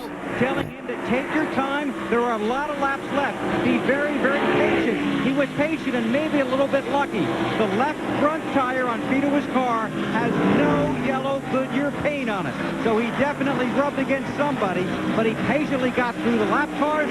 Now Should have just put Rivel on the box and Well, you can said, here's your model. It's just that much. It's down to really a matter of car lengths. Fedewa knocked a half second off the last lap, and he knocks My poor puppy got to go potty. So indeed, Tim I'll be right back. Jeff Purvis I won't get to see how we pass. during the most Oh, we're going to just pass. did not pit. But once again, catching and passing is going to be two entire different things. Fedewa needs, as soon as he catches Purvis, he needs to get by. As soon, because he's got that rhythm, that good rhythm. Decide 5 car lengths back which side you're going and when, and time it. This field. And never let up. Don't get on a bumper and start banging it and just saying, okay, I'm going to lose 5/10 and follow this guy. You'll know, get that momentum, that run. You need to plan it all laps before. 125.3 was the last lap for Tim Fedewa. And Purvis had a one. See, he's not hammering his bumper. He's checking. To the inside. Checking, see if it sticks. Dylan, this Lord. Because Mike Dillon's there, yeah. But it's sticking. He checked it. Dylan running But he's still backed off, see? a lap down. Purvis trying to put All learning for the right moment and that patient moment. Off of turn 2, and there's one in turn 1. Uh-oh. Caution is out. Mike Coulter Well, never mind. I am going to walk my puppy on this caution. with the rear end of I the will be right back. Poor John Preston. Preston, and boy, that's almost looks like a Randy LaJoy car, doesn't it? Man, oh man. Heavy contact with both these cars. Yep. Cope is moving, however. But Preston is not. And so it's the 6th caution of the afternoon. I would guess that very few cars will be making a pit stop. I don't think that Purvis is going to give up all his track position right now. No, he rides by the entrance to pit road. There we see John Preston. Looks like the window net is down, and he's just simply waiting there for somebody to come and get him. He's all right. But boy, he hit too. And Cope pulled his car away from the wall on the second corner. Mm-hmm.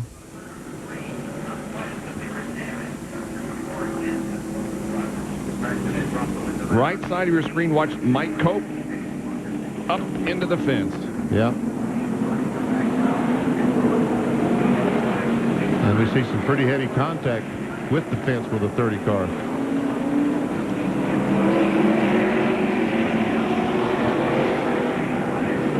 Cope making his way to the pits with damage on both ends of the car.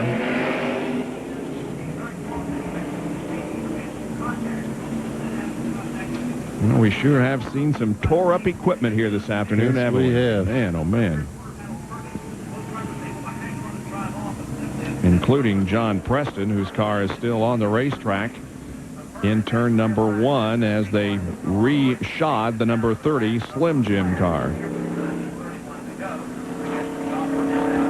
And they're looking to damage the right front, just seeing how much damage there is.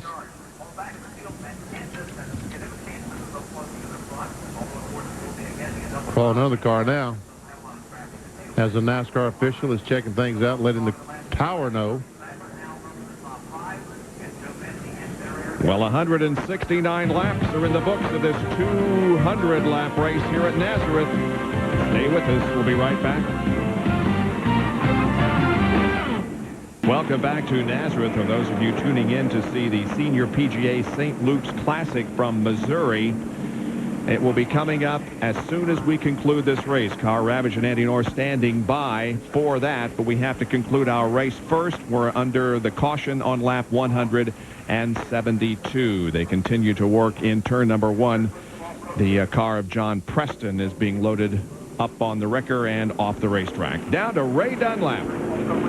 Well, Bob, Jeff Purvis is in the lead. It's the first time you've led all year, Johnny Allen. You're the crew chief, but I'm wondering, with 110 laps that you needed on that fuel, can you go the distance or will you pit? We're kind of hoping so. I can let you know in about 29 laps. You know, it's a gamble either way. We can't afford to go back to the tail end of the lead lap cars without no tires to come in and put on. And, you know, with the NASCAR Busch Series rules, we don't, you know, we've used our allotted 2 sets. So we're hoping for the best. Well, guys, they know that the 33 car is pretty fast, but they're just hoping that this long caution will be the thing that they needed to be able to make it to the checkered flag. 1 lap to go to green, 1 to go. Now we had 2 spins on the same lap. We'll take a look here. Right along with Mike McLaughlin. He's right behind the 17 car, and there we see the 30 car going boom in the outside retaining wall. Trust me, he hit the outside retaining wall. You can't see this. Here's Shane Hall as he rides along John Preston.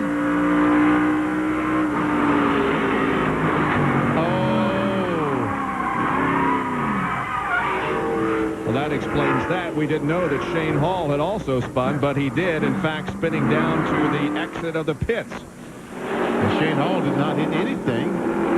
Put the car in gear and drove away, but unfortunately John Preston hit the wall awfully hard. So Tim Fedewa, after all that work he went through to reduce the interval, he should have waited a few laps for that caution that allowed him to really close up now on Jeff Purvis as the green flag comes out. Purvis gets a good jump. Trickle's on the inside, and Trickle will probably hold up Fedewa just enough. Trickle getting between first and second. Very, very important. That means that Fedewa's going to have to battle to get around Trickle before he resumes his chase of Purvis. See, now normally right now, the 4-car Jeff Purvis would let Dick Trickle go with ease, but he can't do that. He needs that buffer between he and the 33. He needs Trickle back there.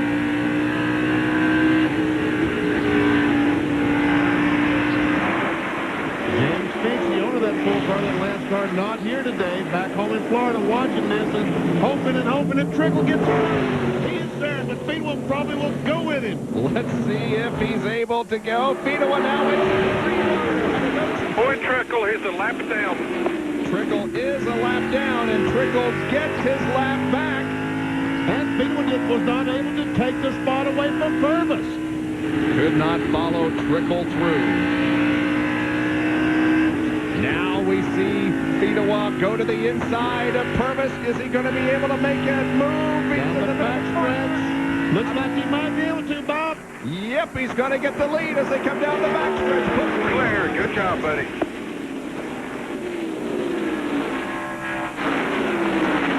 Kevin LePage also gets by, but LePage, another car that is a lap down. He's running in 16th position. So now Tim Fedewa goes back into the lead with 24 laps to go. Now we see Mike McLaughlin, the white car, trying to close in on the back of Jeff Purvis. Purvis, Eklund, McLaughlin. See, we made the pass for the lead. I was watching as I was coming in the room. Go, Tim. 6th would be Hermie Sadler. 7th is the 77 of Ed Barrier. 8th is Elliott Sadler. 9th is Glenn Allen. And 10th is Jason Keller, who ran up in the top 3 for a while. I was hungry. I had to grab a quick snack and give Skelly a quick snack. Earlier in the race, Tim Fedewa had the lead. He led from lap 67 to 145, a total of 78. And now he's back at the point again.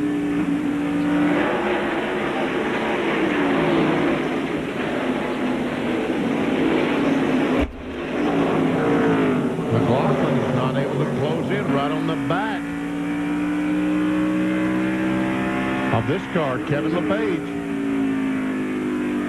Tell you what, Jeff Purvis is running pretty doggone good to be out there as long as he has. Yeah, he's got some really old tires on that thing, but he's able to maintain that second spot by about 0.6 of a second. Oh, we got a crash down in the corner. Hermie Sadler into the wall, and we're going to have at least one other car involved. Holy smokes. Car sitting right in the middle of the racetrack. Now he gets going in the right direction. And Patty that's she. Yes. Patty Louise, I think. And the caution is out. I'm guessing this is not an easy track to drive. Yeah, she got tangled up with somebody as they both braked to avoid the original spinner. Watch the replay. Of the race. There's some damage on Brian Wall's car. This looks like the left front, I should say, is rubbing the tire. Left front fender rubbing the tire. That's what's creating the smoke. Again, stay with us because we have senior PGA golf coming up from Belton, Missouri, the St. Louis. Now, the senior PGA golf will take over, and we don't get really a lot of good pit interview. They don't even let him hardly get his helmet off. We don't see the crew. They're not even in pit road yet, but we'll see him cheer when they win. Wall got the damage with his car. He made contact with Patty Louise as all cars drive away from Patty Louise and Brian Wall. Carl Ravitch, Andy North standing by for the senior PGA. And Larry Ziegler, the leader going into this final round. Larry, big racing fan, big friend of Steve Grissom, and all those guys with a 41 car. We'll see how he does next after the conclusion of our race here in Nazareth, Pennsylvania.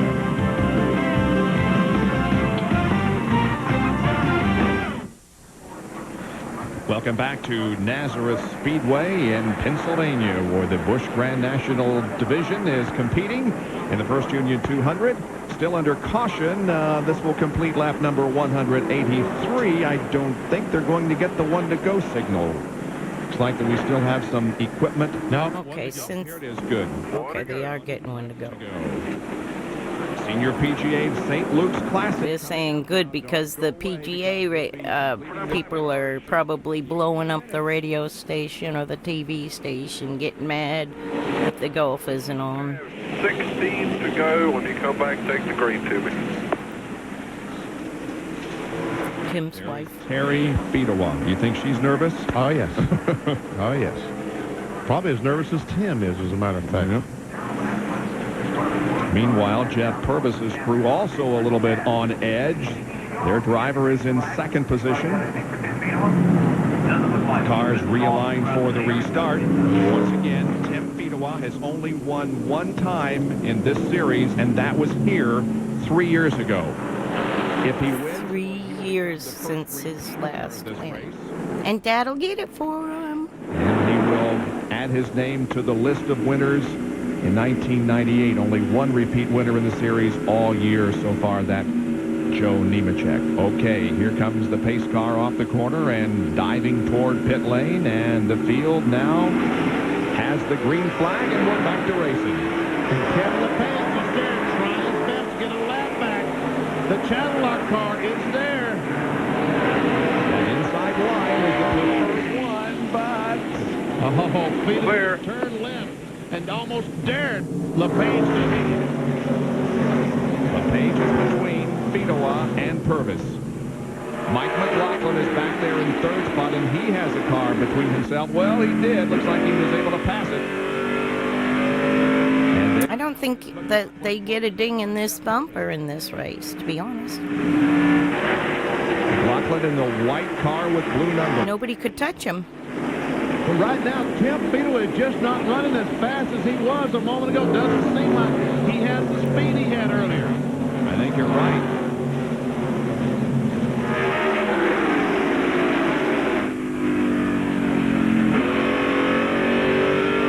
This is Kevin LePage again. He's running in the 14th position. We have 13 cars on the lead lap. Laps are winding down. 14 to go. We're looking good.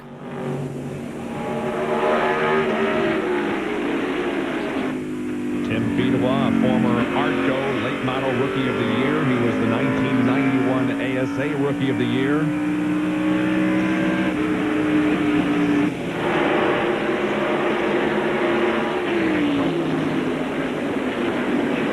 It has been 81 races since his last win.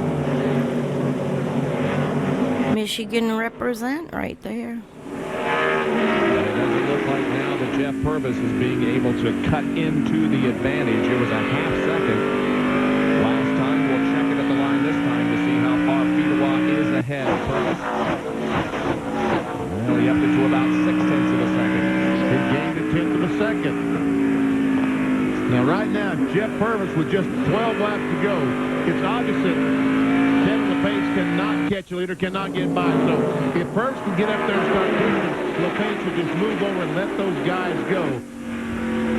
As these cars go by Mark McFarland. We're on board with Mike McLaughlin in third, about a second behind Fedewa. And Joe Bessey's been able to get by Matt Kenseth. He's moved into the fourth spot.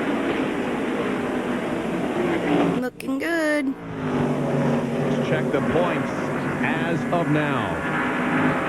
McLaughlin, Kenseth, Earnhardt, and Jones all stay 1 through 4. Elliott Sadler gains a position, moving to 5th, and dropping out of the top 5 would be the two-time defending series champion Randy LaJoie, because he was out very early, finishes 42nd out of 43.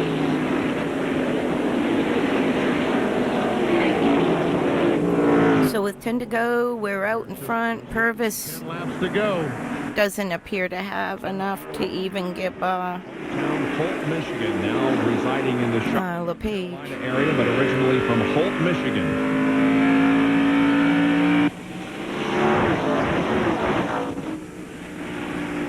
He is Randy. Vroom, vroom, vroom, vroom. Base Motorsports. By the way, Bill Bumgarner not here today. He's home recuperating from bypass surgery. Bill? Get well, quick. This could be. Bill Bumgarner is the owner of Base Motorsports. He also owns the Randy LaJoie car and the 33.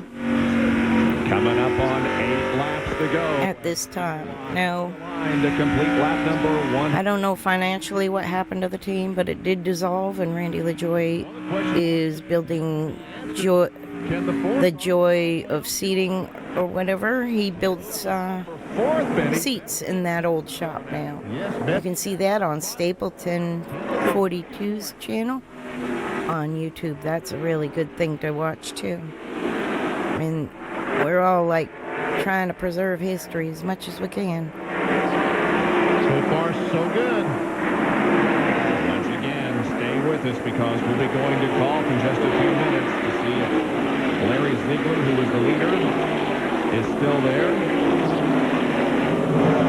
Missouri is the scene of the St. Luke's Classic. Now Kansas with a run off the corner down the backstretch. Nope. Can't make it. Meanwhile, first Matt Kenseth in the 17. Fedewa, Jeff Purvis, Mike McLaughlin. This is a battle for fourth. We are now less than 6 laps to go. And this is the beautiful track of Nazareth, PA in 1998. Really getting through that corner. Really making a great run. I got one more Nazareth film to play, and then I'm going to close out. And it's only a short 20-minute retrospect on what the track is like about 3 years ago. Some boys went in there with a camera and walking through stuff.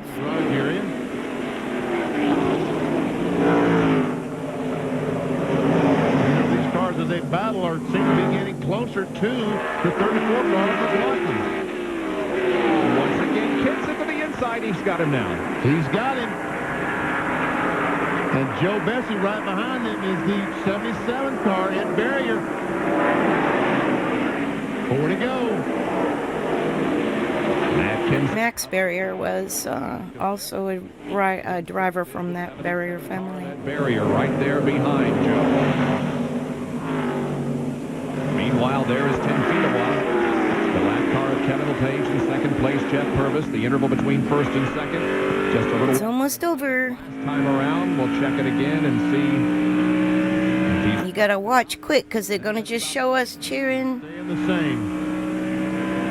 And you can see my blonde head just for a split second on the ground in front of the pit crew cart. They'll find out how far he can run on fuel. Purvis used some pretty good strategy. He pitted several times during that caution. He was involved in the accident. There is no light blue wrapped up. I might be wrong. Might be a right car. I don't know. Might be the bumper car. Because I just don't know. Second position with now less than 2 to go. Next time around, Fedewa will get white. Meanwhile, Kenseth is right behind the 34 car. Taking a look at him. Here's clear. Kenseth.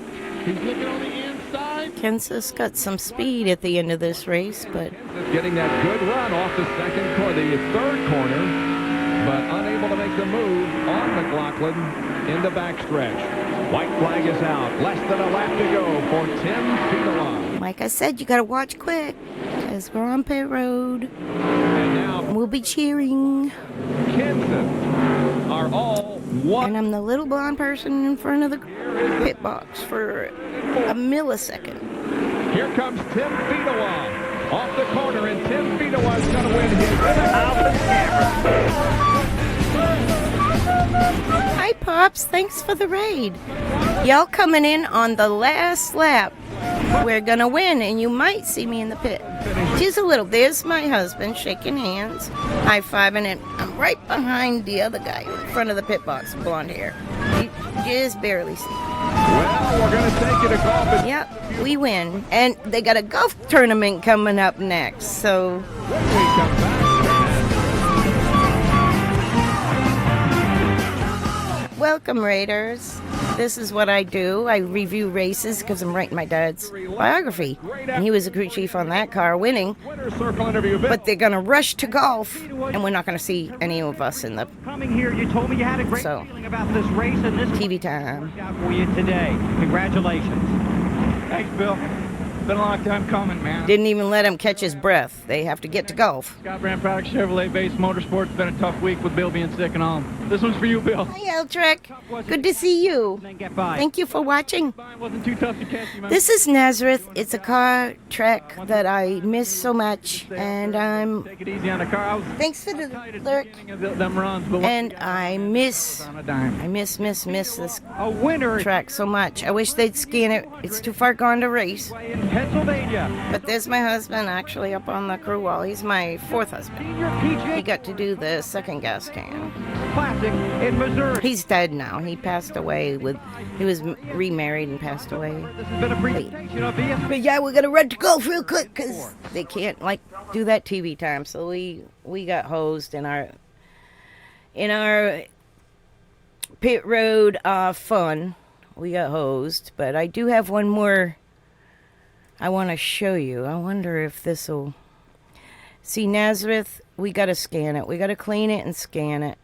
I know it can't be raced. You can probably never pave it again, but I think this is one that I watched a while back, and it was pretty cool. It's 30 minutes. I have to run in the other room and check on something, but I'm going to play this. This is what Nazareth is 3 years ago today. Pennsylvania. There's a gem of racing history tucked away in Pennsylvania's Lehigh Valley. Names like Petty, Unser, Andretti, Earnhardt. They've all experienced this unique 1 mile track. And today, I want Nazareth back. To the Busch Series for the final time. I played 2 races today of Nazareth. And now this is like what happened. Because one of the big people in motorsports bought it from the Penske's, let it rot, and that's what it looks like. Moved the bleachers to Michigan, whoever owns Michigan. All about the date, and they don't want it to compete with Pocono. It was sold as agricultural land with a non-compete clause. And this is what we're left with. Because they wanted another date and they don't want to compete with Pocono. So they took all the Indy history, Indianapolis, Al Unser Sr., Mario Andretti, took them all their history, and just let it rot for the sake of money.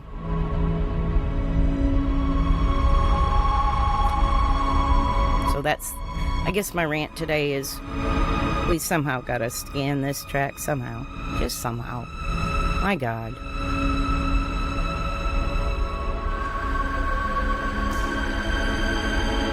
Let a beautiful facility do this.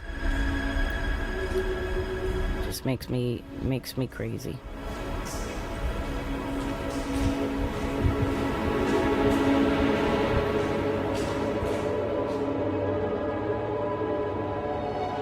I've watched a lot on the history of this track and stuff, as far as, you know, things, and watch it and look at it, and I know how far gone Wilkes was. I know this one isn't too far gone.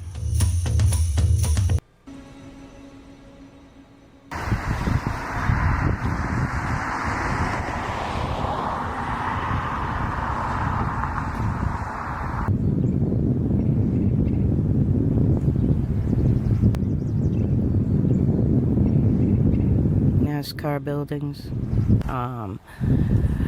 track crew buildings.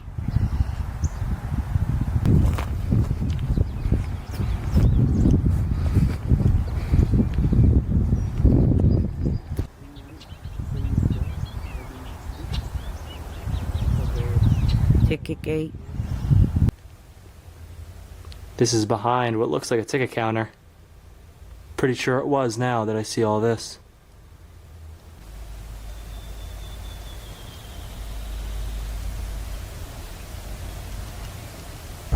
Right next to us is where we have the tunnel where all the NASCAR cars are going to go down into the speedway.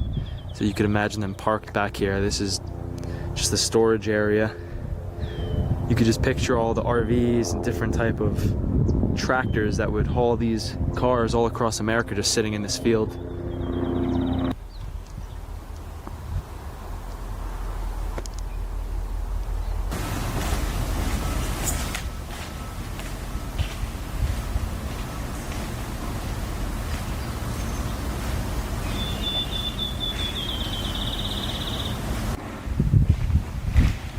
So one by one, you would have these cars coming down this very mossy, overgrown tunnel.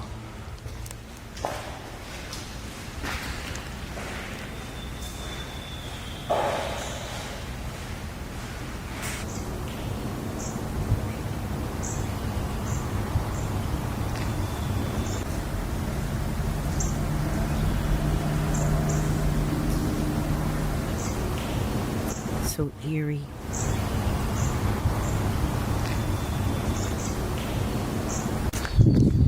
What's up, guys? Welcome to today's video. Today we're in a very cool location. We're exploring an abandoned speedway. This place is historic. Mario Andretti raced here, his son raced here, they both won here. That's just a little bit of the history. The place we're at is called Nazareth Speedway.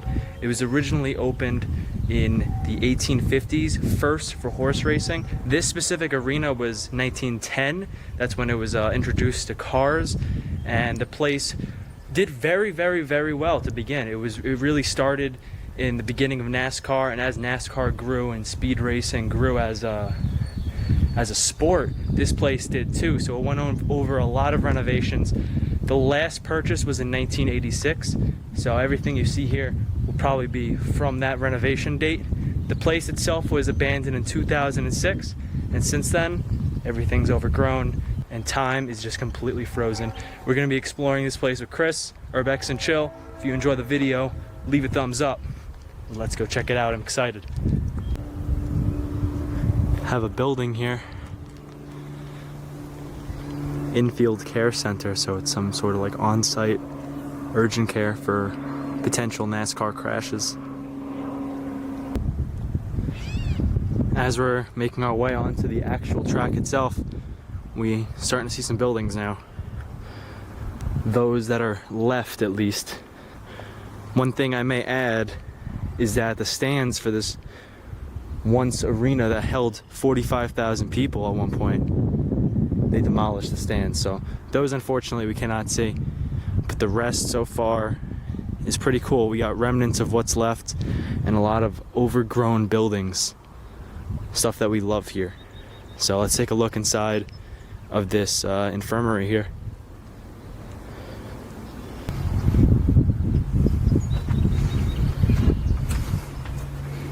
Looks completely destroyed and smells a little bad.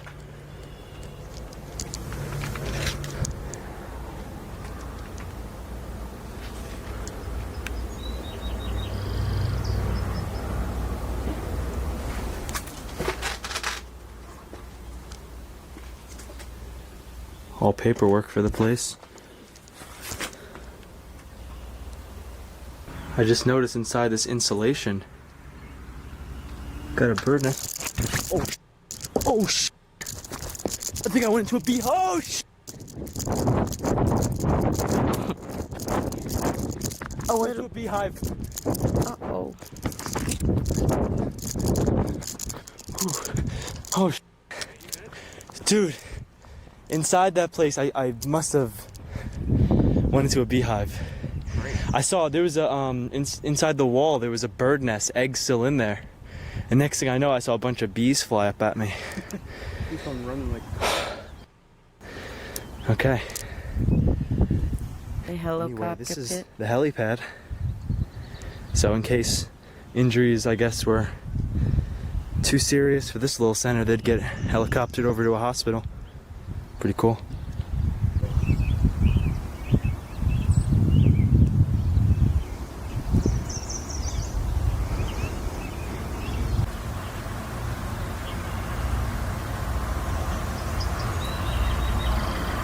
Other than the trees being bigger, this was like 3 years ago. What else is in here? I'm not gonna let that beehive stir me up. Oh, can't go in this way. This door's breaking. Yeah, we have some medical stuff in here. All the insulation is everywhere.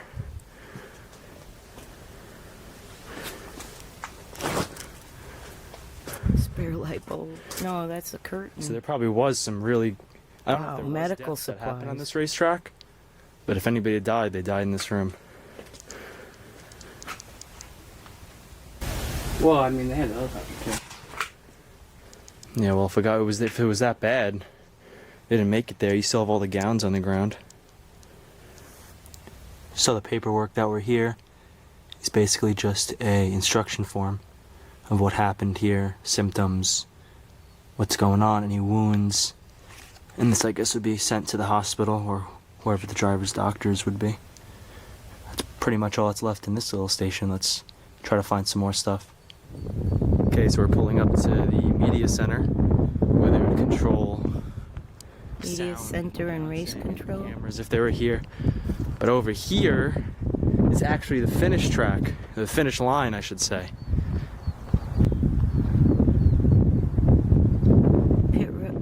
Victory lane. So this is the I've finish been line. there. Many people want Didn't look like that. lots of joy and happiness once here. Also a place where Mario Andretti and his son both won races here. So a pretty historic place.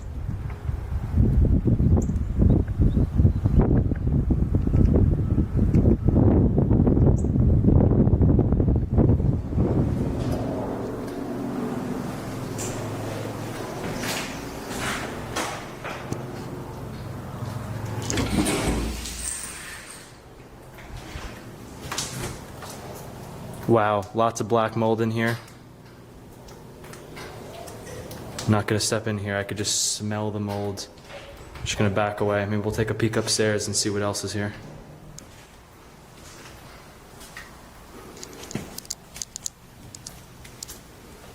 Yeah, this building's soaked in water. Here's actually the controls. You can see the mold here though. Don't have a mask today, so I'll peek around this corner and I'm gonna get the hell out of here. Broken windows, a lot of torn up wires. So this is actually where the broadcast booth would be. Outside these windows that are boarded up now is where the finish line is. So this is where everyone would be staying. It appears to be empty now, but you could see where all the electronics were. On top of the media center, we really can get a view of a couple other buildings we have to hit up today. That's where the bleachers were, all where they're behind that white fence. And you could see the concession stands and a few other buildings with that salmon colored awning we're going to be checking out. There's also more buildings, warehouses, some auto garages for fix-ups. And it's going to be fun to see what else is here for a historic racetrack. Never explored one before, but if you're enjoying it, leave a thumbs up.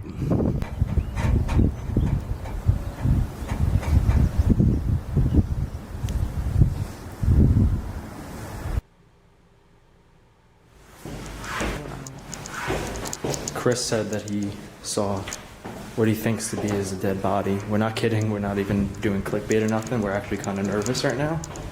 They really were nervous, but it wasn't a dead body. It was a pile of something wrapped in a blanket, like insulation or something. It was, but they freaked the hell out.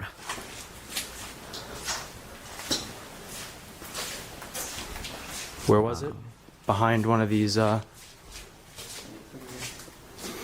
Media centers there, they all put their laptops on.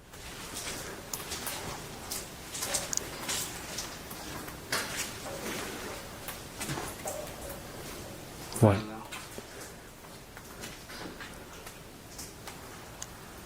Oh my god. Oh my god, dude, I have the fucking chills right now. Holy shit, bro, it really does look like a body. Oh my god, I want people to see my chills right now. I don't want to check. Dude, my hair is sticking up so much right now.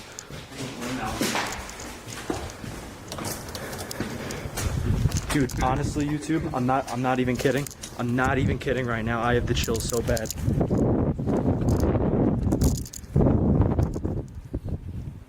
Do you see my chills? Do you see my chills, YouTube? This ain't clickbait.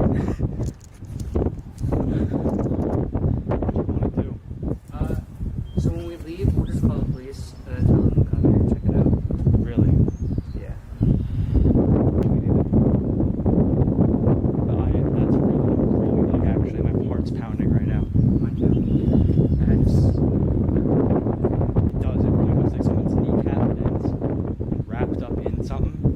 doesn't smell in that room. It just smells like mold, but it's kind of really uneasy. I don't know how. We'll let you guys know what happens.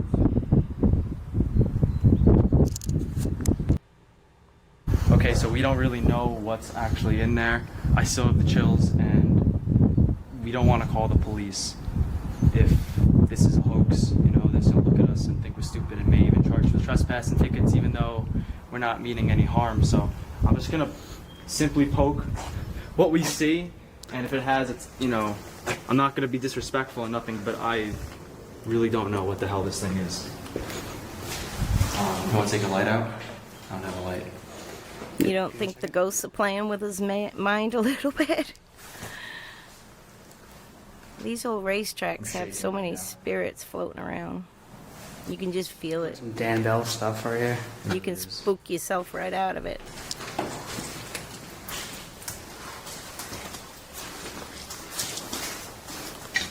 Okay. I don't like it. Oh, dude. Dude. I don't like it either. It could be just a tarp wrapped up, but why is it bent like that? I'm so nervous I'm gonna poke it, it's gonna like get up.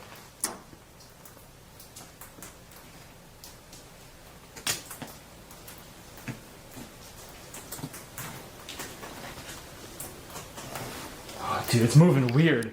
Am I wrong? I don't know. Am I wrong to say that was, it's like, dude, it's like stiff. Yeah, I'm out. Dude, my back, everything on my body. I'm out, he says. We decided to explore the rest of the place first and come back at the end of the bunk.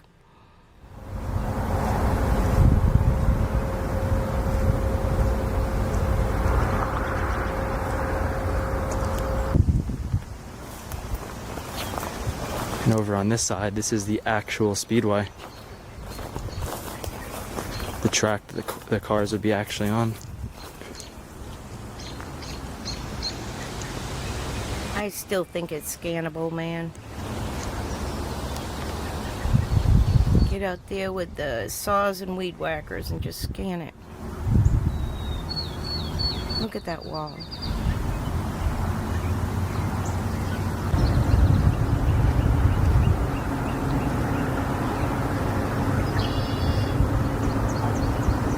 I love how it ages and shows the many paint jobs. You can see all the thrashing marks, all the cuts right into the concrete from all the cars that would just scrape against us as they would come around this corner.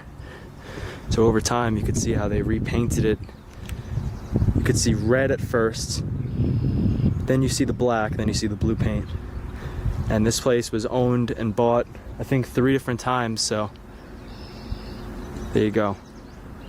Here we are walking on the track, and we don't have one tree, we have 2 trees, pretty sizely. And this place was abandoned in 2004, so that leaves 16 years for these things to bloom up and just sit here in the middle of the track. North Wilkes is abandoned 30 years in the south. Pennsylvania has winters that will stifle the growth, so this has got to be salvageable for a scan. You know, I just don't believe it's too far gone to scan. Demolished. This entire place is just going to become a forest. Wow, this is coming out of turn 4, well, 4 or 5, how many you say it, and looking at the towers. I think these are oil companies. I could be mistaken though. STP is an oil treatment and a gas treatment.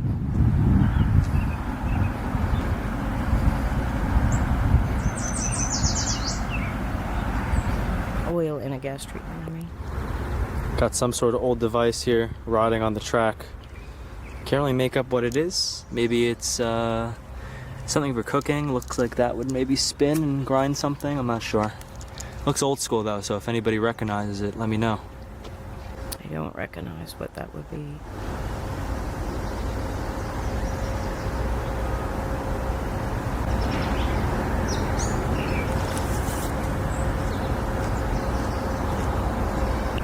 You found a memory card right on the ground. Score. Yep, pretty good.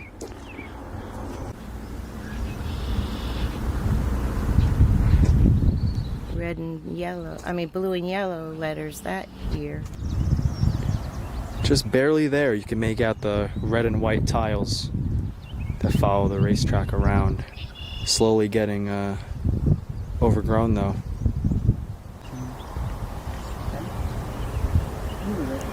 So pretty.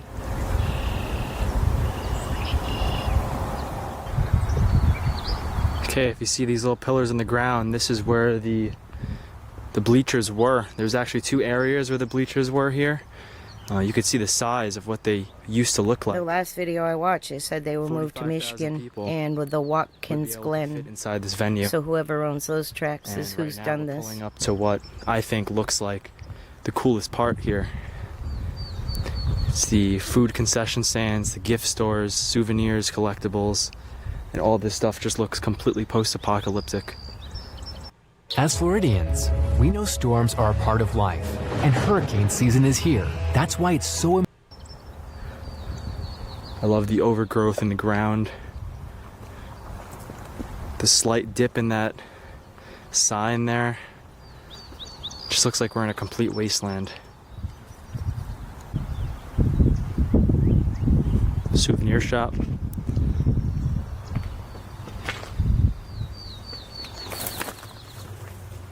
Got a bed in here, but doesn't look like too much.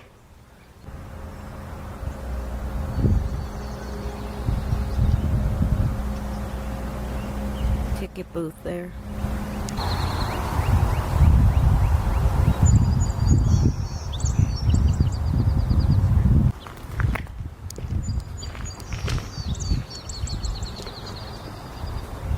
Tall cedars of Lebanon. Completely empty.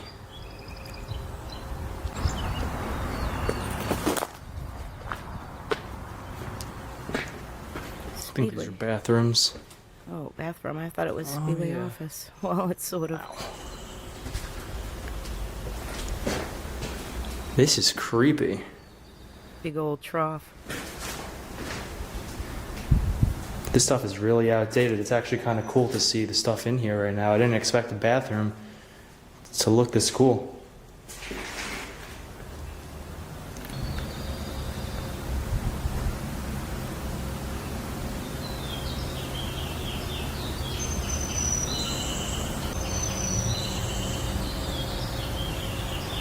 Just like it never, time stopped. And I really must say, there's like no privacy in here because if you walk in,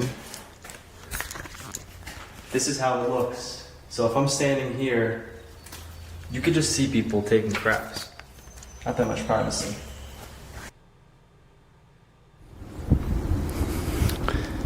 Concession stand. The Lime Grill. Nazareth See that Speedway. pile of Fried gravel? beer and soda. They put piles of gravel all around the track so no one would ever drive on it and like get hurt after it closed. So that's probably where they got the gravel. It was piled there. Wow, there's even more buildings here than I thought. It goes way back. Another collection and souvenir stand. This one's probably empty too. Yeah.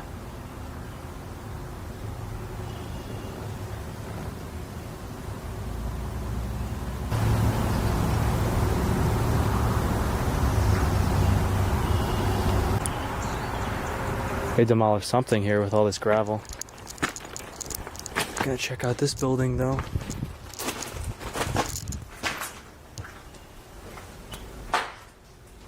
Another bathroom. This one's even more decayed. But I still like it. Cool, old school. Wish I knew what year this bathroom was made because it's super outdated. And this still stands true.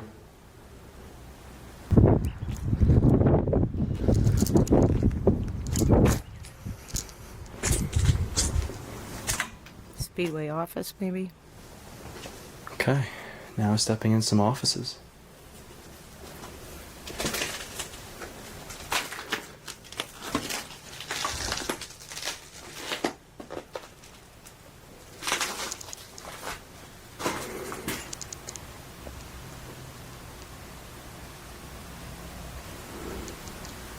This is like switchboard. a speed call on all different things in the area that this arena might need to call.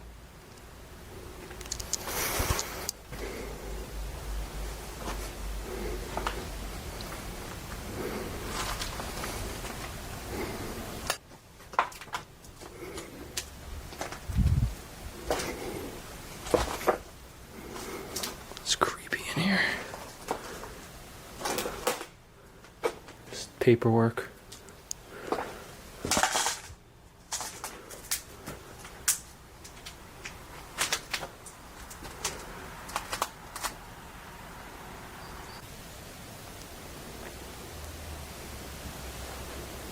Got some cubicles. I wonder if there's anything in the drawers.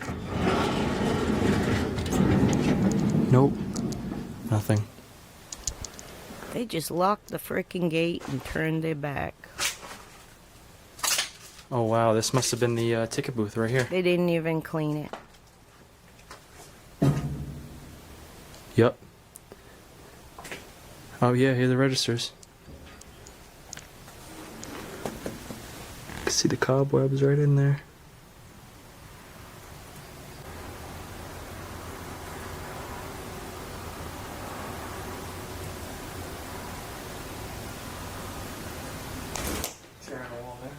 Pretty old Staples catalog, considering this is the TV they're offering.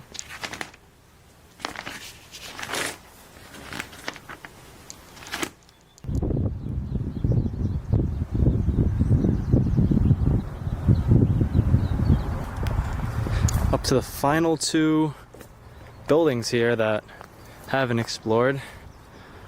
Just more bathrooms and a souvenir shop again.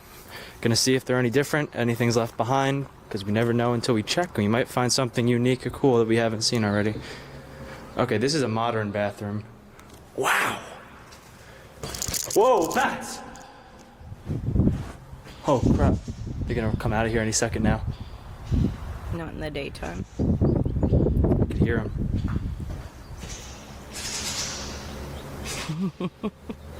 They sound nasty. I don't want to get corona. We'll check it maybe from this side. Locked.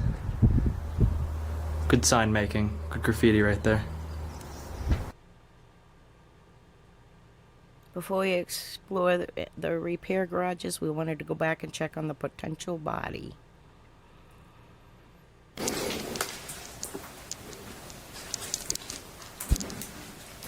Oh, it's empty. Oh my god.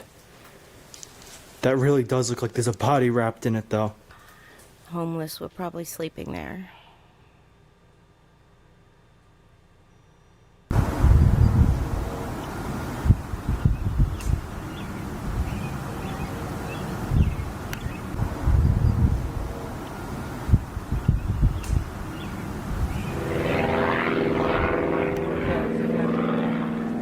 Track equipment repair. Yeah, this was the maintenance shop for the cars here. Got a ton of stuff left. Oh, it might have been.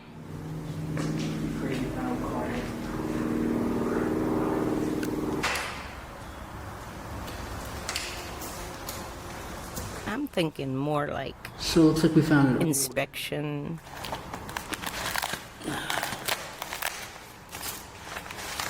Wow. This is cool. It's Mario and Yeah. NASCAR Speedway. 2000. 2 years after we won. Really cool. Wow. So we found a program. 2004, the last year is in operation. Live fast. NAZARETH Speedway. A little dusty. Live fast. Wow.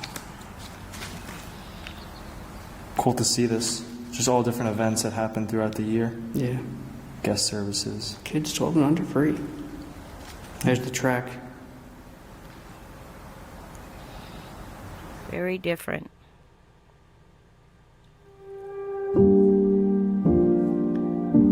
It's got like a carousel and a corner.